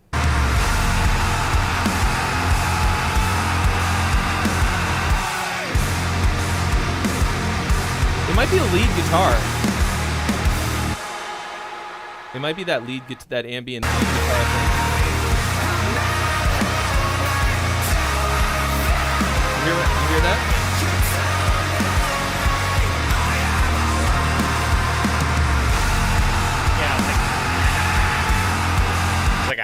And I think that's fighting the vocal because it's right in that definition, like the mid part of the vocal where the definition happens, like the defining of words. It's so the when older people have a hard time understanding what people are saying. What? It's because they lose, like, your hearing loss kind of starts from the high end and works its way down.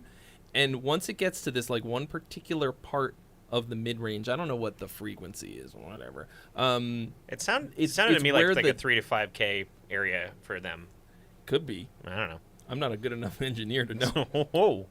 But that region where the definition of words happens, that to me sounds like where that's kind of living, and that's probably what's fighting the vocal, like, because you kind of have to choose. You have to, like, make a decision between one or the other living in that range, and I mean, call me old-fashioned, but I think the lead vocal should probably take precedence in that region. So anyway, let's run this back.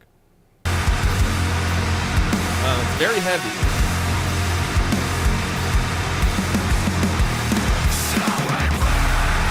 Like, I like a nice ambient thing.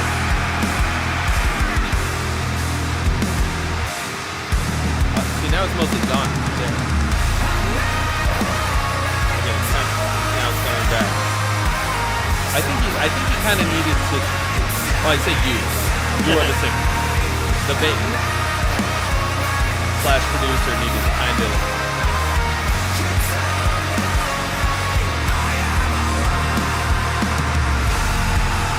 A different sound for that kind of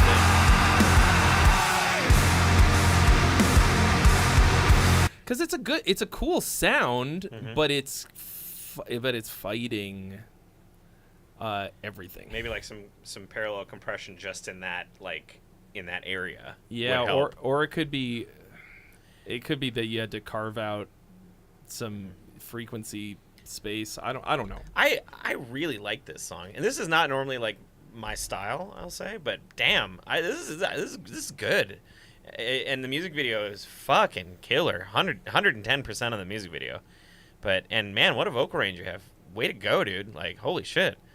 Where are you guys out of? I want to meet that dad. Do. I think the song as a song For me, it's less. It's like I think it is more interesting than a lot of the ones that you've sent in. So you've only ever heard this. Mm-hmm. I think it's very good. Yeah, I'd say so. I think it is somewhat less memorable than some of the other ones that you've sent in before, Miguel. It's good. It sounds good. It has nice melodies. Shows off your vocal range quite a bit. I think there's a little too much of that kind of like nu metal, like lo-fi type of a thing. For my personal taste, like the verse parts are a little like, I don't know. But it's very good. I am comparing it to your previous works, which I think were usually a little bit catchier, a little bit more memorable, but a little bit blander harmonically, especially. This one actually had like not Iron Maiden chord changes, which are sort of what I like. I think that was a big criticism of a lot of your previous things. Just like kind of always had that same chord progression, and it bored the shit out of me. But you know, whatever. We're here to nitpick. That's really the feel. point. That's what you're paying for. That's what you're paying for. For me to pick those nits. Beep beep beep beep beep beep beep. If you got nits, he'll pick them. Yeah. Keep it up, because damn, dude. Yeah. Like- I mean, I think you will have a lot of success with this because it's a very modern sound. They're not going to pick themselves. Yeah. Yeah.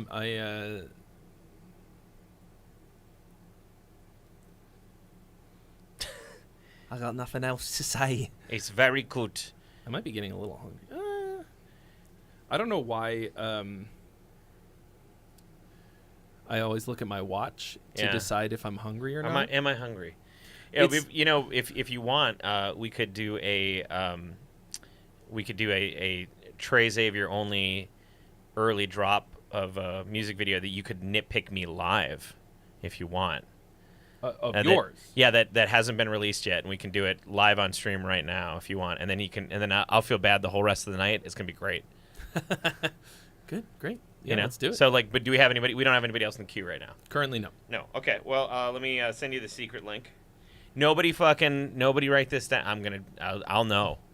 Nobody fucking write this down. You send it me on Facebook. Yeah. Hold on. I gotta find it in my internet machine. I need one of those internets. Trey told me that you lose your hearing when you're older, and I haven't heard much of what he says on the stream, but he looks nice. He's a good man, that Trey. Oh. Whoop. All right. I'm gonna grab a crunchy snack, and I'll. Okay, crunchy snack. Ladies and gentlemen, while Trey grabs a crunchy snack, I want to tell you about all of the ways that you could support Trey Xavier. First off, let me give you his exact home address so you can come and support him in person with your, anyway, I can give out your exact home address, right? Just 100%. I can just dox you on the internet. So, ladies and gentlemen, here we go. Exact home address from. Oh, he's back. Sick I'm sorry. Of being alive, so that sounds great. I don't know. Do you think anybody cares enough to kill me? I feel like I would be. Somebody asked me that actually. Somebody actually asked me that as an interview question at Maddest Power Fest, because and it was specifically about this music video. They were like, "You invited all of your fans to be in this music video, who are at Maddest Power Fest. Do you ever worry about a dime bag situation?" And I was like, "No, I do now." I didn't before. But, no, I don't. No. Listen, I put the tie in Taekwondo. If somebody's got you got a problem. Okay. I got all kinds of problems. He's got a problem. He's got cheese problems. He's got snack problems. All right. He's going to roast me live on the internet, live on the air. Ladies and gentlemen, 5 1,000 people watching this right now. We're gonna just drop this. Nobody. You know, if you're still here, and you're a Lords of Trident fan, you get a special treat. I haven't even popped this on the Patreon yet. Master of Speed. Master of Speed is a song. Is this from a forthcoming album? Is this a standalone single? Is this what's the deal? The EP drops next month. Actually drops October 1st. It is called the VG EP. It's a bunch of songs that were left over from our last record that we turned into an EP. And we decided to make it all about video games, all about our favorite video games. So this one, have you played the game F-Zero? Have I fucking played F-Zero? Well, dude, you didn't play Final Fantasy, so I have to ask now. You know, like, come on. I fucking love F-Zero. All right, well, this song is about F-Zero. And the music of F-Zero, up through F-Zero GX, I think, is all power metal, like straight up. Oh yeah, yeah. So we had a bunch of these songs. We made the content. You know, the music itself is not necessarily related to the song, but the content of, you know, the songs of the lyrics is about, you know, said thing. So. Gotcha. Okay. Fantastic. And I was go ahead. You know Jack. Last name from Jack from what? There's a lot of Jacks. I know. That was the joke. I fucking Jack last name. Jack. Good old Jack. Jack Costco? Fucking oh my god, he does video game covers. Metal ones. It just went right out of my brain. Yeah, I think I know who you're talking about. Yep. Anyway, him and I did an F-Zero cover. Oh, hell yeah. Wow. Well, nobody clip this and show it to him. Don't do it. Don't do it. It'll come to me in 2 seconds. As soon as I hit play, and then we'll have to solve. I'll say a lot of people who I've shown this to a lot of musicians, and a lot of musicians like this. Okay. So I don't know if that's probably going to be a bad thing. I don't know. All right, I here we hate go. things the musicians like, hey, let's do it. Damn, starting with an ad. Strong. Yep, that's how I do it. Well, you do Patreon, right? Yeah.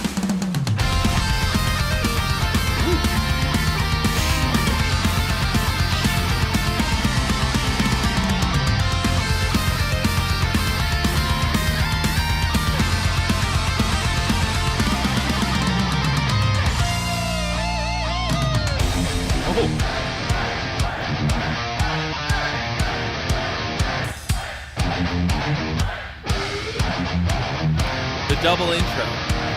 I hate it. Thank you. Let fly and feel the thrust of the engine fire.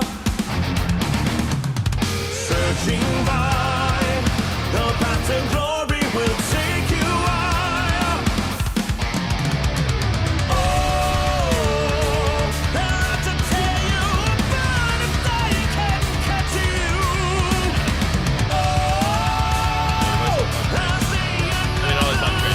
Right there it is.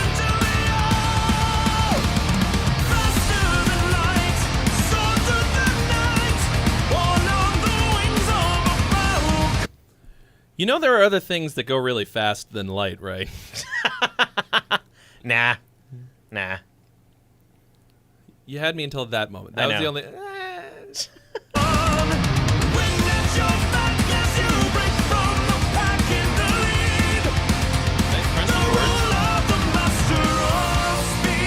Yeah. Boost engage. Nice. And watch your enemies stay behind. G-forces rage. Bending the apex and flying blind. Feel the beat of your heart surging forward. The rhythm and the machine begins to faster than light, soar through the night, born on the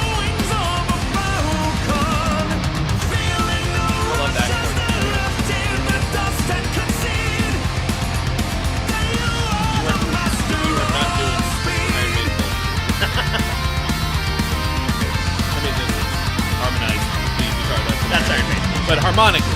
Yeah, right, exactly.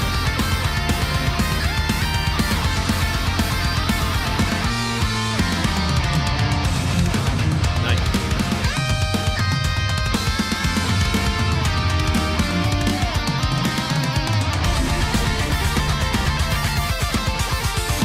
Why do I know that guy in the middle with the red beard? Who's that?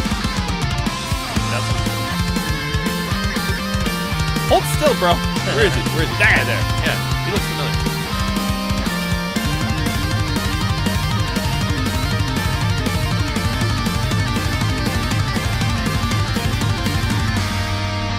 Bass player reaching above the 5th fret. Yeah, he gets illegal. No illegal. Disqualified.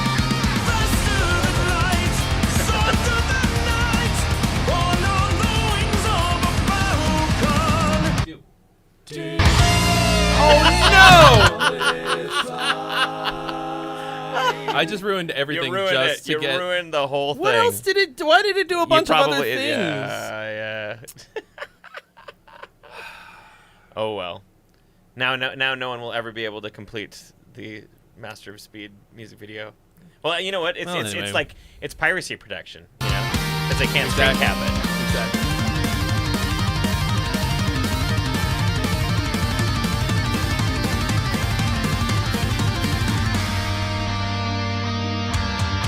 At least it didn't end the stream.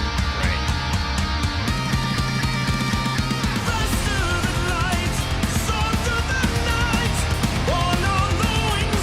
I'm expecting a big harmony on this final chorus here. I wanted a huge, big. It's a really good chorus. Aside from being faster than light. There's an Angra song called Speed. Oh. And the first line is faster than light. Uh-oh. Well, Angra's gonna be suing me now. So. You should show this. Show it to Bruno. Show it to Bruno tomorrow. I'll be like, hey Bruno, guess what I ripped off? I mean, this is really good. Oh, thank you. This is actually one of the reasons that I love Angra so much. Mm-hmm. Is that I'm a fucking die-hard power metal fan, but I also find a lot of it to be very, very musically boring.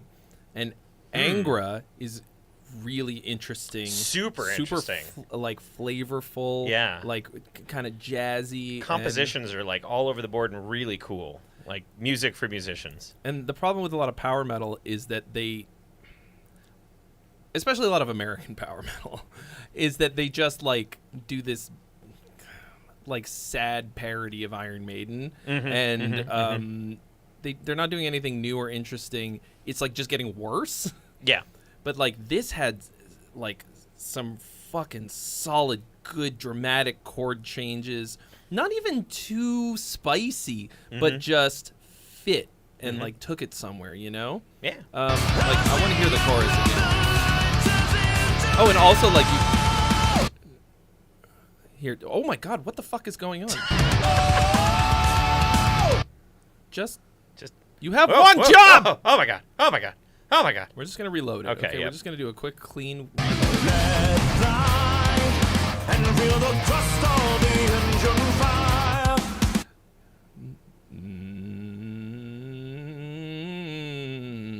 Okay, you're gonna learn one mode today. Oh.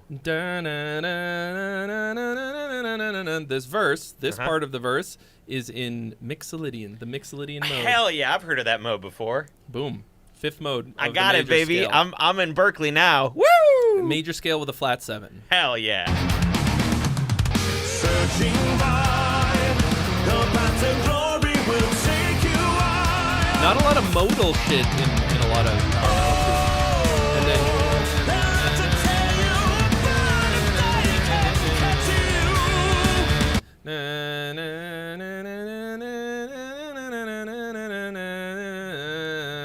yeah. 5th mode of harmonic minor. No. Anyway, it's one of the.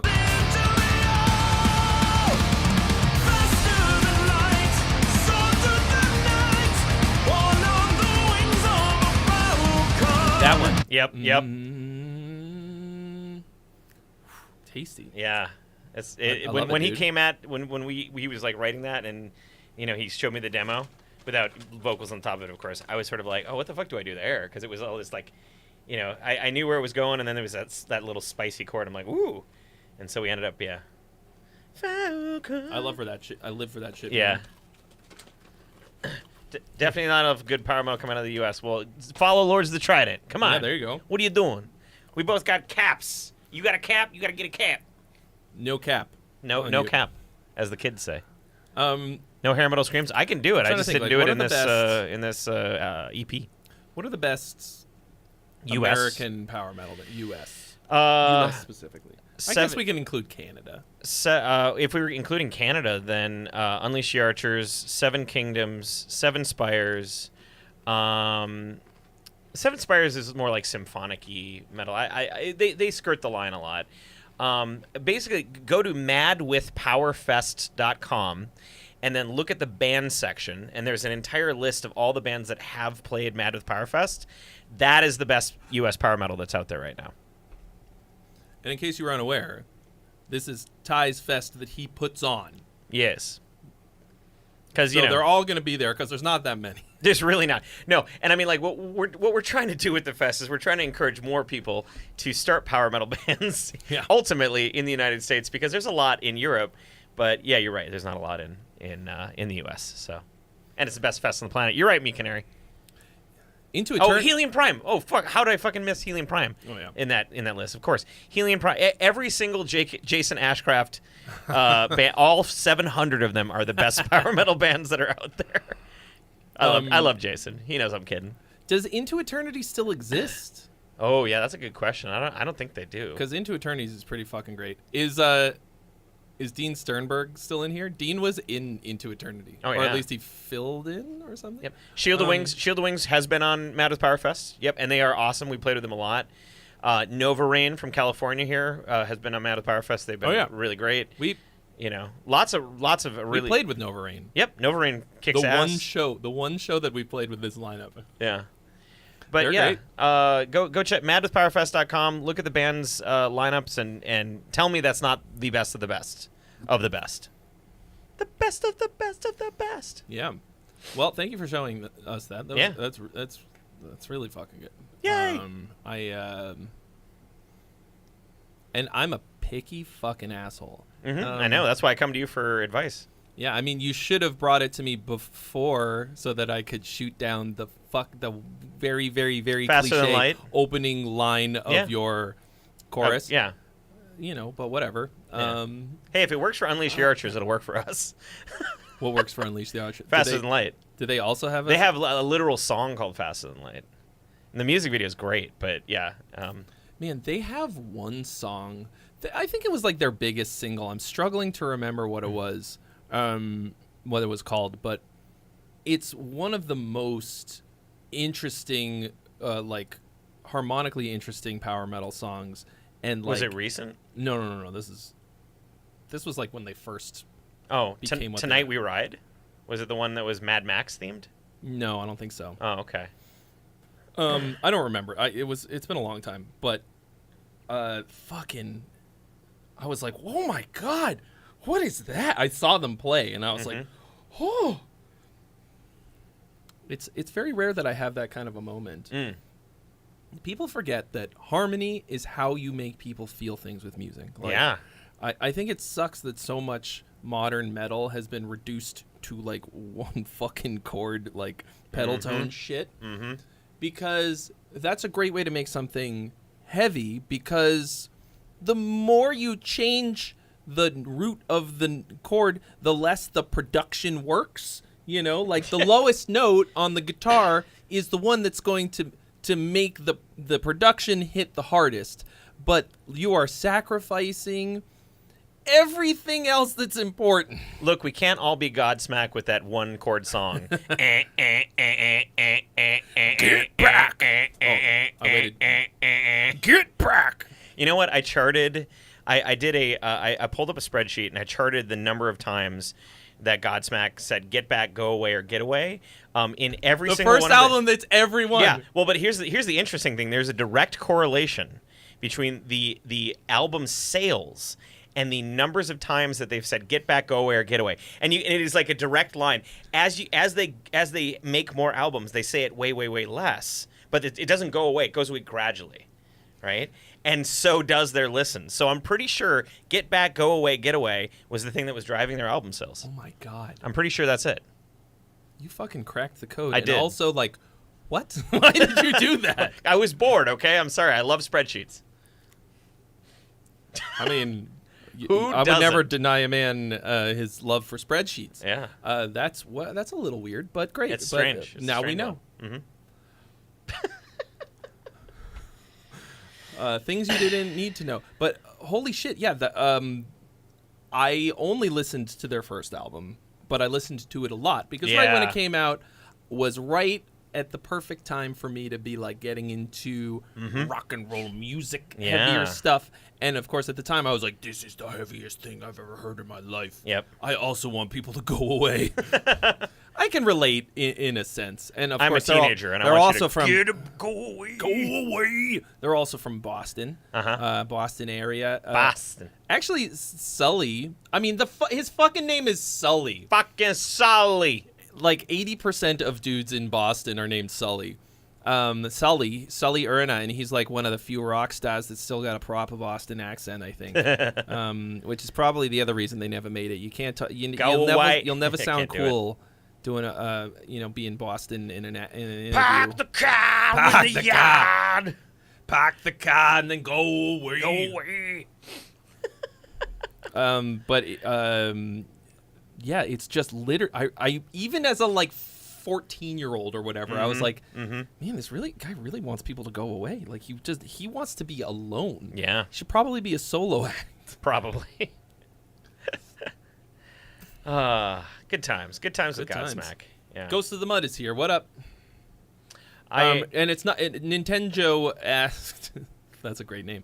If it was Northwest Passage, it's not that. That's a folk song that they metalified. just one time, I will take the Northwest Passage. That one's pretty good too, but Yeah. it's a cover. Does it count as a cover? Are if it's you a talking folk about song? General of the Dark Army? That was another one that was like a real early. I don't think so. And it wasn't- hold on, sorry, real quick. Original Enlightenment. I can't read it here because it's blue on black. Is asking if I get a kickback from Amazon if they subscribe through Prime. Yes. Yep. Yes. Give them all your money. It costs you nothing, and it gives me a little bit of money. So. And if the evil hand of Jeff Bezos has taken away your Prime subscription, remember you can do one a month. So give it to this guy. Give it him. Give it him. Right now. Tell Jeff Bezos that you want it. Falling Further has done just that. Thank you so much. Falling Further 7. Take that, Jeff Bezos. Very much appreciate that. And in case you're curious what you get with your Prime sub, besides just the joy of giving me a little bit of money and taking a little bit from Jeff Bezos, is that we do these 2 different types of streams every week. One like this, and one where I roll dice to write songs. I do that on Tuesdays, also starting at the same time, 1 p.m. PST. I don't know if that's good for your time zone, but that's when we start. And if you're a member, or a subscriber rather, you can participate in these. You can write, I give you the drums that I use to write the song, and you can write your own song, and then at the end we do song combats. And you can possibly win a prize, and it's super fun. And you don't have to see any ads. You don't see ad for Skittles or U.S. Cellular or, And if you subscribe for 12 months straight, Trey will send you a Trey of the Month calendar on the next calendar cycle. Not overpromise. Okay. Yeah, some of them are a little racy, if you know what I mean. I've seen a butt. I saw a butt once. Nobody wants to see that. It was like a half butt. Because I don't have a Japanese toilet. That's right. That's right. Apparently, it's. That's why I threw away the calendar. I know where that butt's been. I used the calendar to clean up the remainder. Womp, womp, womp, womp. All right, I gotta know what this song is. I don't think we can. I mean, I guess. Why not? Well, I don't want to listen to it because I don't want to. I mean, all of these streams get demonetized, but I don't want it to get blocked. I'll call up Brittany and I'll be like, don't Trey's a they're bud. on Napalm? Oh no, Yeah. I know. I can. I know. I know they're the publicist. I forgot about that. Oh, I know. You was the old one. That's a new one. Oh, that's Abyss and Awakening. That's like 4 years ago, but that's. I mean, okay, you're let's go on talking YouTube, like you're sorry. talking like super old, right? It was the first song of theirs that I ever heard. Okay. Oh. It stands to reason that it might have. It could be Tonight We Ride. That's the Mad Max one that you said it wasn't. Well, I would.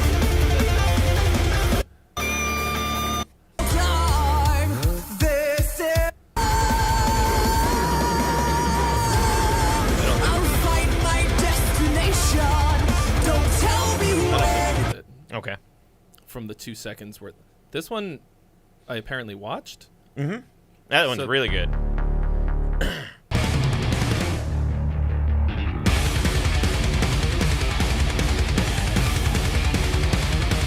Why do I feel like?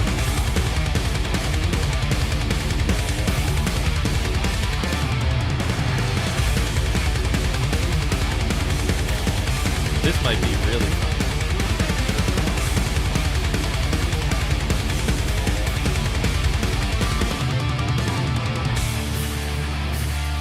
Oh, damn. Okay.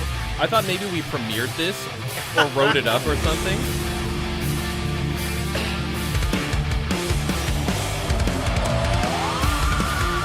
Falling further asks, is there enough time left in the stream to submit one for feedback? Oh, absolutely. I just want to get...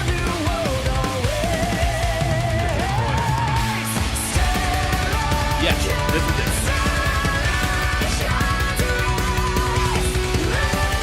Yeah, right? Woo! So nice. Woo! So nice.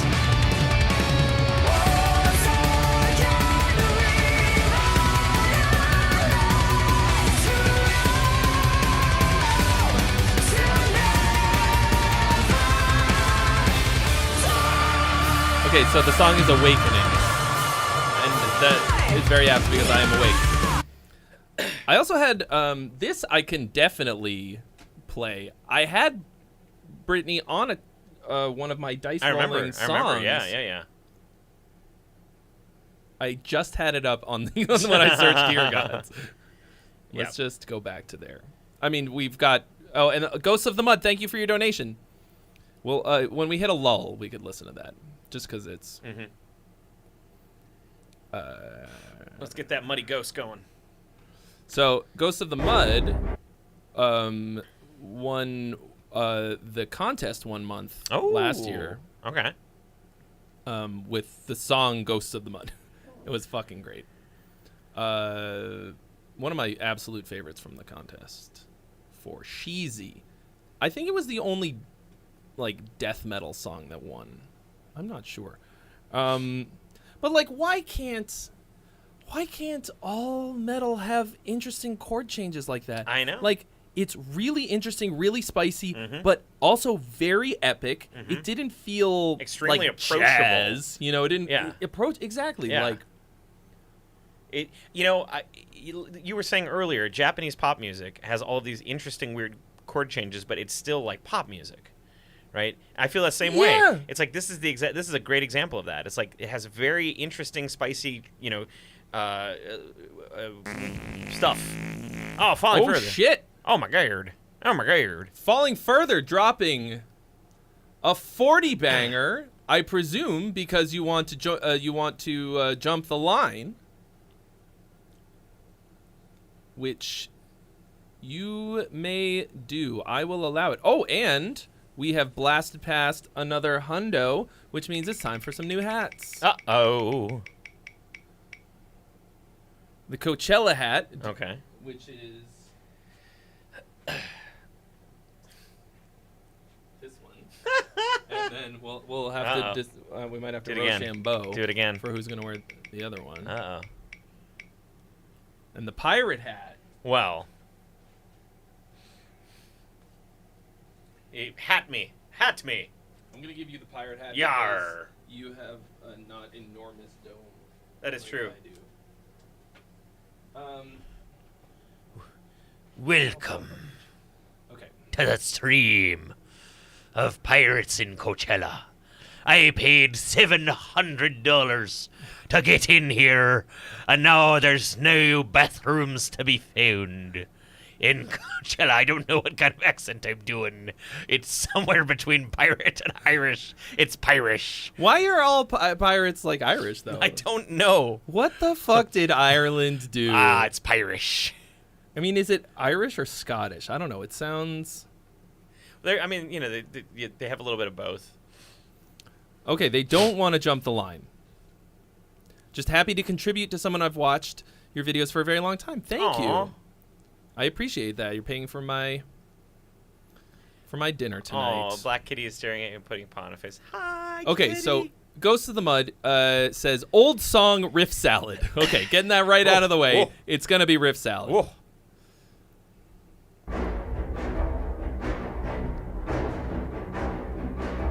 They've got Ghost in the 20s opening right now. You know, there's a Ghost song called 20s, right? That's what I'm talking about. Like, oh, okay. I I thought you were saying that. I thought you were. No, it's not. No, I'm yeah. I thought it was just like it's Ghosts of the Mud and 20s sounding music, but you were referencing the thing that Yeah, we're in the same wavelength, but it was for just, you. For me. Snip that out. Show it to everybody. Okay. We're gonna run this back because this is cool stuff. I like it.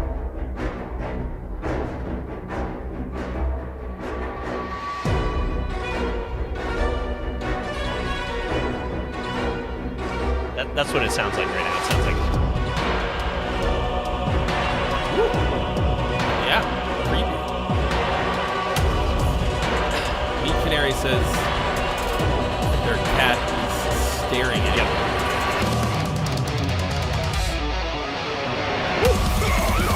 It's gonna be Rick Salad.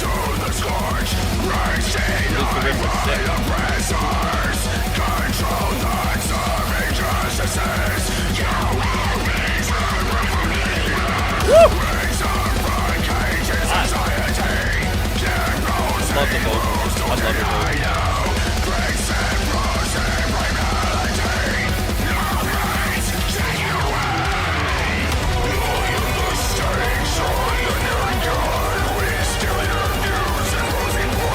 That's how I like my death. Just symphonic enough. Aggressive vocals.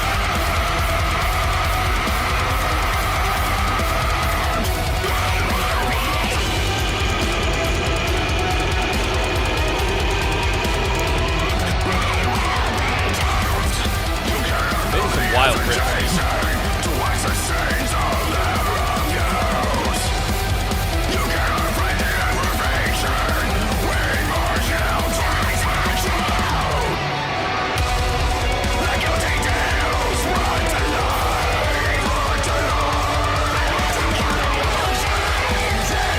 John McIntyre pointed out that you match very well. Gold and yellow.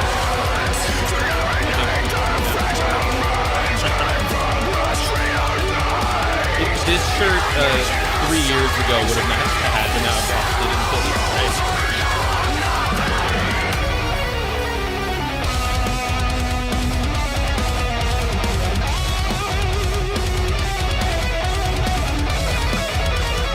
Good, I had a Dave Shot chicken. I'm consuming these riffs.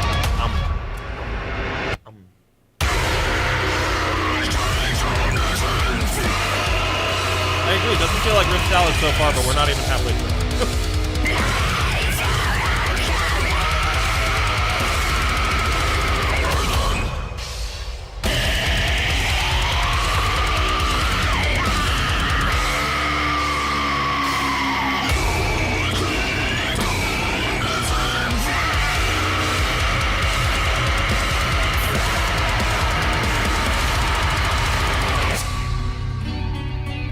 Brutal. Fucking brutal, mate.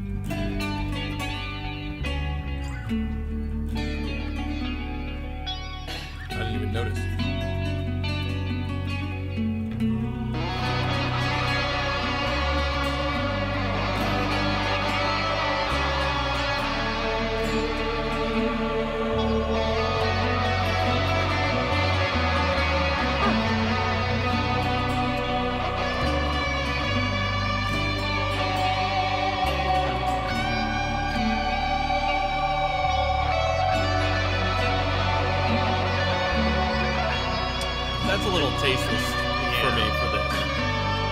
this kind of thing,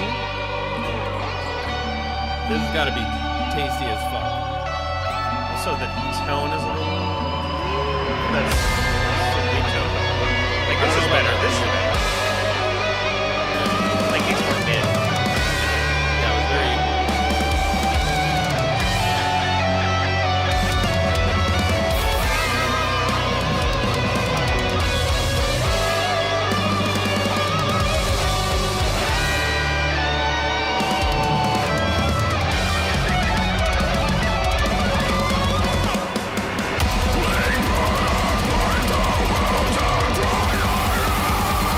That was almost a really great transition.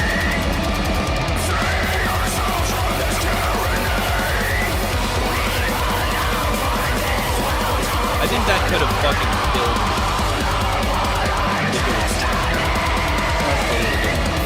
Really good.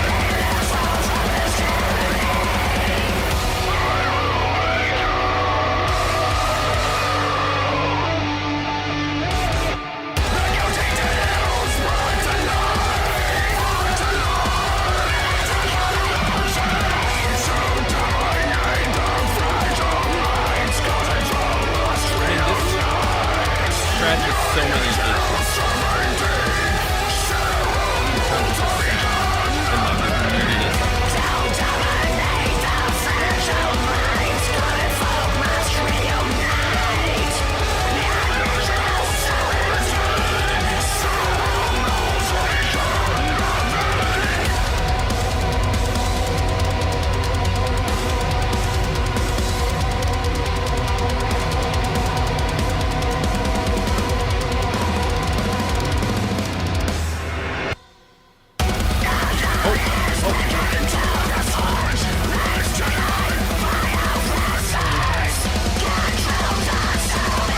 This is the same thing we heard at the beginning.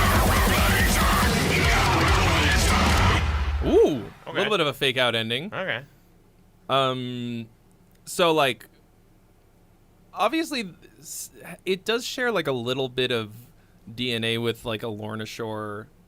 Like, it's not deathcore. It's definitely, it's death metal in that it's not that it's not fucking boring. Yeah. But there's I have there's to use the privy. I'll be right back. There's some yar. Don't go on the poop deck. I don't know. It's not called that because of that. Definitely like, but there's something about it that is deathcore informed. Maybe it's like some of the vocal stylings or something, but they're not that gurgly. I don't know. I definitely hear like some kind of a deathcore influence. Maybe it's just because kind of like modern clean production style, and then the symphonic thing like is obviously not deathcore like exclusive by any means, but when you put symphonic sounds on death metal, like it tends to sound a little like Lorna Shore-esque because they just went so hard on that. But I like this 10 times more than any Lorna Shore I've heard, because I like Lorna Shore just fine, but a lot of it is like very directionless to me. This, even though it was like, you called it riff salad, you set us up for disappointment in that sense, because it was not really that riff salad-y. It didn't have quite as much continuity as I would like, but it felt like a very intentional and directed journey, not like a fucking random mishmash of stuff to me. And I think you had enough like kind of like symphonic stuff, whatever you had, like choirs and some like stuff. It was not egregious. It didn't feel like the focal point. It just added an epicness to it that made it feel grandiose and important. You know? I would like more development and continuity, but fuck if this doesn't sound awesome. How do I not listen to this band more. Like, this is like the 4th or 5th whatever song you sent in. And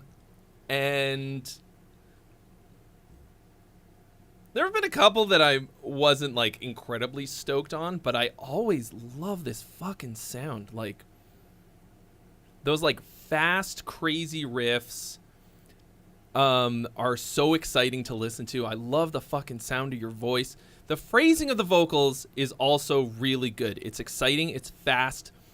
It's rhythmically interesting. I don't think you're. I mean, I don't want to say. I don't want to underestimate you, but like, are you gonna ever be able to play this and sing it at the same time? This feels like it would be so hard.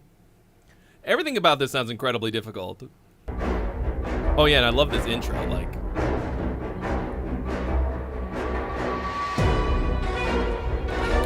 really cool, quirky intro.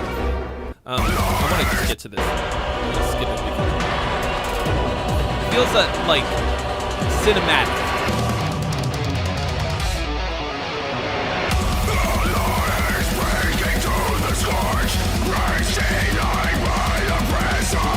That riff must suck so hard to play. They must suck so bad.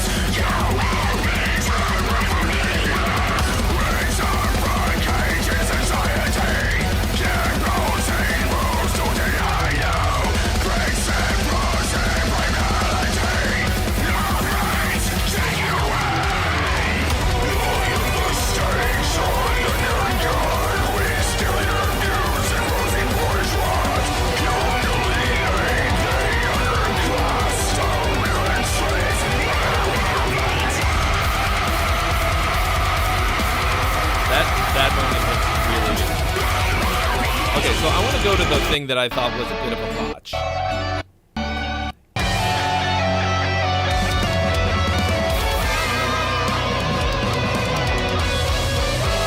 First of all, right there, that was a little weird. It was like a bit of a flash.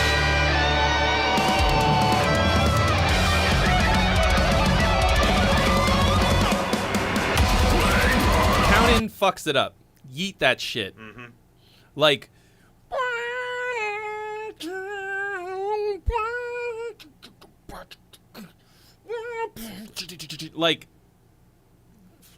Count In on the Snare fucking ruined my boner. So, and this whole middle section with the acoustic guitars and clean bits, I feel like everything except the lead guitar is pretty good. Mm-hmm. To me, like, you could have built this a lot more. I think you should have added more elements and like really built it until it grew. It felt like it flatlined, and then there was like kind of noodly lead guitar. It wasn't nicely melodic. It sounded like you were trying to do that, and it didn't really work. Like, what if he added in some of the elements of that beginning intro and like started layering it to be bigger, and then all of a sudden everything comes back in? That would be really cool. Yeah, that to me was the biggest bummer of this. Even though, I mean, you can probably see from my reaction that I really enjoy this. Like, it's a bit, what is the Italian band? Flesh God Apocalypse, yeah. I always get them mixed up with Septic Flesh. Septic Flesh, I think, has the best orchestral arrangements of any band. Fucking killer. But Flesh God Apocalypse is a little bit more my style, speed-wise, because Septic Flesh leaves a ton of room in their arrangements by being kind of slow. You know, they go for like big, not a ton of blast beats. Flesh God Apocalypse is like ridiculous with the blast beats, and I like fast. But those are like two of my favorite symphonic metal shit. What do you know? The oh god, I have the worst fucking memory of any person alive. Oh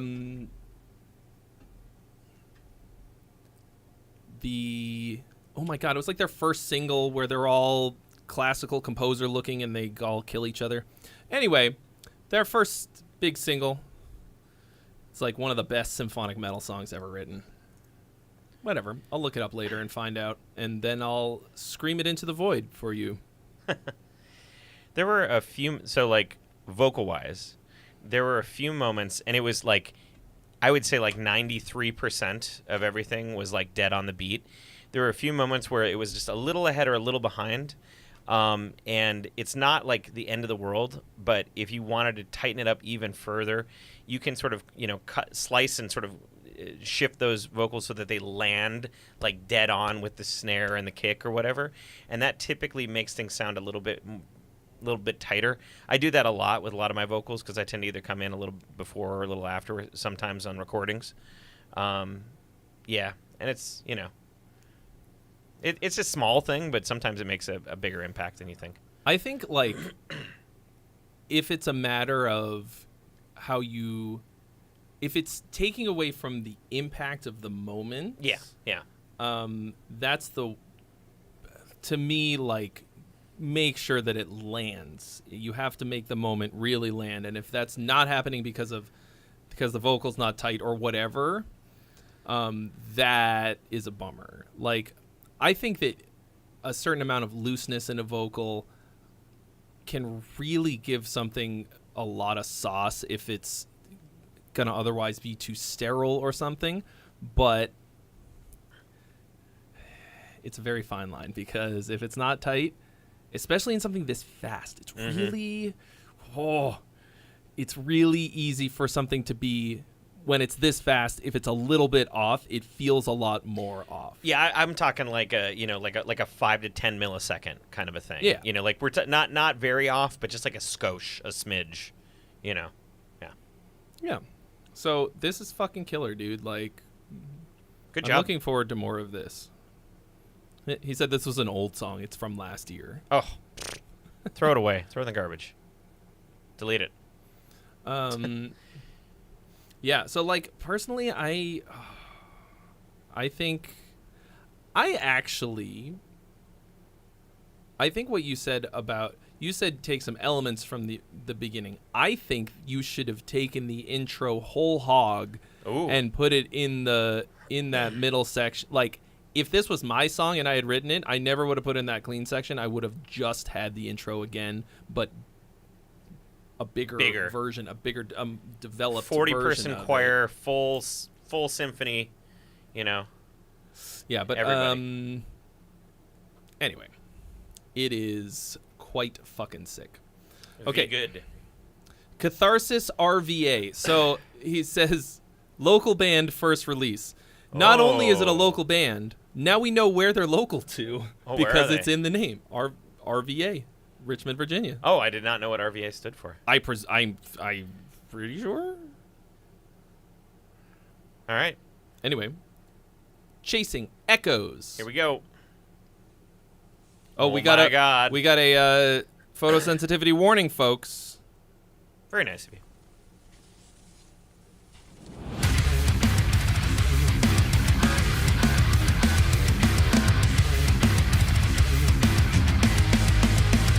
Oh no. What am I about to say? I know. 24 frames a second. What are you going to put? No? Yeah, I mean, it's not 24 frames. Yeah. That's what I'm saying. Yeah. I think. Don't do that. Get your money back.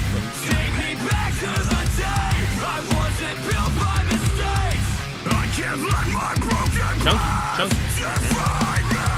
Nice vocals. I like that kind of scream too.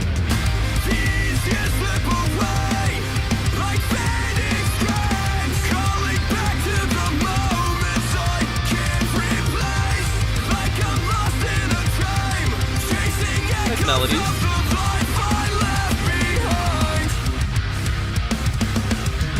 Anticlimactic ending of the chorus. To me. That was nice. The black. I like the black.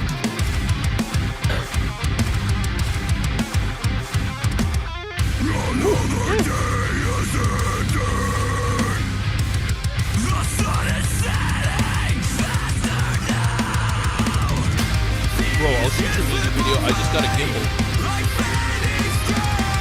I just bought a gimbal, so I'm a music video.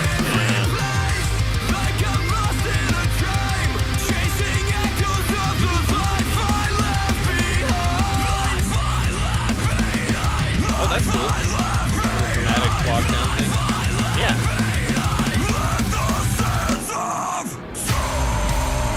Oh yeah. Okay.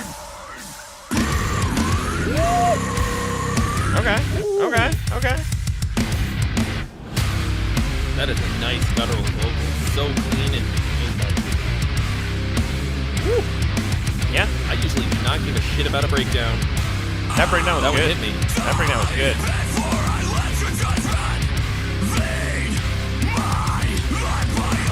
Soilwork-esque scream. Right there, especially. So.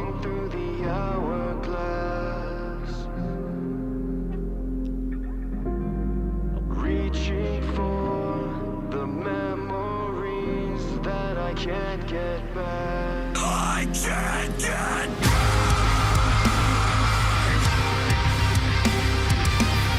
There's no way that this was the most interesting location you had access to.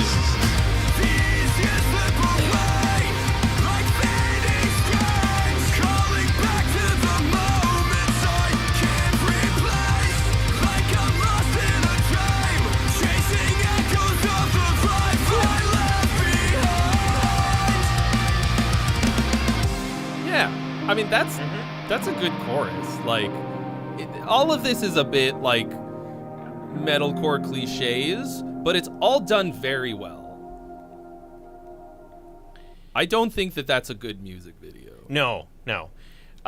You may not be aware of this, but the next time you work with somebody to make a music video, or you shoot your own music video, make absolutely goddamn sure that you put the frame rate at 24 frames a second. Don't ever let anybody shoot 60 FPS of anything. Yeah, don't do anything except You're for 24. watching this in 60 FPS right now, because for streaming, you want it to feel like real life, like you're there. It will never look cinematic in 60. Yep. Nothing ever will. There's actually, you know what you can do if somebody films a 60 FPS video, either by accident or whatever. You can actually just put it in a 24 FPS timeline, and no one will ever know the difference. But that's it. If you shoot it at 30, you're fucked. 30, it's all over. 30 like, is it'll 30, never delete it. It'll never work. 60 divides evenly enough into 24. I actually by accident one time I shot 60 FPS in order to do slow-mo, and I just dropped it in the 24 FPS timeline, and I didn't realize that it was that, and it got all the way out, and I was like, wait a second. So you did shoot it on your own. That's great, and I think that bands should at least try to shoot their own music videos, because it saves a lot of money and it gets you experience in knowing what you're looking for in a music video. But on your phone, you have a 24 FPS mode. Yeah. Use it. Use it. I would not have guessed that was shot on a phone. So that looks looks great for a phone. Like, just the picture quality looks great. But let's see, how long ago did you put this out? September 13th. That's a week ago. Wow. Okay. You still have time, bro. Delete that. Like,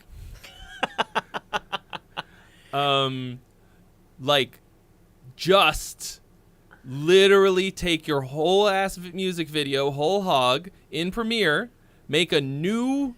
I mean, I guess you might be able to just change the timeline.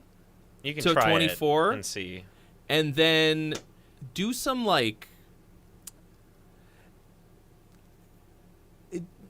you could take this, which is very clean, very, very clean looking music video, and grit it up a little bit. Like, I use fake handheld shake on everything. Yep.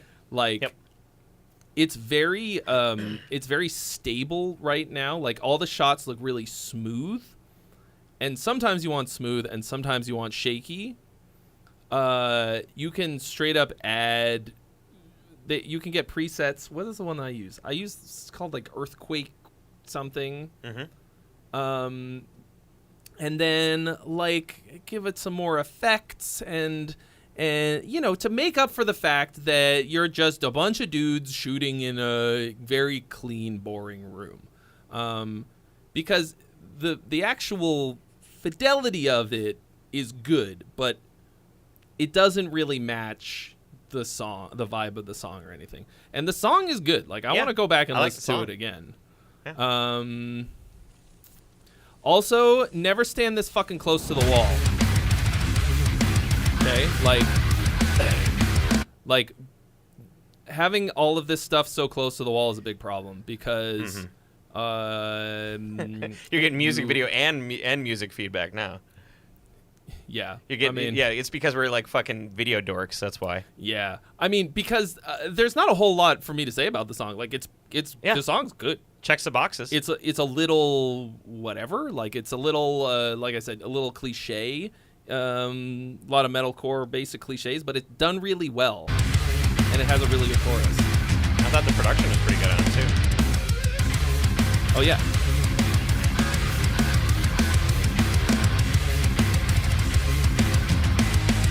And like more interesting riffs, I would say. The vocals are hidden.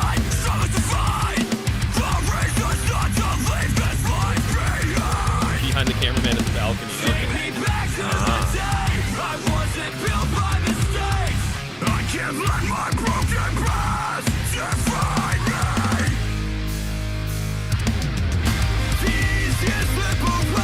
So this moment here with the stop and the slide down does not work for me before this chorus. I think that's a cool sound. So a lot of this reminds me of Killswitch Engage, and not just the fact that one of the guitarists is playing the Killswitch Engage signature guitar. But there's a Killswitch Engage song where they do that in the middle of the verse, and it works really fucking weird. Works really weird. I was reading the word weird, and I said weird. What I meant to say was that it works really well. Here, it feels like just a momentum stopper. I gotta remember what the fucking song is. It's on the end of Heartache.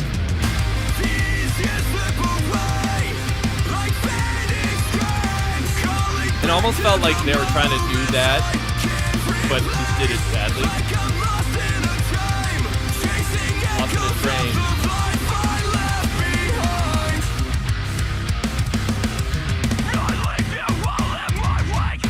Lots of really great moments in this song, though.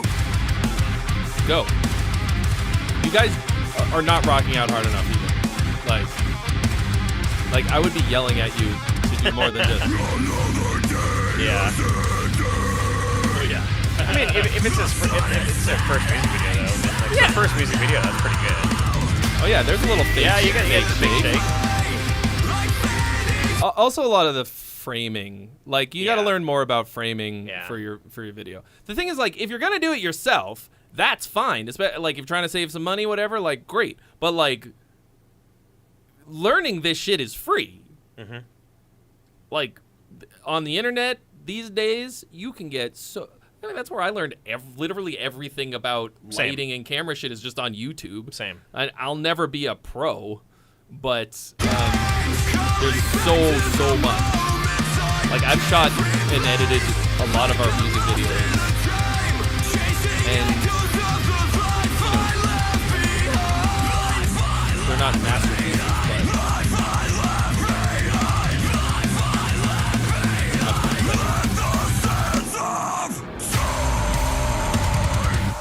they're like, there should have been such a wiggle when that drop hit on the cam. Like you got some in there, but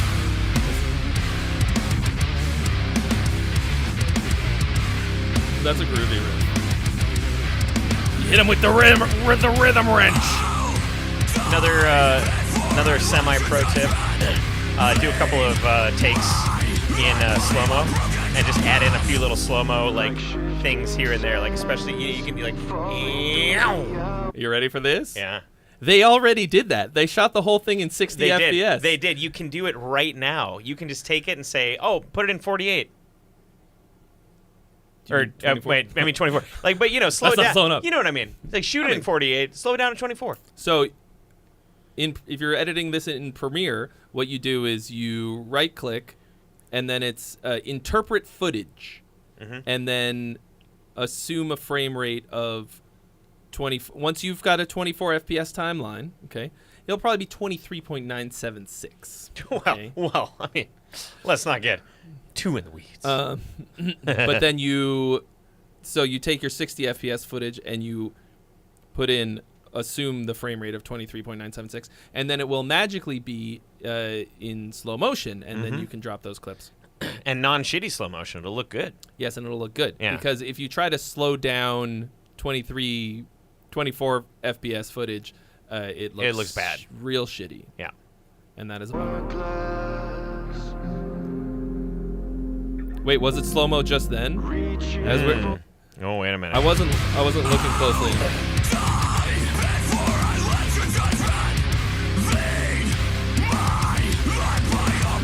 That's funny. That's not. Was it earlier? No. Oh, yeah, no. No. There was a little bit of slow. At that one right there. There's a little. And there's a little bit of like some kind of video grit something on it. You went 10% as hard on these ideas that we're mansplaining to you as you should have. Also,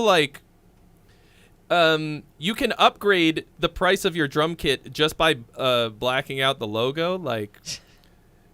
I don't want to say that you should be ashamed to play a budget drum set. You shouldn't. But okay, Nobody has to know. One time I saw somebody. No, not one time. I know a guy, a little bit, who has an Epiphone headstock tattooed on him, and I was like, it doesn't cost more for a Gibson tattoo. Well, the Gibson tattoos were made in America, and he went to Thailand. I for guess that one. there you go. That's what it was. They wouldn't give him one. They said, "Can't do it here." So it's kind of the same thing. If you, you could just put some gaff tape on that, or you could just buy a DW drum head, front head, resonator head is what it's called. And boom, suddenly you're playing a DW. Nobody's going to know. Who's going to know? Would you know? No. Well, we'll know because we gave him the tip. No, but I wouldn't know. Like 10x the price of your drum set. Yep. So, Matthew Conley, thank you so much for your donation. You have been added to the list. You'll be next. But keep going. Don't let us stop you. I mean, for if this is first music video, first time editing, all that sort of stuff. I mean, very, very good. But there's just a few things that you pick up along the way. You'd be like, oh, that's why my videos don't look as good. That's why my videos don't look as good as Trey's. Why? Why is that? Because 24 FPS, baby. Vincent, thank you so much for reminding me. I was super distracted when your donation came in. So you will be next. Sorry. Thank you. How long ago was that? That was only 12 minutes ago. Okay. But yeah, I mean, both Trey and I learned how to do this shit just by making too many videos over the course. And our early videos suck. And making all of these mistakes. Yeah, we made all these mistakes, and that's why we are giving you the feedback that we would have wanted to receive when we were young Ty and young Trey. So it's not because you're doing anything bad, it's because we did the bad things too. What do you mean when? I'm still young. Oh, don't worry, Trey. We might appear young on the stream, but we've already started to lose that top-end hearing. Whoa. I'm gonna be a rock star still one of these days. I won't tell anyone you're actually 62. It's okay. Don't worry about it. I hate that my body feels 62 and my brain feels 15. That's a bad combination. I think your brain feels 15 for the rest of your life. I'm pretty sure that's how it works. I'm 99% sure. At least I have.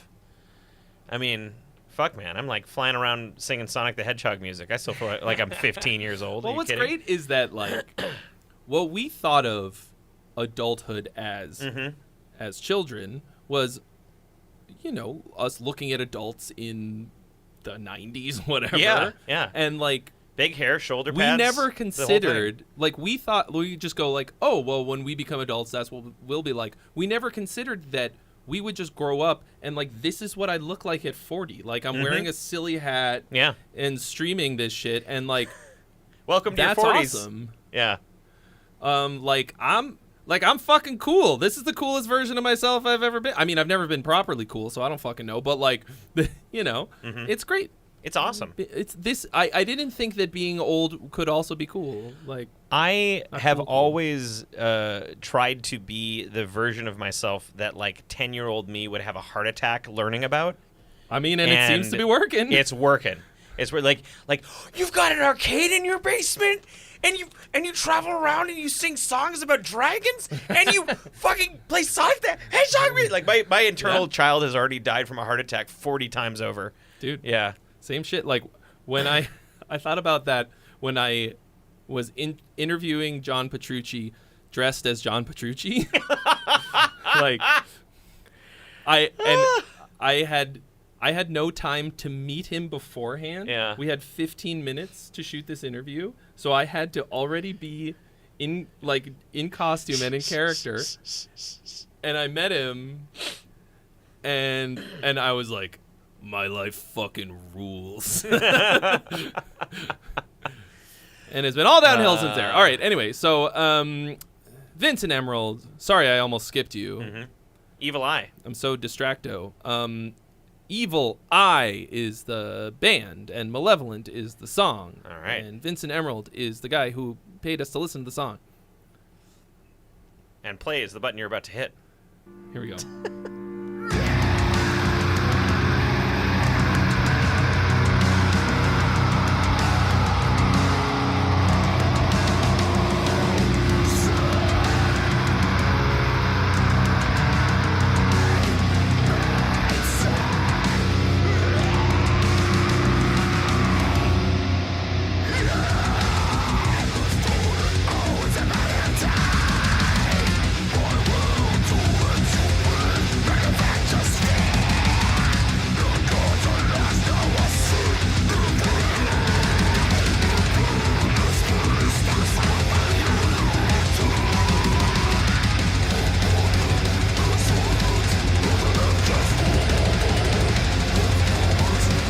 Why do I have it up, but it still feels flat?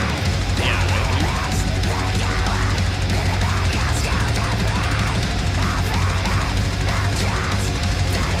I mean, it sounds good.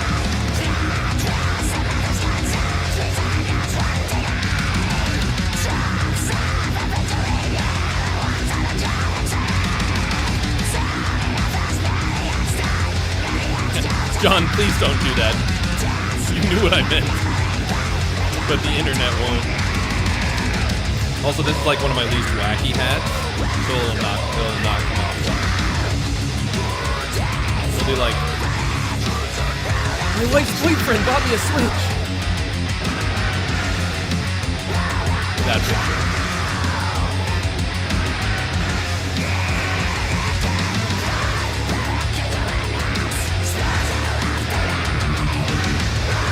I actually think there might be something in the mastering that is bugging me about this.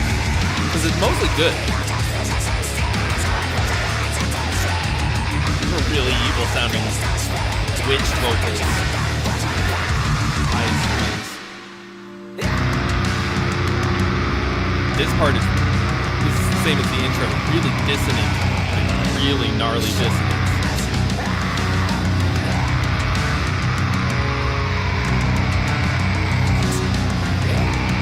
Something about that.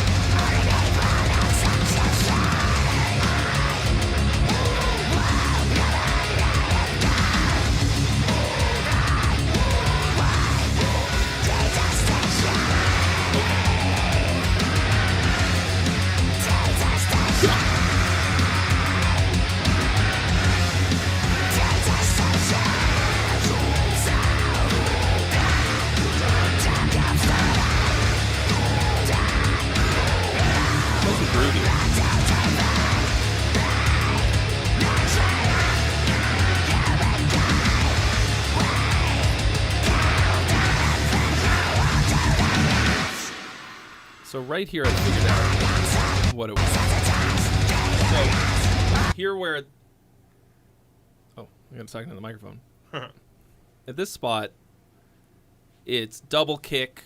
It's all out, right? It's very full sound. It's very saturated. Listen to what happens when we get to the next section that's a little bit more sparse, especially in the kick drum.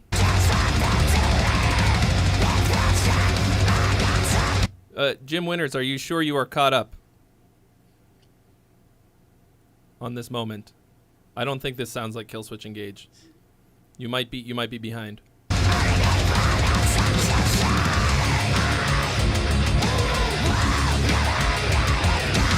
You feel how much more energy there is now, and like everything hits a lot harder.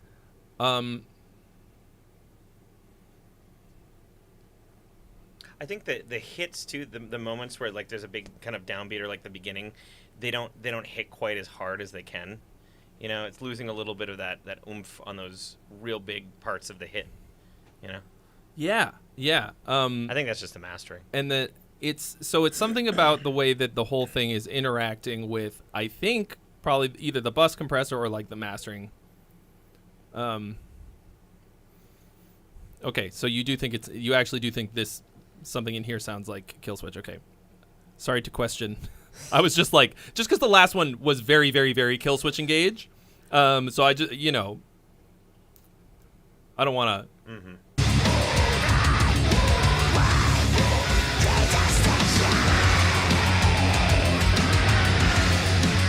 Oh, this riff fucks too.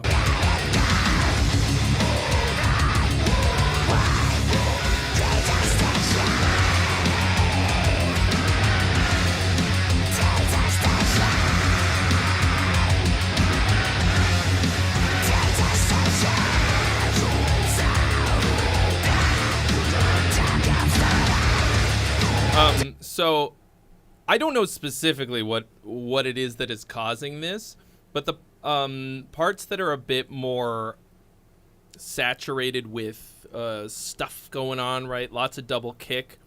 It feels like we lose the feeling of each individual hit, and it kind of washes together. I don't know. The only trick that I know when it comes to like double bass to keep this sort of thing from happening is to high pass it a little bit. When the faster it's going, the mushier the low end gets, and not just that, but it's you get like a frequency buildup, and you'll probably see the actual waveform of the whole mix get bigger, you know? And if that's pushing against the compressor, like it's gonna clamp down harder. Yeah. Ghost Bath, what up? Maybe you did that. It could be something else.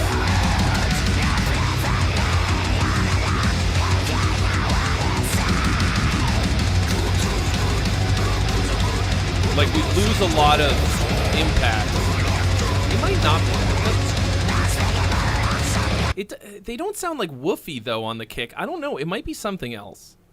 Maybe it's just getting because there's more too much or elements. like that. Yeah, that's what I'm kind of getting at. It's just that it's sucking back a little bit. Yeah, it's. I don't. The problem is like, I know just enough about engineering shit to like be dangerous. Yeah, to be dangerous and to because I know a lot of like the principles, things that I do in my very limited mixing, but I can hear the problems. I just don't necessarily know 100% exactly how to do it. But that should something like that. I think it's going to be a matter of some kind of automation. Mostly that sounds good. Like, I'm going to run it back. Dude, what? Like, I think this kind of gnarly dissonance is fucking cool in death metal. But like, my body was like, ugh. Like, listen. It's low note dissonance. I like it. There's. I like it. I like it too. It made me feel a little sick, I think. Yeah. It's the sickness that you want. Yeah. And we get down with It's the like, sickness. Ooh, ah. We got down in the lower register with Yeah. the sickness. Wow. It's a little like Morbid Angel. See,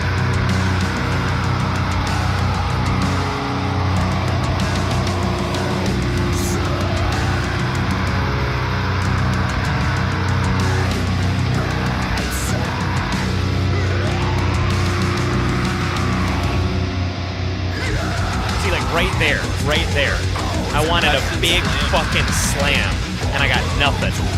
You know, that's the thing I'm talking about. Like, it was a weak spot that should have punched like hard. I know that a bunch of producers will put like and mix back very heavily, but put like actual like sounds of explosions. Yeah. For that. That's like a Joey Sturgis string. Yep. I think I don't know if he pioneered it, but yeah, made it up, but this is the first time I heard of it. One plugin that I can absolutely recommend to everyone for this kind of thing, it's sort of cheating, but like transitions are so important, and in metal I think it's okay to have gimmicky transitions and explosions and shit like that. Hell yeah. Rise and Hit. Rise and Hit. I don't actually know who makes it. I got it in the Native Instruments bundle. Is it just Native Instruments? It's a Contact one. Ah. Oh, no, go away, please. Thank you. Yeah. So, it gives you these incredibly fucking easy to use risers and drops. Yeah. You know? And like, so literally you can perform them in real time because one half of the keyboard does the rise and the other one does the hit. You can stretch it so that it goes over a certain number of measures. Jacob Hansen do it uses this automatically. all over. So if you've heard anything from Unleash the Archers, Volbeat, Lords of the Trident, like you fucking hear it everywhere. Yeah. He put so much of that into our mix we had to actually tell him to take it out because it was like every fucking like verse to pre-chorus was like and I was like, okay, look, we gotta pick one. So yeah. Vincent, I think it's not that you missed a production mark. We're being really nitpicky here. I mean, like, it sounds good. We're giving you things to make it sound a little bit more just a little bit more Yeah, I think most people listening to this little zhuzh. Probably won't notice. They'll just like it. Hey Trey, real quick, let's take a selfie with the chat. Hi chat. Hi. Okay, there we go. Oh my god, you guys look great. It's going right up on my Instagram. John McIntyre says, "Have you ever tried putinistic mixing? Is that where you just go straight to gulag?" Vladimirical that anybody makes it out alive. I think it's a cool song though. I think it's I enjoyed listening to that. I was really listening to the production more than anything else because you specifically talked about it. But the main thing is just that once again, you've been sending stuff in for a long time, and it has gotten better and better and better and better. Like your mixing has improved drastically. This is the first song I've heard for you, but I agree. Yeah. I get it now. Putinistic mixing. Putinistic in your mouth. Oh. That's pretty good. Oh. Straight to gulag. Okay. Here we go. So this is Matthew Conley, local band from Southwest Virginia. Oh. Is this what is it Virginia Day? It's Virginia Day. Because we had Richmond. Ghost of the Mud said that they're also from Virginia. Is there a scene? Is there a Virginia scene that we don't know about? Tell us about the Virginia metal scene. Damn. Okay, we're planning to release this song in a few weeks. Mostly looking for songwriting feedback we can chew on for future releases. I mixed this myself. Big mistake. So Yep. I'd love to hear some feedback on how I can improve the mix. Don't do that. First piece of advice: don't do that. Don't do that. I learned that one in the second album we did. I was like, oh no, no. Oh, you didn't learn on the first one. No. Well, I didn't. I also didn't. Like the first album, I didn't think Lords of the Trident was going to actually be a thing. Oh. So it was, yeah, I mixed the first In Virtue me EP, too. and I was like, I didn't know what subtractive EQ was. I thought it was all additive. So it sounds like, it sounds bad. It's a bad one. All right, here we go. Storm Crown X3RO. Well.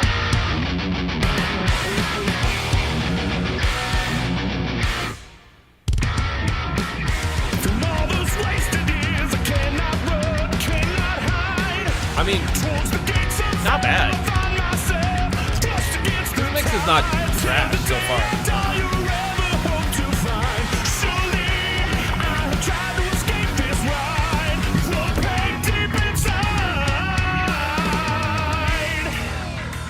You had me until that. Yeah, that was, The pain deep inside. That feels like a colon issue.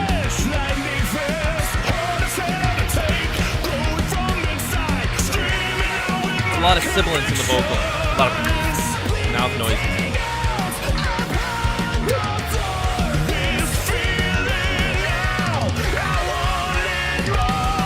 Woo! Oh, we need more of that. We need more of that and less than the other thing.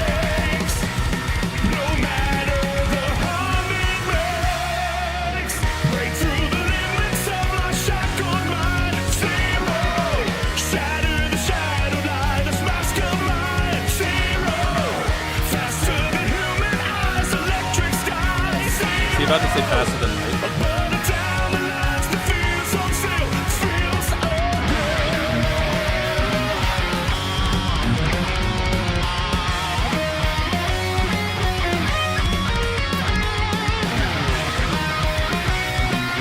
Speaking of Iron Maiden, a little reminiscent of I see the ghost of Navigator, and they are lost as we sail into the sunset.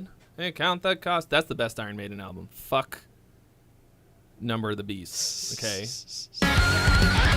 Wickerman. Or, sorry, Brave New World. Yeah.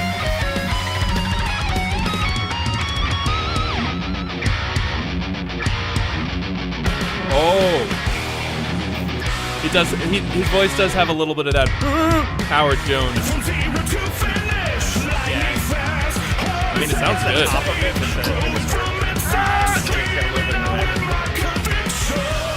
That toppy distortion. Yeah.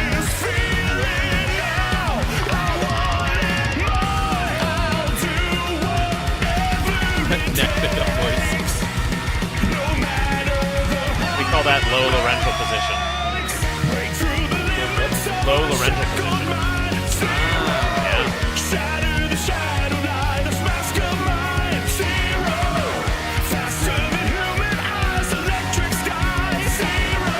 See, some of this chorus is really cool. Faster than human eyes.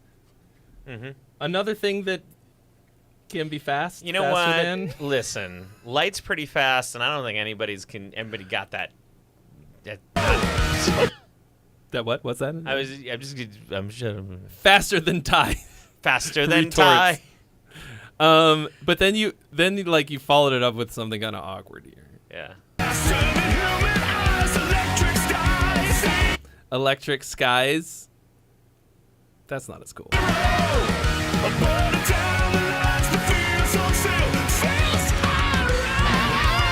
You've got whoever's singing on this has a really good voice. That's good. And it's unique sounding. Yeah. It's power metal, but he doesn't sound like he's using right there he's using a mixed voice, but he's got a really great grasp over like a low laryngeal mixed voice. You know, so you're using, whether if you're the singer or whoever your singer is, whether they know it or not, they have a very nice control over keeping their larynx low when they go up for those higher notes. So they probably have a really nice big domed soft palate in the back, right, when they're going for those big huge notes, but their larynx is really dropping down, which is where you have a lot of that power in there. So it's really good. This is what he learned at Not Berkeley. That's right.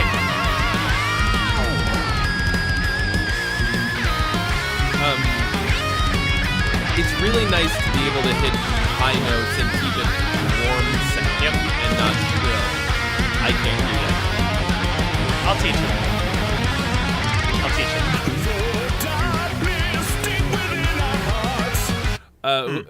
As your main mix note from me is going to be to figure out the sibilance on the vocal, because all I can hear is...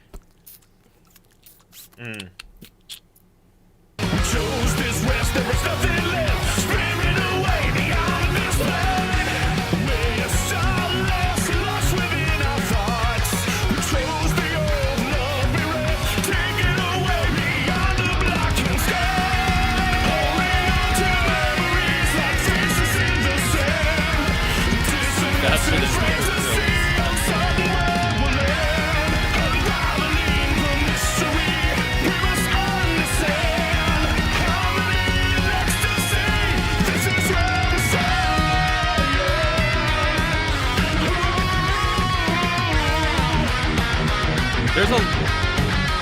There's a lot of buildup in the mid-range of this mix. Like, it's very mid-heavy.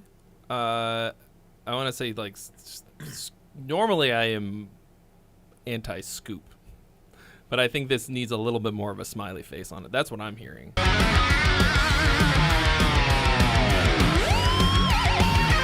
It sounds like a guitar player. I'm sorry. Yeah.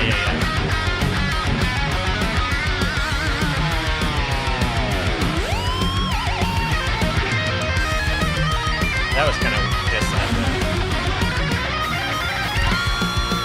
dissonant. Did you like change up the track on the lead guitarist or something and change the key? Like, this is not right. No. I'm sorry.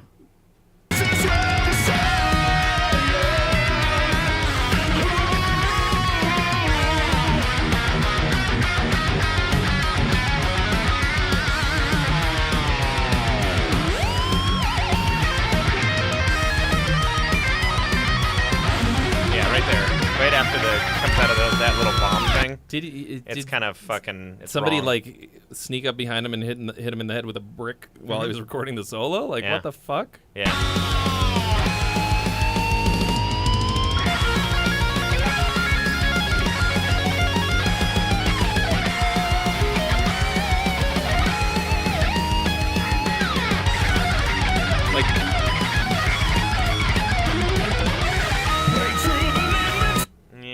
Delete that.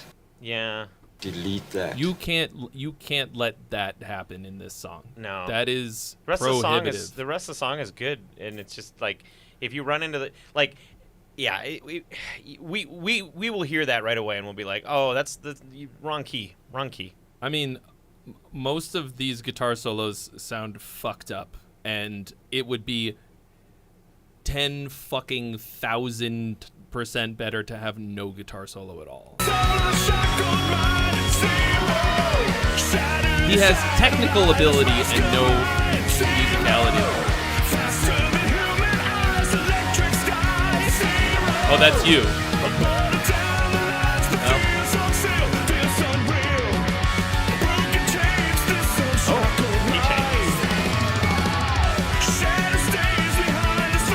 Something's going on in the background there, though. Good words. Yeah. I think I want this to be double kick.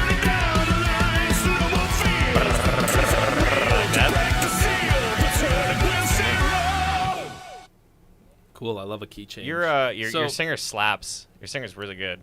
Yeah, and you just, I mean, you gotta, yeah, like, I don't think that everybody needs to learn music theory.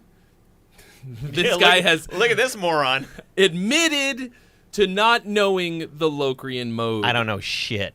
Well, you don't even know enough to know that the Locrian mode is the least useful one. Yeah, I don't even know Phrygian, baby.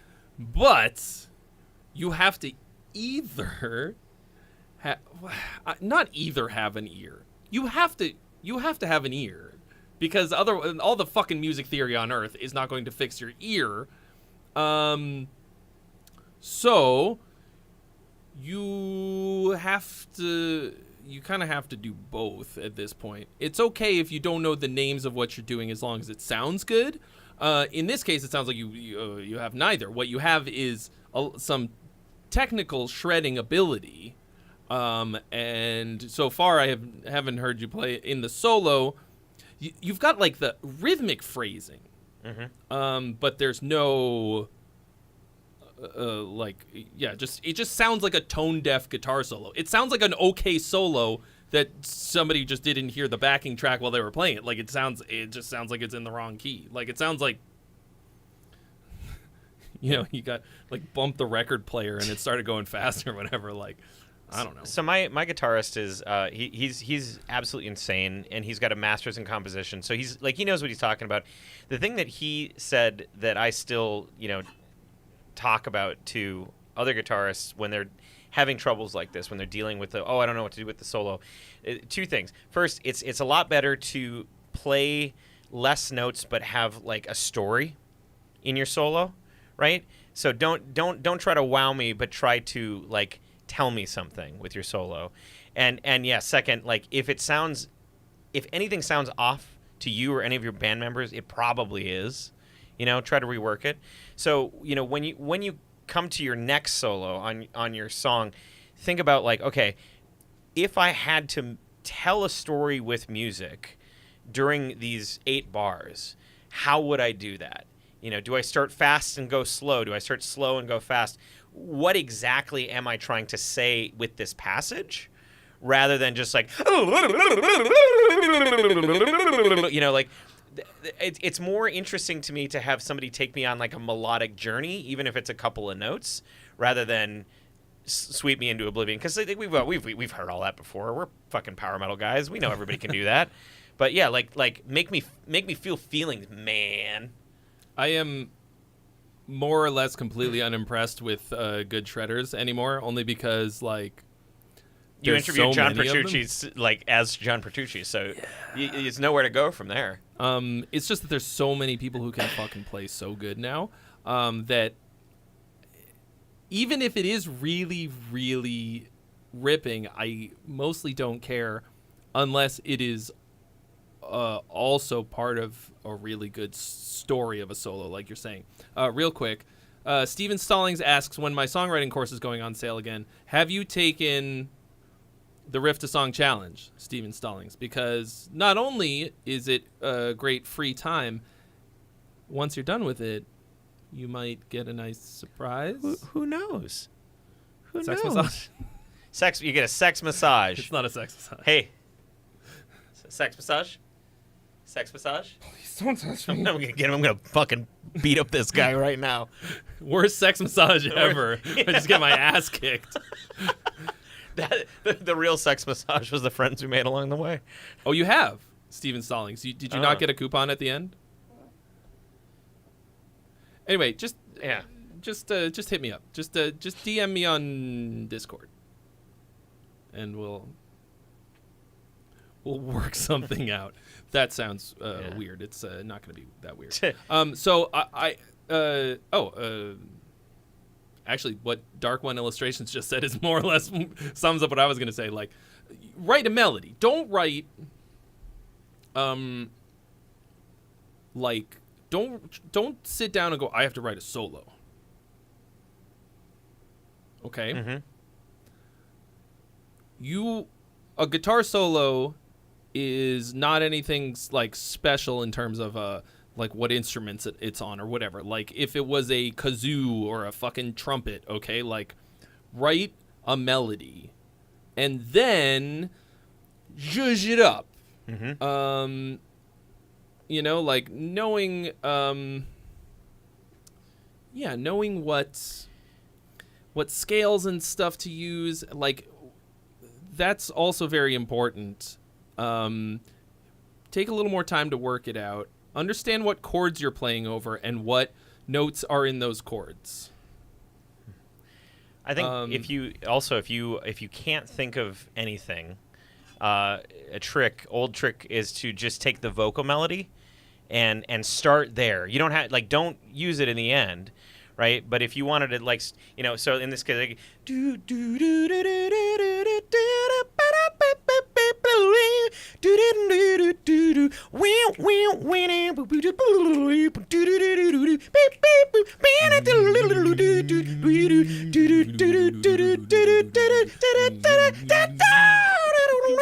There's your solo right there. Yep. Did I do a good bass line? You did. That was a bass line. It was great. So Van Hamilton says Sanic Heg. Hitch. Yeah, so that right there, I just took the vocal melody and I just started improvising on top of it, and then make it a little bit more complex, and then find a direction to go to it. In the end, right, I was like, okay, let's build it up. Bring it down. That kind of a thing. Just do that. Yeah. I would say until you can do all that, you're forbidden from shredding. Shredding is right out, okay? If you shred, you're dead. One of the most famous things I ever said. Yep. But straight to the gulag. Straight to gulag. You've already got the skill. So now you got to make the melody hit, make the notes fucking rip. So we're going to run this back cuz the song is pretty fucking good. There's some cringy lyrics. There's but your vocalist is so good that I don't care. But I call that beautiful singing syndrome, where people have a beautiful singing voice and they think they can get away with singing stupid things. And I am here to lay the smack down. Okay, that is faster than light, right out. Soar through the night. Straight to jail.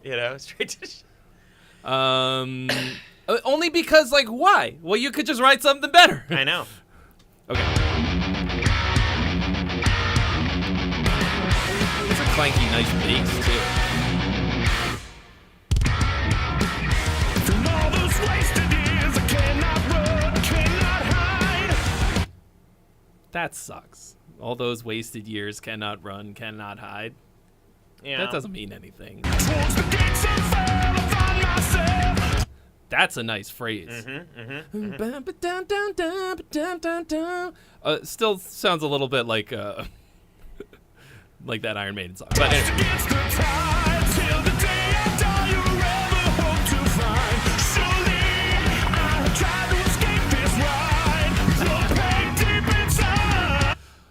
It's just cliche, the pain deep inside. Do you actually feel that?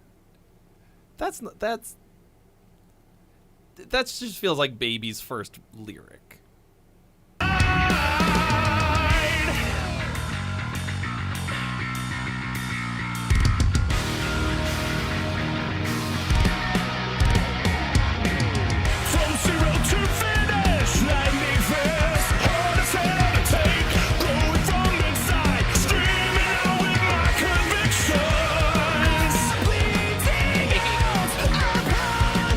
That part is great. The night when he goes up high, but then the part before it feels very samey, very samey. He's just kind of sitting in the same register, using the same notes. If this is the pre-chorus, they're not good melodies. If this is the pre-chorus, I want something different. And then he goes up high, and I'm like, oh, that's what I'm paying money for.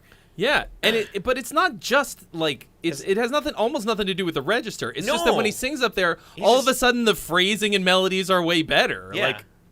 This other bit is throwaway nonsense, I think.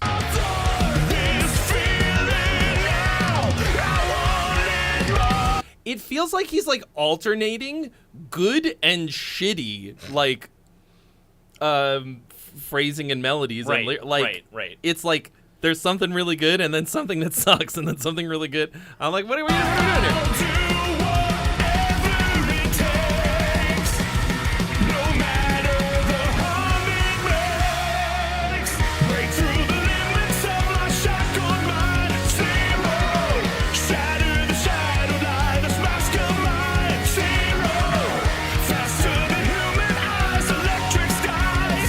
Pretty nice little synth line.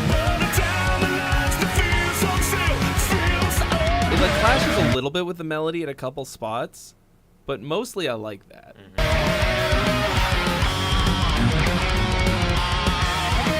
Okay, since we were just talking about my courses, I will take this opportunity to plug my course, which is called How to Actually Write Lyrics. Because, like, I think whoever's writing these lyrics would benefit greatly from it, not because, like, you're getting it on the ground floor, never written a lyric before, but because a lot of these are good, and then a lot of them are falling victim to very common basic pitfalls. And I think it's possible that you're turning a blind eye because he's so good of a singer. Yeah. And you can't let that be the crutch.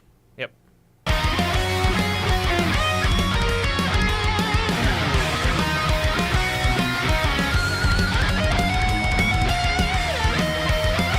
Topher's in the house. What up?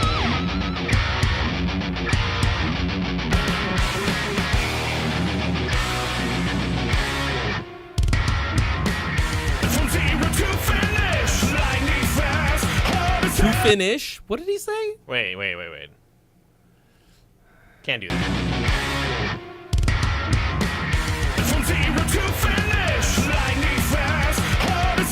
Can't do that.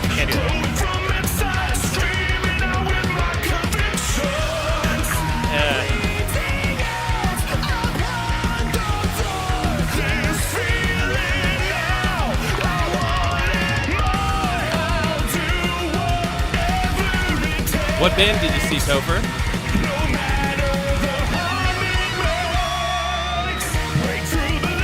Oh, damn.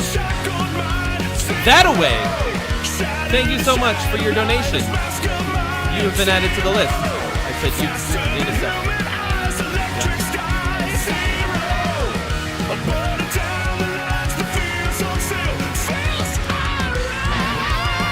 See, and like this should be the biggest moment in the song, and it's built up.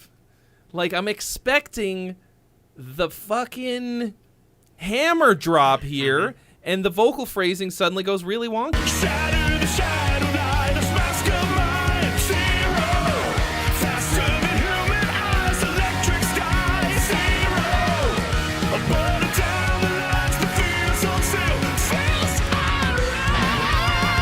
That should have gone up. That is such. Like up there, do that. He can do it. I can hear it in his voice. He can fucking do it. Don't languish. Don't fucking languish. Why is there no sound coming out of the speaker? There is. Oh no, wait. He just fucking made me deaf. I'm sorry. No, just kidding. I just took the opportunity for the joke. No, it sounded really good. It's nice feeling the power from this close. I've heard you on recordings before, but never IRL. Oh boy. No, don't hold back. I was just goofing. So this, like anything to make this ending bit pop off. Instead, it just falls flat. Like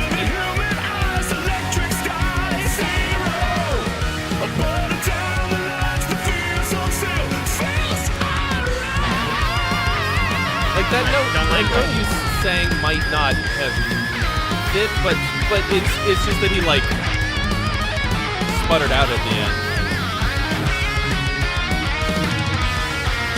Played language. Just -4 negative.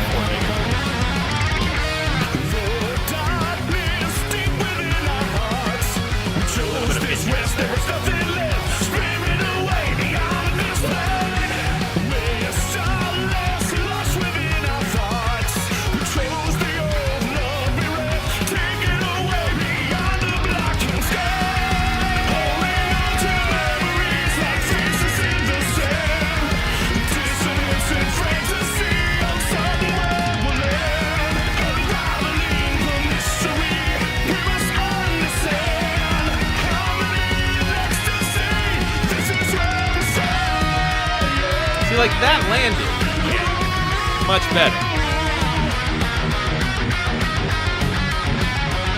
Okay, then we already said enough about the solo. So there's one thing that I think you could take into a future writing session. The chorus, the line that you have, da da da da da da da da da boo-doo, right? good, and then you repeat it a second time, right? And as we all know, repetition legitimizes, right? So that's good. And I like the second time I'm like, okay, now I'm fucking, yeah, now, like I know what's coming. If you continue to do that same thing a third time, that's when it starts to go like, oh, okay, it's kind of losing, for me, it's kind of losing a little bit, right? So like the trick I like to use is if you got a banging line, use it twice, and then modify it to like come down and then back up. That's where that transition where we were talking about could have been much more impactful. So bum bum bum bum bum bum da da da da 0 bum bum bum bum bum bum bum bum bum da da bum bum da da da da da da da da da da da da da, you know, like something like that. 0 and then the next thing. Yeah. So like but yeah, so like exactly, you've got a nice phrase, you of course you want to repeat it, like especially in the chorus, and that was hooky. You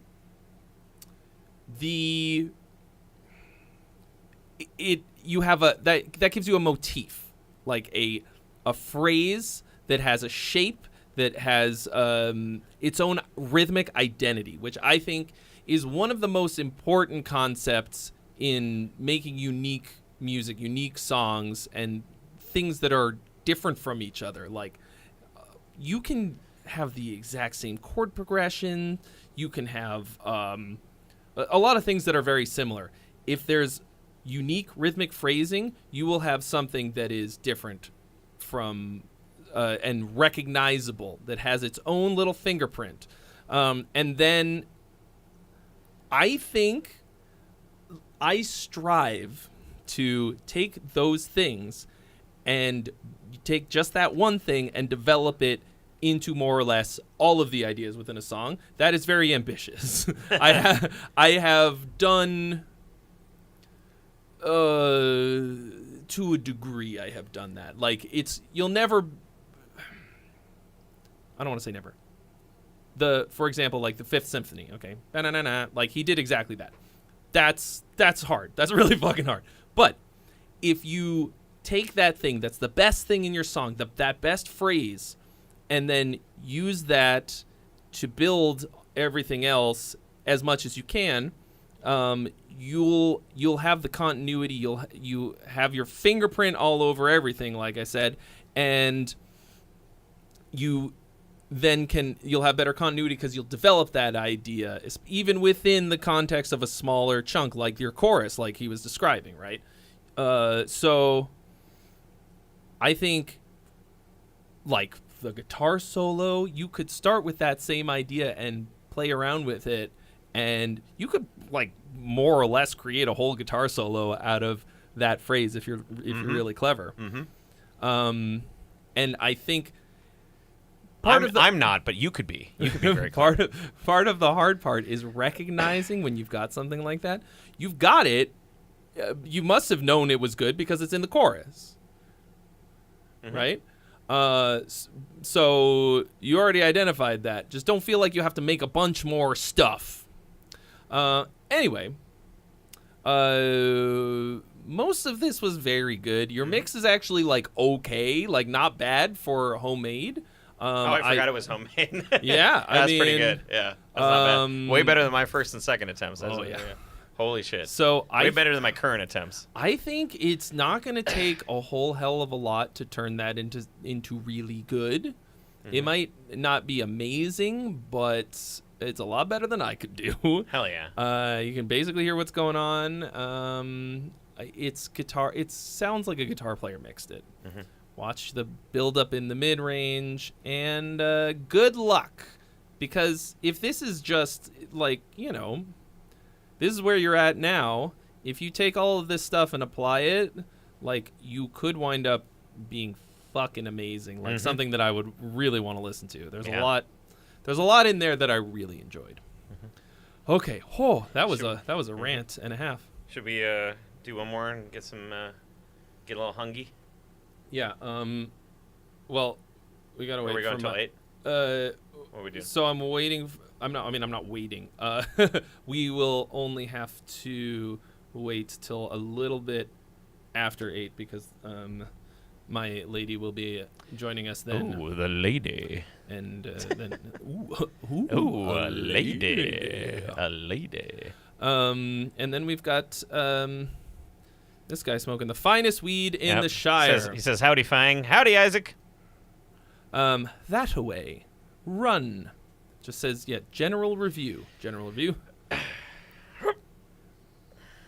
Garbage. There's your review. Anyway, so well, all right. Generally, I don't know why I like that joke so generally, much. I like your face.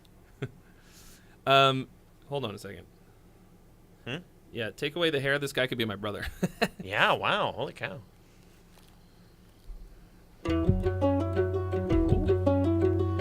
I thought it was going to be a fake out. I thought it was going to be like a live. He was going to do it like... That's kind of cool. Very nice. Very nice.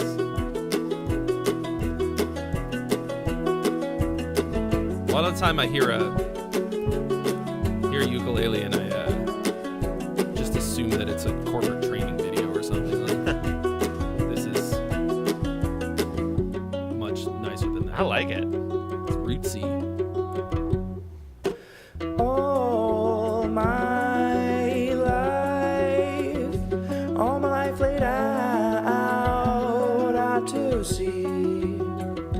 What about a show for 27 years of being? Oh, how let the time slip on by. Now that I'm older, see, I never spent it wise. All of the potential, but I still ain't got it right. And so I run away from everything that could be good because scared of disappointment that always seems to hide behind. I felt a little bit like you promised a bit bigger than and underdelivered, but it's all very nice. I don't wanna blame myself, but maybe it is me. A little anticlimactic, I think.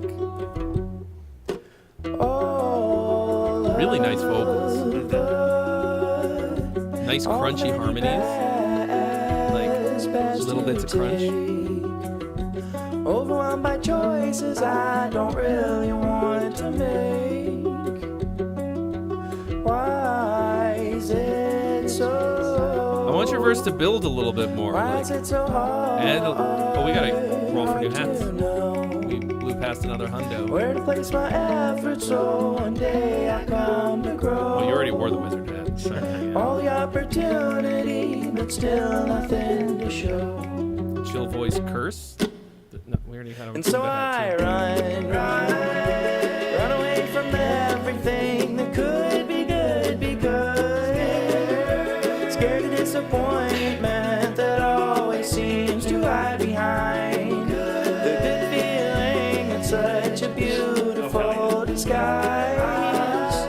I don't wanna blame myself, but maybe I can jump a little bit higher.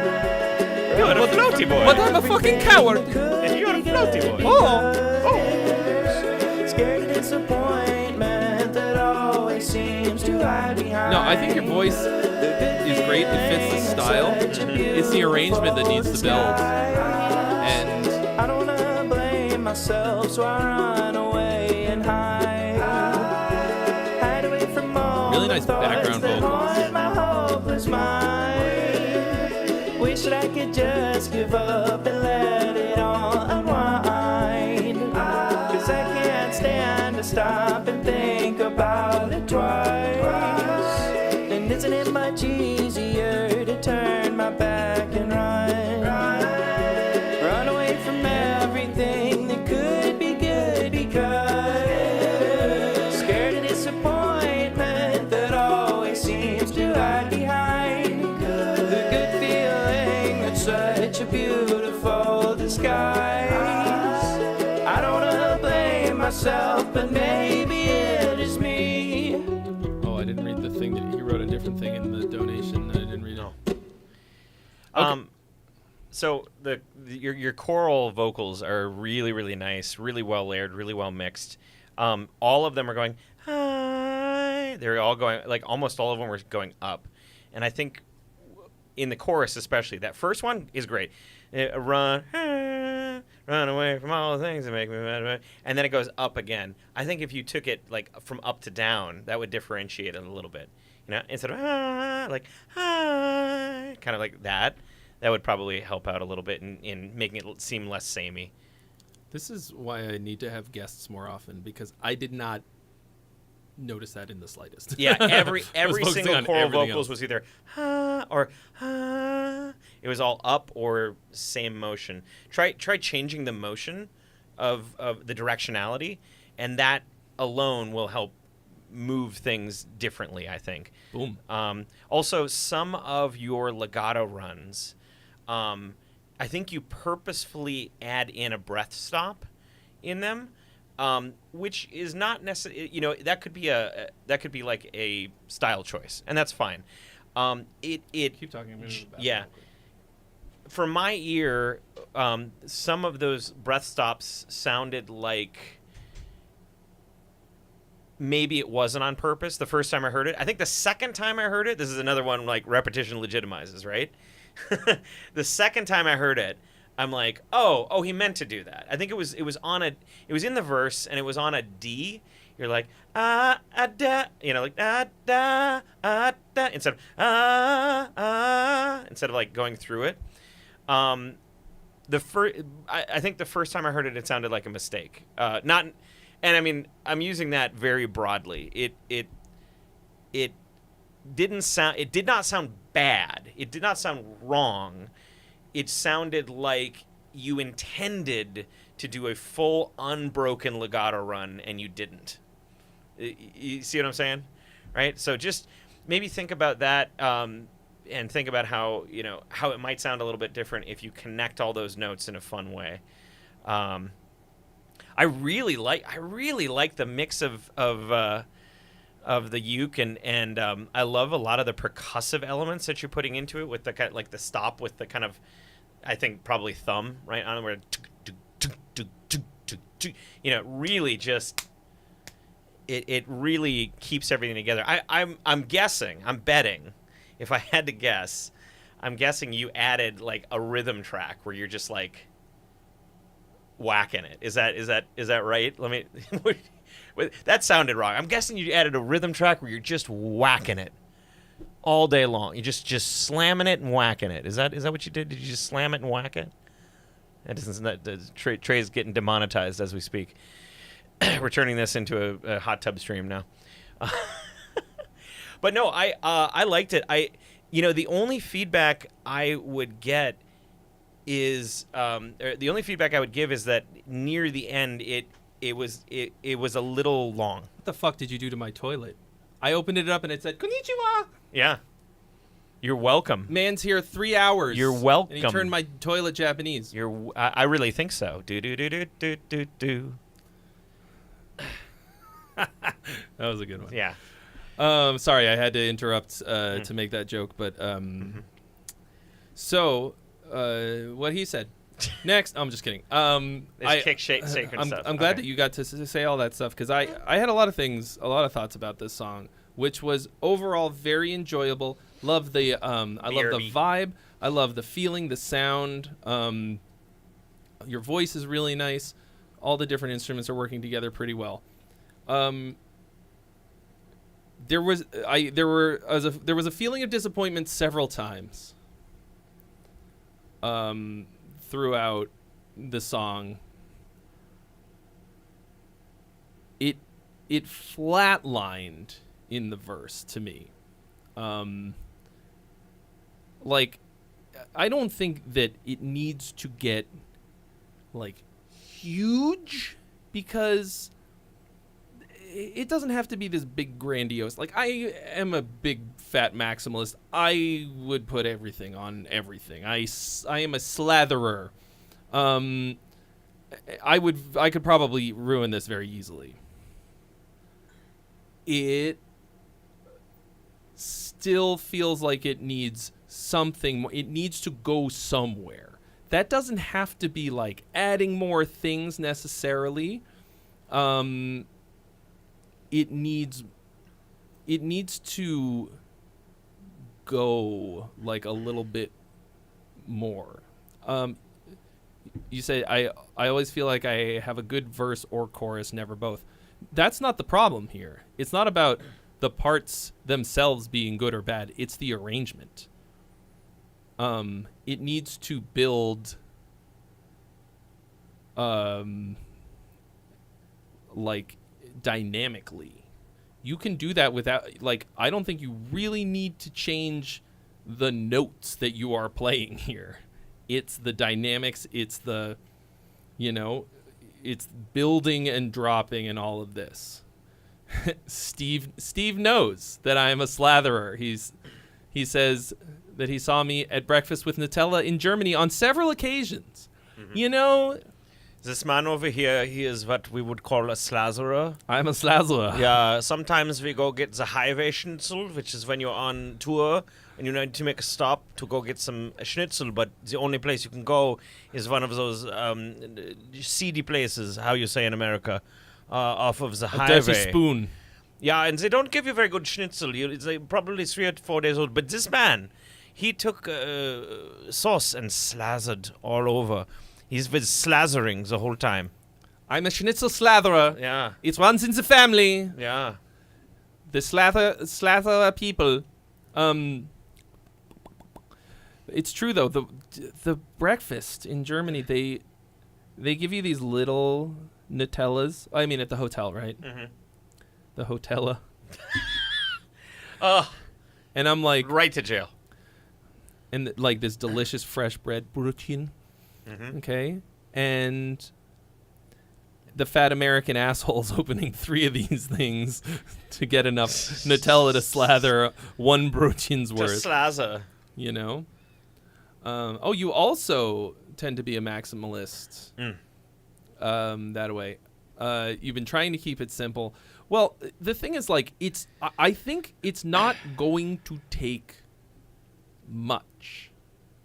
Like I said, it's not about, like, throwing on a whole ass orchestra onto this. I mean, I would do nasty things to this song with an orchestra, but that's me. I think you could literally. You can pay to watch for that on OnlyFans too. He'll just do stuff to it. I'll be tweaking fucking. Yeah, you like that, don't you? Yeah, you like when he tweaks. Articulation. Yeah. Legato, Thank you for subscribing. Staccato. But like, even just in the performance of this, you could go from something very small to something very big, and then like at a key moment, add just a cello, and then a violin and a viola and a harp and it. But like literally, even just a cello would have fucked this song up. Now I'm gonna listen to it, and there's gonna be a cello that I didn't notice. But like, okay, let's do this. Ready? Hold on. So let's pick some moments. Okay, here we are. So beginning of the verse. Yep. 30 seconds later. 30 seconds past that. This is the chorus.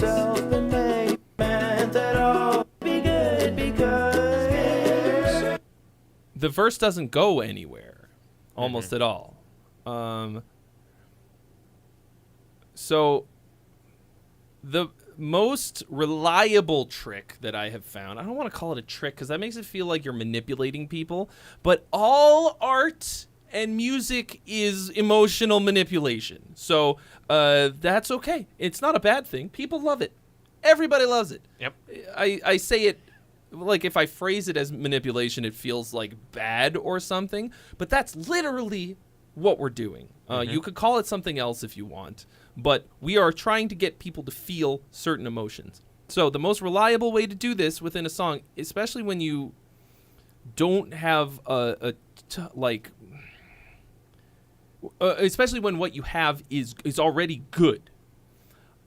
just adding and taking away elements every 4 to 8 bars, and or upping the ante in some other way, playing differently or harder, just making sure that you leave somewhere to go within the performance. You could sing less intensely or even more intensely, like whatever. You just have to make sure that it's not the same fucking thing the whole time. That's the primary thing, I do this basically every time. Start the vocal melody a little lower. There are songs, I'm not gonna be able to think of any off the dome, but like famous fucking big hits where the verse and the chorus are the same goddamn melody, an octave apart. The verse is just an octave down. When it comes to the chorus, they pop it up, different lyrics. Done. Oh, On yeah, to the next one. Done. On to the next one. There you go. And of course, John, that goes without saying that the most expensive guitar cable is going to give you a better song and a better tone. And make sure to get it from Best Buy too. They have the gold-plated cables that Monster makes or whatever. I have a $200 silver-plated guitar cable. Really? Seriously? And amazing. I do. I recorded the album with it. I have no idea if it made a fucking difference. Probably not. No. You know how we were talking earlier about lyrics that give you a brain aneurysm? Uh-huh. There's I will say there's a song in the Sonic set that full on every time I sing it, I feel like I'm having a brain aneurysm. Really? Yeah. What's the? You want to pull it up? It's pretty fun. No, just. Okay, here it is. It's. You and I are the same in the way that we both have our styles that we won't change. Yours is filled with evil and mine's not. There is no way I can lose. Oh my gosh. Yep. Wow. Every time I sing that, I'm like, you could have. And it sounds like somebody who didn't natively speak English wrote that, and I was able to, and that's what I thought for years. I was able to now confirm, being a member of the Sonic Symphony. Nope. Native English speaker wrote that. Native English speaker, and they said, "Cool, that sounds good. Let's use it." Damn. Well, look, having done this stream for I think 4 years now. Mm-hmm. Is that what we figured out today, or last week? Like, when it comes time to write lyrics, it doesn't matter how long you've been speaking English. Sometimes it's hard. It's fucking hard. But sometimes it comes out as feeling like foreign languages. Mm-hmm. But yeah. So just make sure you all out there put the right emphasis on the right syllable. Yeah.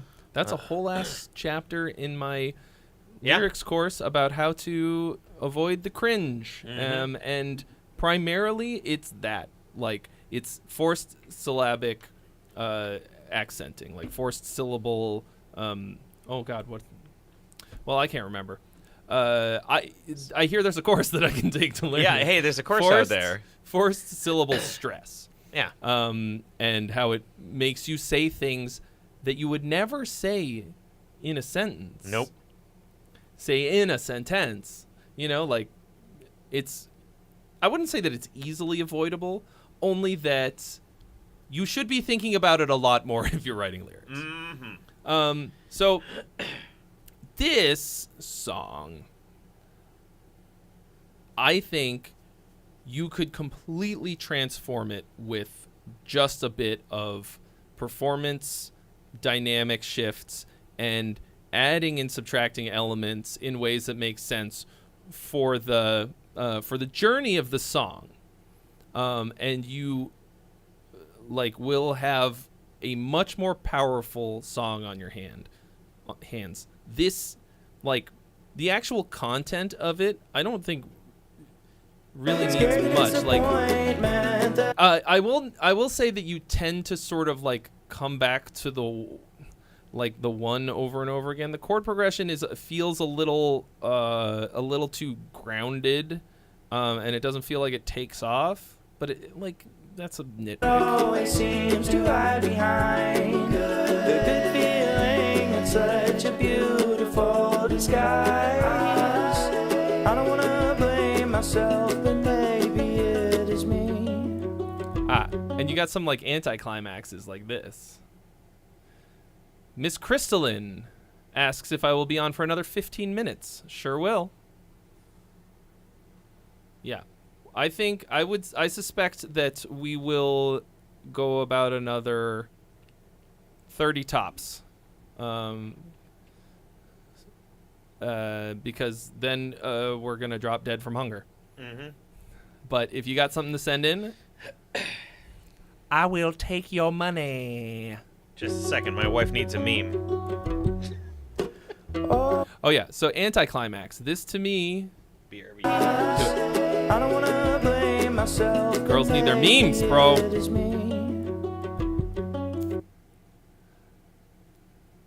There could have been something here that would really make this a lot more powerful of an ending. I actually think you could cut all the instruments out entirely just when you say that last word. And then like right back in with it. Okay. Right here is a great example. You've got this doubled up. Right here, it should just be one lone uke. Maybe it is me.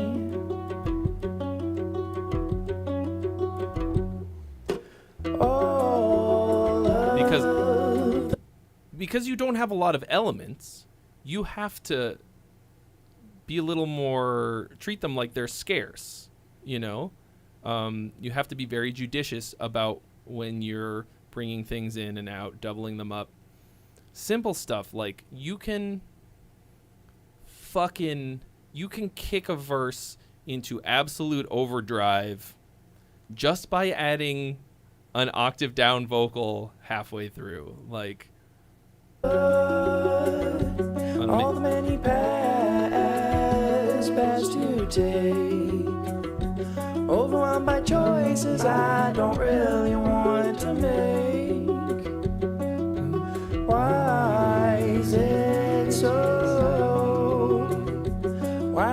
hard to know where to place my efforts? Like, I don't know the melody well enough to demonstrate, but that kind of shit it's such a small, simple thing, but that would make a huge difference for me in this. Bound to grow, all the opportunity, but still nothing to show. And so I run away from everything that could. You've got like a kick drum thing in here. Why wouldn't you drop it right here? Like, I keep hearing something that sounds choices I don't something as stand in as a kick drum. Like, and so I run away from everything that could be good, because scared of disappointment that always seems to hide behind. Or add in one of those like old school like beautiful disguise. String bass kind of myself, yeah, but no like a jug, like a bass drum. Run away from everything that could be good, because scared of disappointment that always seems to hide behind the good feeling. It's such a beautiful disguise. I don't wanna blame myself, so I run away and hide away from all the thoughts. It's very hard to perform. Wish that I could just give up. The kick is you punching the uke. It's not a very good kick drum. Cause I can't stand to stop and think about it doesn't have a big enough body. You don't have one acoustic guitar that could be your kick drum, or maybe a kick drum. Run away from everything that could be good, because scared. There are some shakers. Oh yeah, you're right.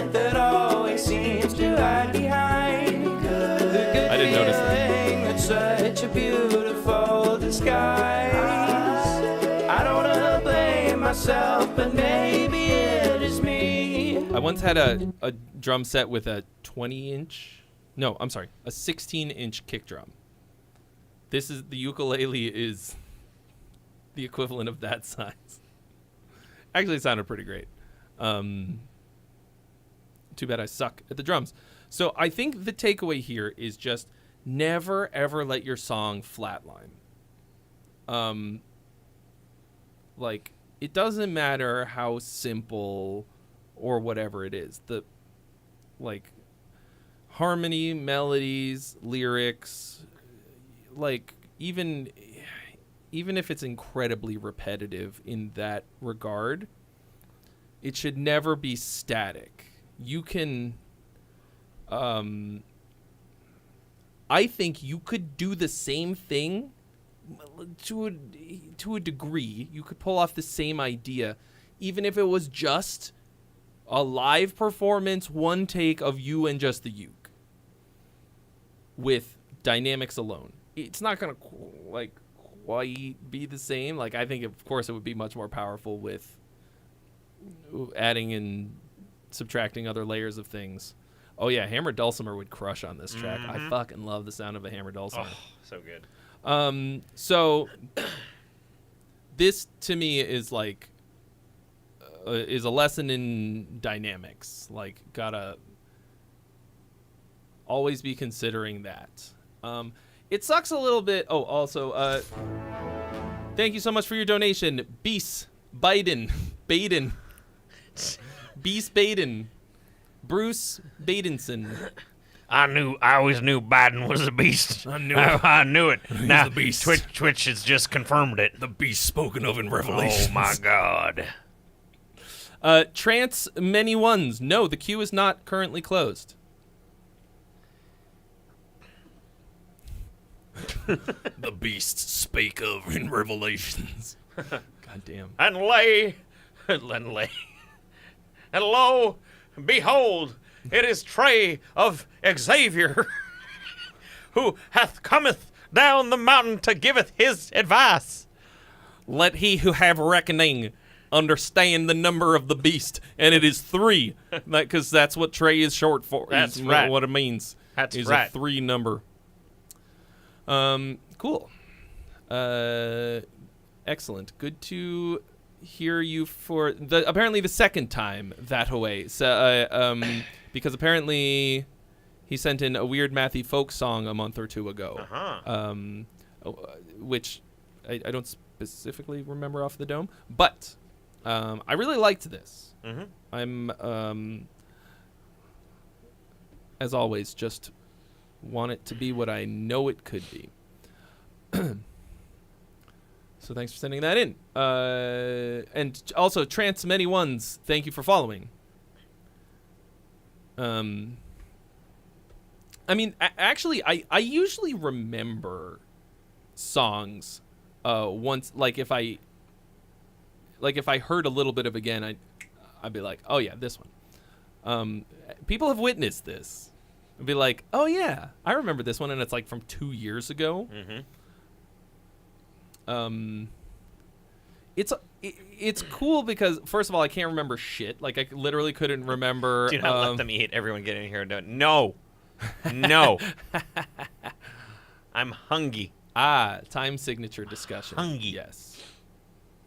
Fuck Prague. All my homies hate Prague. Everything's 4-4. You just don't count like a nerd. Yeah, for real. I had something smart to say, and now it is gone. How about we call that the Ty Christian effect. I just gotta suck the intelligence out of the room. Oh, you taking off, Wave Mechanic? Thank you. Have a great night. Good night, Wave Mechanic. Tschüssi. Good night. Schlaf gut. Ja. Die schöne Blume, der frische Luft, das ist ein Prim-Moment für Masturbieren auf dem Land. Mein kleine Hosen ist kaputt. Oh yeah, I was gonna say how I can't remember anything important, especially in the moment. But I'll remember the songs that people sent in like fucking forever ago. Even if they're not good. There was another smart thing that I was gonna say. Maybe not. Well, I remember the thing from earlier. Jack from it's Toxic X Eternity is his channel. Does video game covers on guitar. Jack Fleegler. Fleegler? Now I'm questioning myself. He's quite tall. Tall Jack. Anyway, tall Jack. Why am I questioning myself now? What the fuck? Okay. Anyway, here we go. Far Away. Thanks for checking it out. Oh, just looking for your general thoughts on this track. It maybe sounds a little muddy, but you'll get the idea. Cool, bro. It sounds muddy. Anyway, next. It's definitely Jack Fleegler. I don't know why I'm questioning This handsome boy.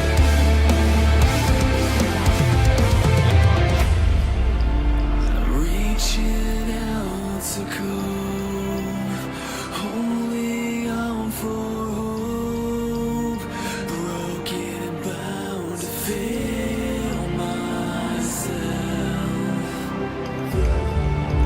Your voice reaches out in a dream to correct myself and I may. For still as you hear, I'd be on my way. Yet I let myself decay. Okay, that was interesting. Nice chord change. You're far away. But did you see us both go? Yeah. I can't reach you in the stars. So my heart and took your mind. Did you know I waited for this, waited my whole life? Did you know Really weird kick I drum. waited for you, waited my It's like really like because a pitch to the kick drum. Like there's no.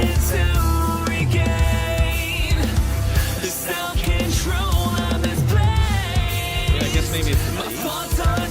There's some kind of roll. It sounds like an open kick drum with no dampening, you know? And put a pillow in it. So it looks pretty nice. Oh.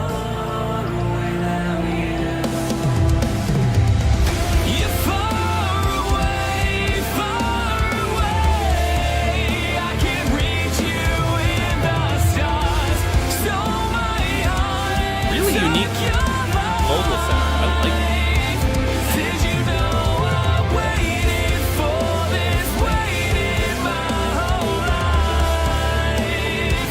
Nice syncopation.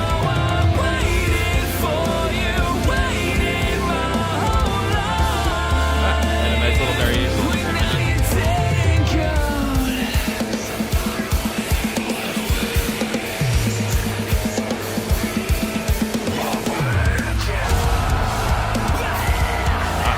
It's a breakdown, so as is tradition, harsh vocal time.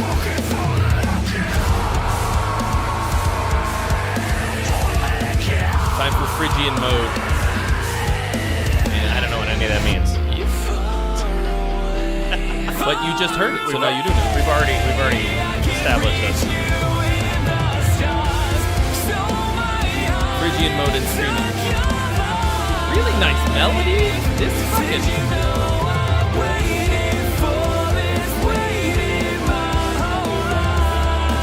I got the chorus by the last. I mean, I kind of had it on the second chorus, so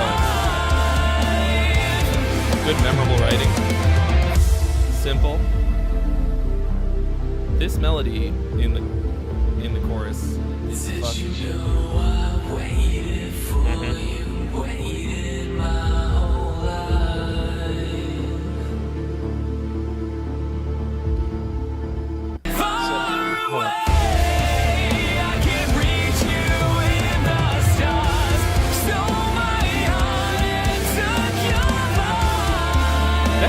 Why is that hitting me?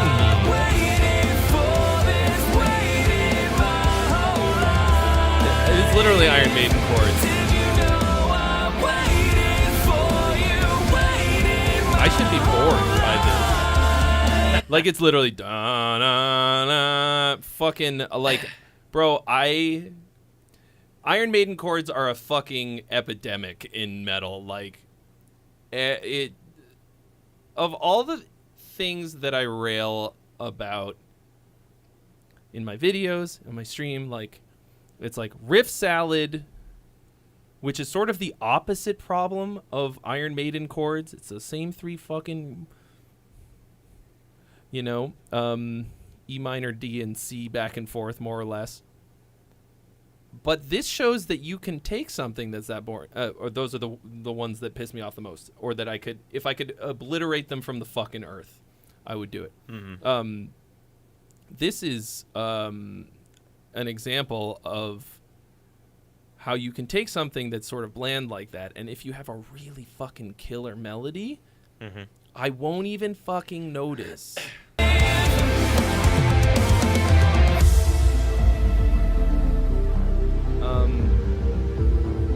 That melody killed me. Like, I don't know why. Like, that's not even the best. Like, that's the catchiest bit. Waiting for you. That's really catchy, but the part before it, fucking awesome melody. I don't know if you are the vocalist or if you were. Well, just I would relay this onto the vocalist. Generally, placement is really, really good on this. Second verse, laryngeal position got a little too high for my taste. It got a little bit too bitey in like the upper register. And there's really no reason for that because like the choruses have this really like it's high, it's bright, but the larynx is in like a neutral or neutral low position for where that person's vocals are naturally placed at. So like I would just watch to make sure that you're not coming up into kind of like up in here territory, right? When you don't bring the larynx up this high, you gotta bring it back down, right? You know, so you can say waiting. You know, there's a difference between waiting and waiting. Is you know, and then that's laryngeal position, right? And he's already got that. So just watch that on your recording to make sure that you're not going a little bit too in the nasal stuff. That's where I live. Like, that's what my voice sounds like, so I gotta really watch it. Yep. Watch your... Gotta get down here, bro.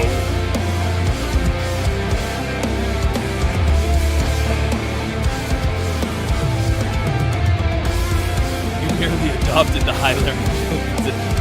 I was born into it. Molded by it. Oh, yeah. So, and we gotta... At the beginning, yeah. This moment here.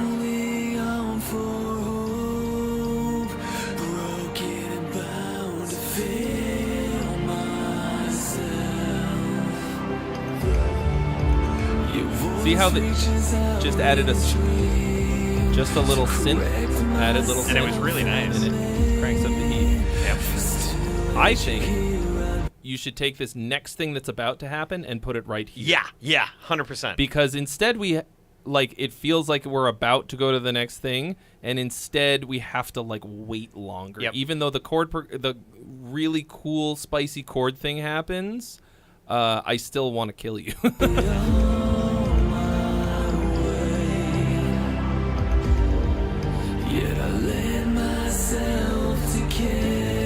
I think if you added something else there to change the dynamic, you might be able to get away with that. But I think you should just take that bar and replace the bar before it with that. Yep, 100% agree.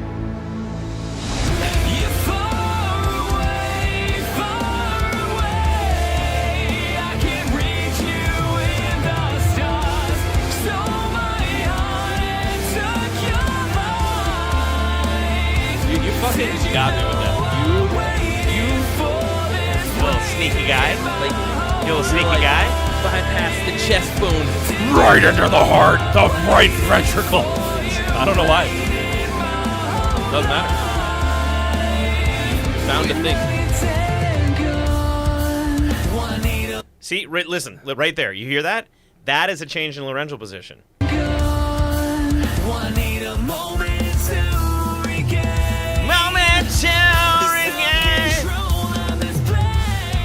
See, you're up too high. Your larynx is up too high right there. Sounds like Jeff Rickley. Yeah. From Thursday a little bit. That's Is like that now I'm thinking of? if you just dropped your larynx like a couple of centimeters, you would have had that same sweet like smooth tone that you have in the chorus. But now it's great. It's a little grating. You know, just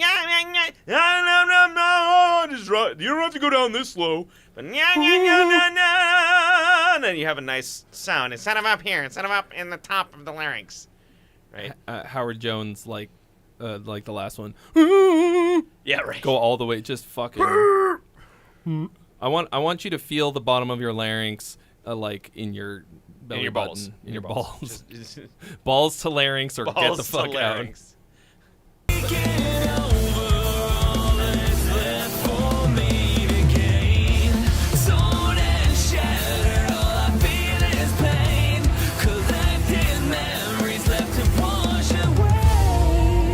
See, look, listen to the difference between that note and then the high note that you go into a head voice with, right? It's nice. I think what you were trying to do, maybe, I think you were trying to add compression to it to give it a little bit of grit, and that is raising your larynx. So just make sure if you're going to add that compression, do upper glottal compression, and don't do it in the voice box. You're jealous he got ringed. Bro. Listen, you come for the king, you better not miss.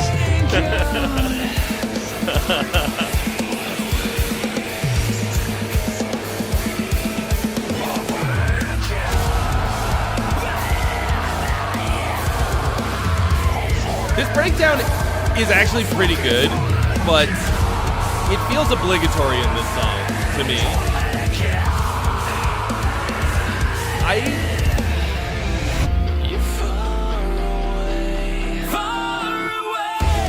I don't think it really adds anything. It doesn't hurt, but... Oh yeah, there you go. I think the compression killed my verses. Yep, that's it.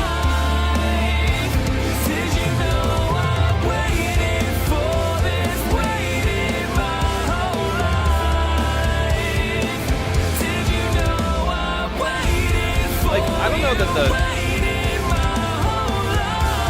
it isn't that the breakdown sucks, or like, I just think you could probably have a better bridge. Like, what would happen if you took this same bridge and wrote a melody instead of screaming it? Like, bro, I fucking love screaming. Like, you saw me losing my shit at the Ghosts of the Mud song earlier. Like, I love harsh vocals. I love screaming. I don't know that it really works that well in this song. It doesn't hurt it necessarily, but it just feels like, well, it's time for the breakdown. Time to go to breakdown work. Like, okay. I don't know what this is. This is a sack full of tools. Oh, I thought you were like digging something. I thought you were using a shovel. I think it would be a pickaxe. Working in the breakdown mines. Yeah. So I don't know. Try it, Steve. My suggestion to you for the next month or so is to start working compression, upper glottal compression, and do it in the most fucking ridiculously low place that you can. Like, shit that sounds terrible, okay? Just but figure out how you can add compression into your vocals without raising your larynx. It's hard. It's hard. It's hard as shit. And you have to find that sweet spot. But the only way you do it is by getting your voice really down low and then starting to kind of compress it down, and it's going to sound really bad. You're going to sound like a dying seal for a little bit, but just slowly raise that larynx up, right? And what I would do, what I think the exercise that would be probably most helpful for you is to do this section of the song and try as many different laryngeal positions as you can, and try as many different compression techniques as you can, until you are able to get that sweet spot where you feel that nice resonant, mid to low laryngeal position, that sweetness that you have in the rest of the song, without it kind of getting up here into this nose area, into this high laryngeal position area, right? Because we gotta save this for our like mixed voice high belty shit, but we don't want it where the normal voice normally sits. Otherwise, it sucks. Yeah. Boom. Drop. I think I have a pretty good answer for that. It asks if have any tips for not sounding like you're tone deaf every time you hit record. Support. Pitch is, in my somewhat more limited experience, more than anything else about support. And the only way that you can develop support is it's basically a muscle. It's not basically a muscle. It is actually a muscle and some muscles like around it, like primarily your diaphragm, but like there's a bunch of other muscles in your, I don't know. I'm not a doctor, but there's a bunch of musculature that you have to develop to have the breath support in order to keep your notes, to make your notes hit. And pitch is one of my biggest problems, and it has gotten quite a bit better over the years, purely by doing it a lot. The number one thing that helped me, I'm not a vocal teacher, but this one's hard to fuck up. It's just called power hisses. So you just pop your diaphragm, make it hiss like over and over again. Make sure that you feel it right here. You're like, I'm tired just doing that much. It's so good, and that will really help you build up the strength. Because like the diaphragm is like kind of a fucking weird thing, because it's like it's not. It's like a reverse muscle. Like it. Hold on. You're on the right track. I'm just gonna let you take over because I realize I don't have the words to describe it. So yeah, if we're talking about vocals, right? A couple things to remember. First off, just like anything, just like any other instrument, it is practice, repetition, and not just practice, but mindful practice. Okay? So when you are, if you're having trouble with a certain section of a song and you're feeling pitchy every single time, then my suggestion to you is to run that section over and over, record yourself every time, listen back, give yourself feedback, do it again, listen back, give yourself feedback, and pay very close attention to how the musculature in your throat and in your belly feels as you're doing that. Okay, so that's number one, right? Remember that it's repetition, repetition, repetition, repetition. Number two, every instrument that we play as musicians, besides maybe drums, people have described, and I think this is a great description of musicians, we are athletes of the fine motor skills, right? So we are not necessarily doing crazy, gigantic, full-body things, but we are doing extremely complicated, extremely finite things with our very small muscles, right? Remember that singing, just like anything else, is muscle control. So it is literally like practicing is like going to the gym for your throat. You know, you have to build up that muscle. You wouldn't expect yourself to walk into a gym and just immediately bench press 250 pounds, hold it perfectly straight for 30 seconds, and do one rep and put it back down, right? So you wouldn't expect yourself to walk into a rehearsal, immediately sing like a B4 in a tenor voice, you know, hit it perfectly and walk out. It just doesn't happen, right? So you need to think about warm up, cool down. You think about working the musculature in your voice so that you have that fine motor control, fine muscle control, so that when somebody says sing a G, you know where that is internally in your muscles. Because unlike guitarists, bassists, etc., you can't look at the thing that's controlling the note. You can't be like, oh, play a G. It's just I put my finger here. You have to like feel it with the voice. And that's the hardest thing to get right, right? So it's a lot of that practice. The final thing I'll say, third thing I'll say, diaphragm control is important. But one thing that blew my mind from taking opera lessons and from working, I've been working with like a doctor of voice for the last 7-8 years. The consistency of airflow is a lot more important than the effort of airflow. So the thing that the diaphragm helps you with is a constant like instead of just like a right? So we're not a balloon letting all the air out and then slowly letting it. We want to be like a tiny pinprick in an airbed, which hopefully my airbed has no pinpricks in it. Just a very consistent. It never seems to matter. Very consistent. Every time I've slept on an air mattress, I wind up on the fucking floor. Dude, I got the best one. Wait till you see it. It's. I've gone through so many airbeds on tour. Wait till you see this. One thing that not a lot of people think about is volume, right? When they're singing. Interestingly enough, I thought for many years volume was dependent upon airflow. It is not. Volume is not dependent upon airflow. It is dependent upon how thick the muscles, how thick you make the muscles in your voice box, right?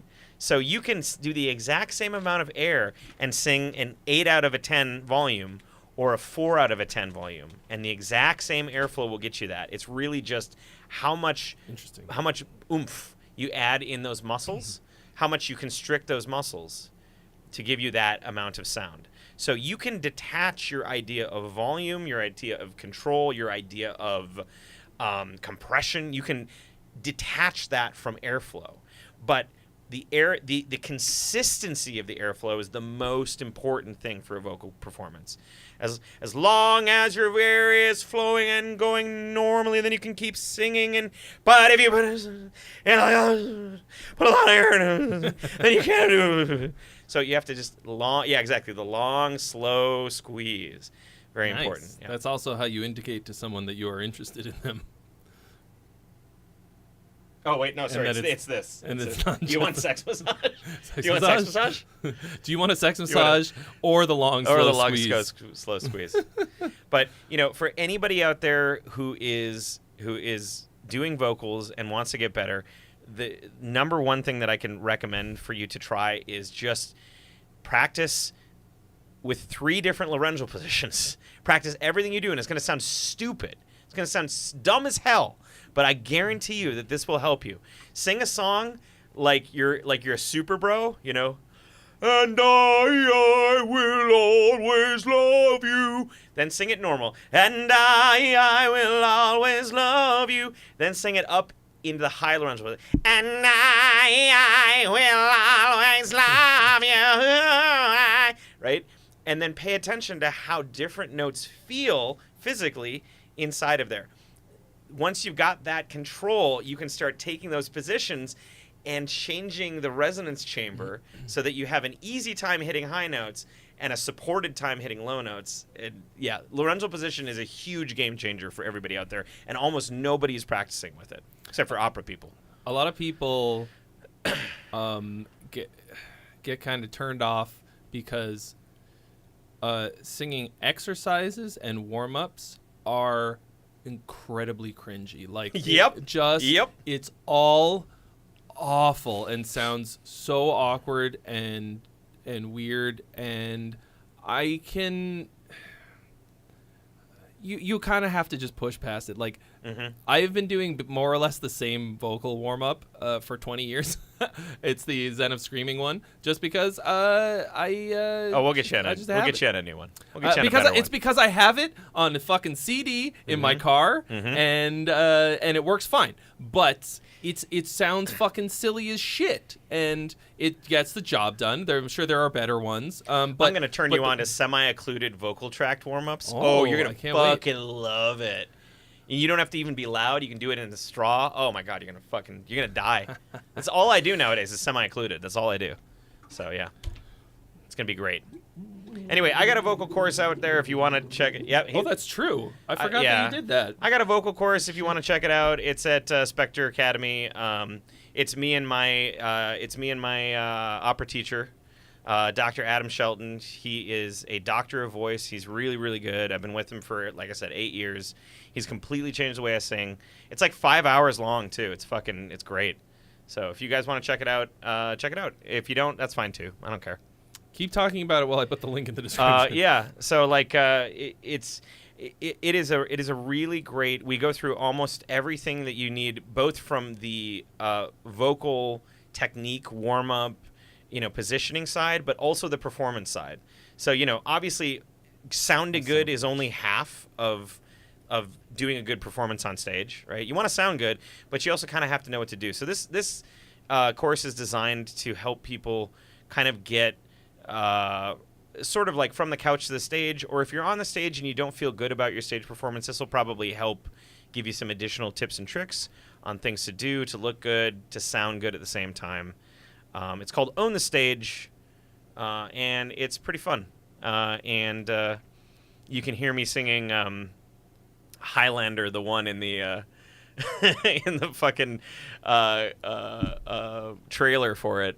Which was funny because that was like the last trailer I did for when Alex is like, "Oh yeah, put some trailers together or something like that," and I was like, "Oh, I'll just whoa,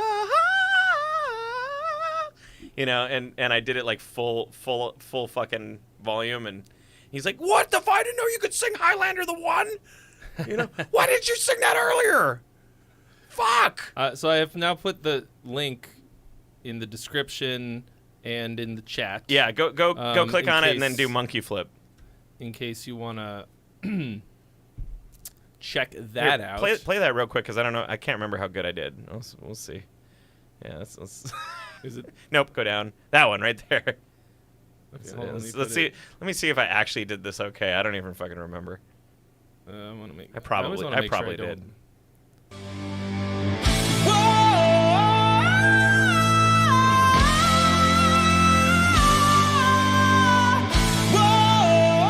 If you want to learn to sing, really sing, then you got to check out. No, nobody wants to learn that. So that right there is a good example of switching fluidly between low laryngeal and high laryngeal position, and how that can allow you to hit notes that you normally wouldn't hit. Right?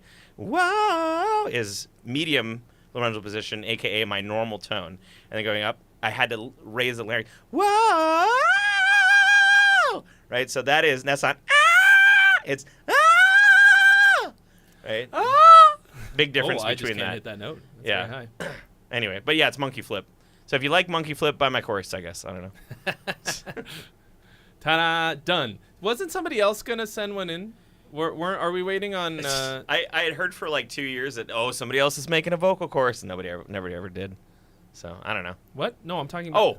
I'm saying, is anybody else gonna send in a song? There was some. I think there was some person, but Miss Crystalline was.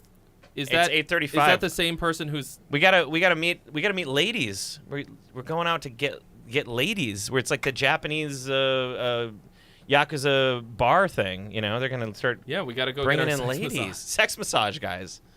I'm just checking my source for sex massage. Yeah, he went to sexmassage.church. Don't look it up. It's a secret URL.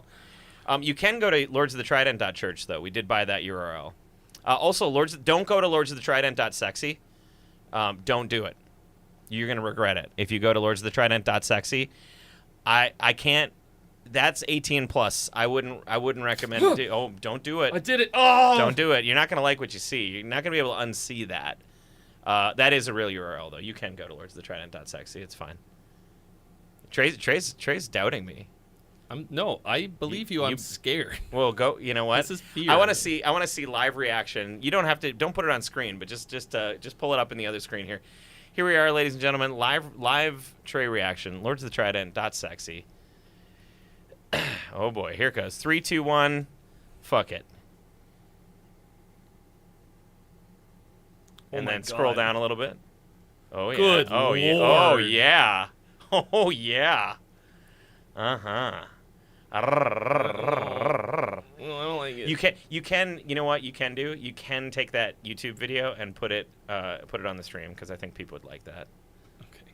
Yeah. Lonely? Looking for some excitement tonight? Jesus Christ. We've got a private invite to the hottest party in town, and it's full of the sexiest lords looking to chat with you about their new album, The Offering. Yeah? Want to hear it faster, huh?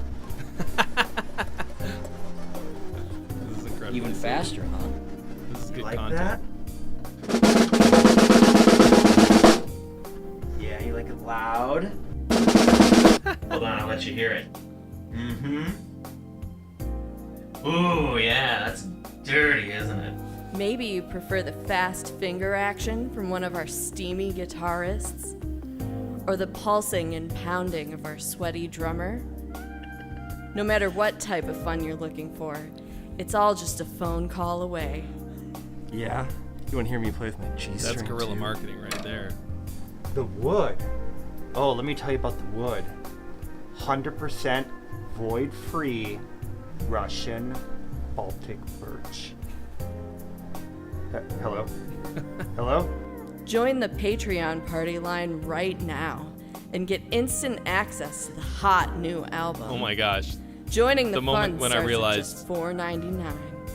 Whoever did the VO Your was lords are also waiting from to Wisconsin. take your call, so don't be late to the party. That's my wife. Had Join me us had me now. fooled until there was one word. And get instant access. to Access. hot Access. new- Access. Instant access. Instant access. She had me That's my fooled wife. until that moment. That's Well, my wife. She did a great job. Yep. Until Russian she fucked up. Baltic birch. Baltic birch. Hello? I mean, Baltic birch is what most cabs are made out of. That's what he's talking about. Void free, and baby. That's void the free. wood. You know, like Wrong that's wood. Fine. He was talking about wrong wood. Wrong wood. But it's he also demonstrated how even a sex line operator will not listen to you talk about gear shit. Okay, like, right. Nobody cares. Not even when you're getting a sex massage. Doesn't Reaper, matter how Pro much you're Tools, paying. Ableton. Nobody cares. Nobody cares. Nobody cares. All right, so nobody else is sending anything in. Is that correct? I thought we were waiting for somebody, but She disappeared. that Or he. was I don't know. now 20 plus minutes ago. No, that was at 8 o'clock. Yeah, that was a so, long time ago. We're hungry bungry boys. Okay, We love you very much, but Hungry Mario brothers, Mario and Luigi I Mario. needed to go eat a mushroom. We are literally gonna go eat pizza. I'm now, going to eat a mushroom pizza. So this was a fucking hoot. Thank you so much. Ty, Let me destroy your studio. Good. Fuck this. Destroy, fuck this studio. This was fun. Tell me, how am I supposed to live without you? Tell me, how am I supposed to live without you? You don't. You're gonna see me for the next 2 days. That's true. So, have a wonderful weekend, everybody. Everybody go follow Ty on all of the socials. Lords of the Trident. Everywhere. I got a twitchy doodad too. A great so. time. So, we will. I'll see you on Tuesday. Come to the Tuesday stream, even if you're not gonna write a song. It's a fucking hoot. It will be Tuesday. It will be a fucking. Let's fucking 4 hours go. well spent. I promise you. On the Tuesdays. All right. Bye. Love you, bye. Love you, bye. Love you, Where's bye. the beat? Love you, Where's bye. the fuck- hold Love on. you, bye. I Love gotta you, find bye. I love you. Hold on while I love find you. the I want ending a sex stream. massage. Love you, bye. You. I love the you. I fuck hope you're is it? doing. Okay, bye. Bye. Enjoy music.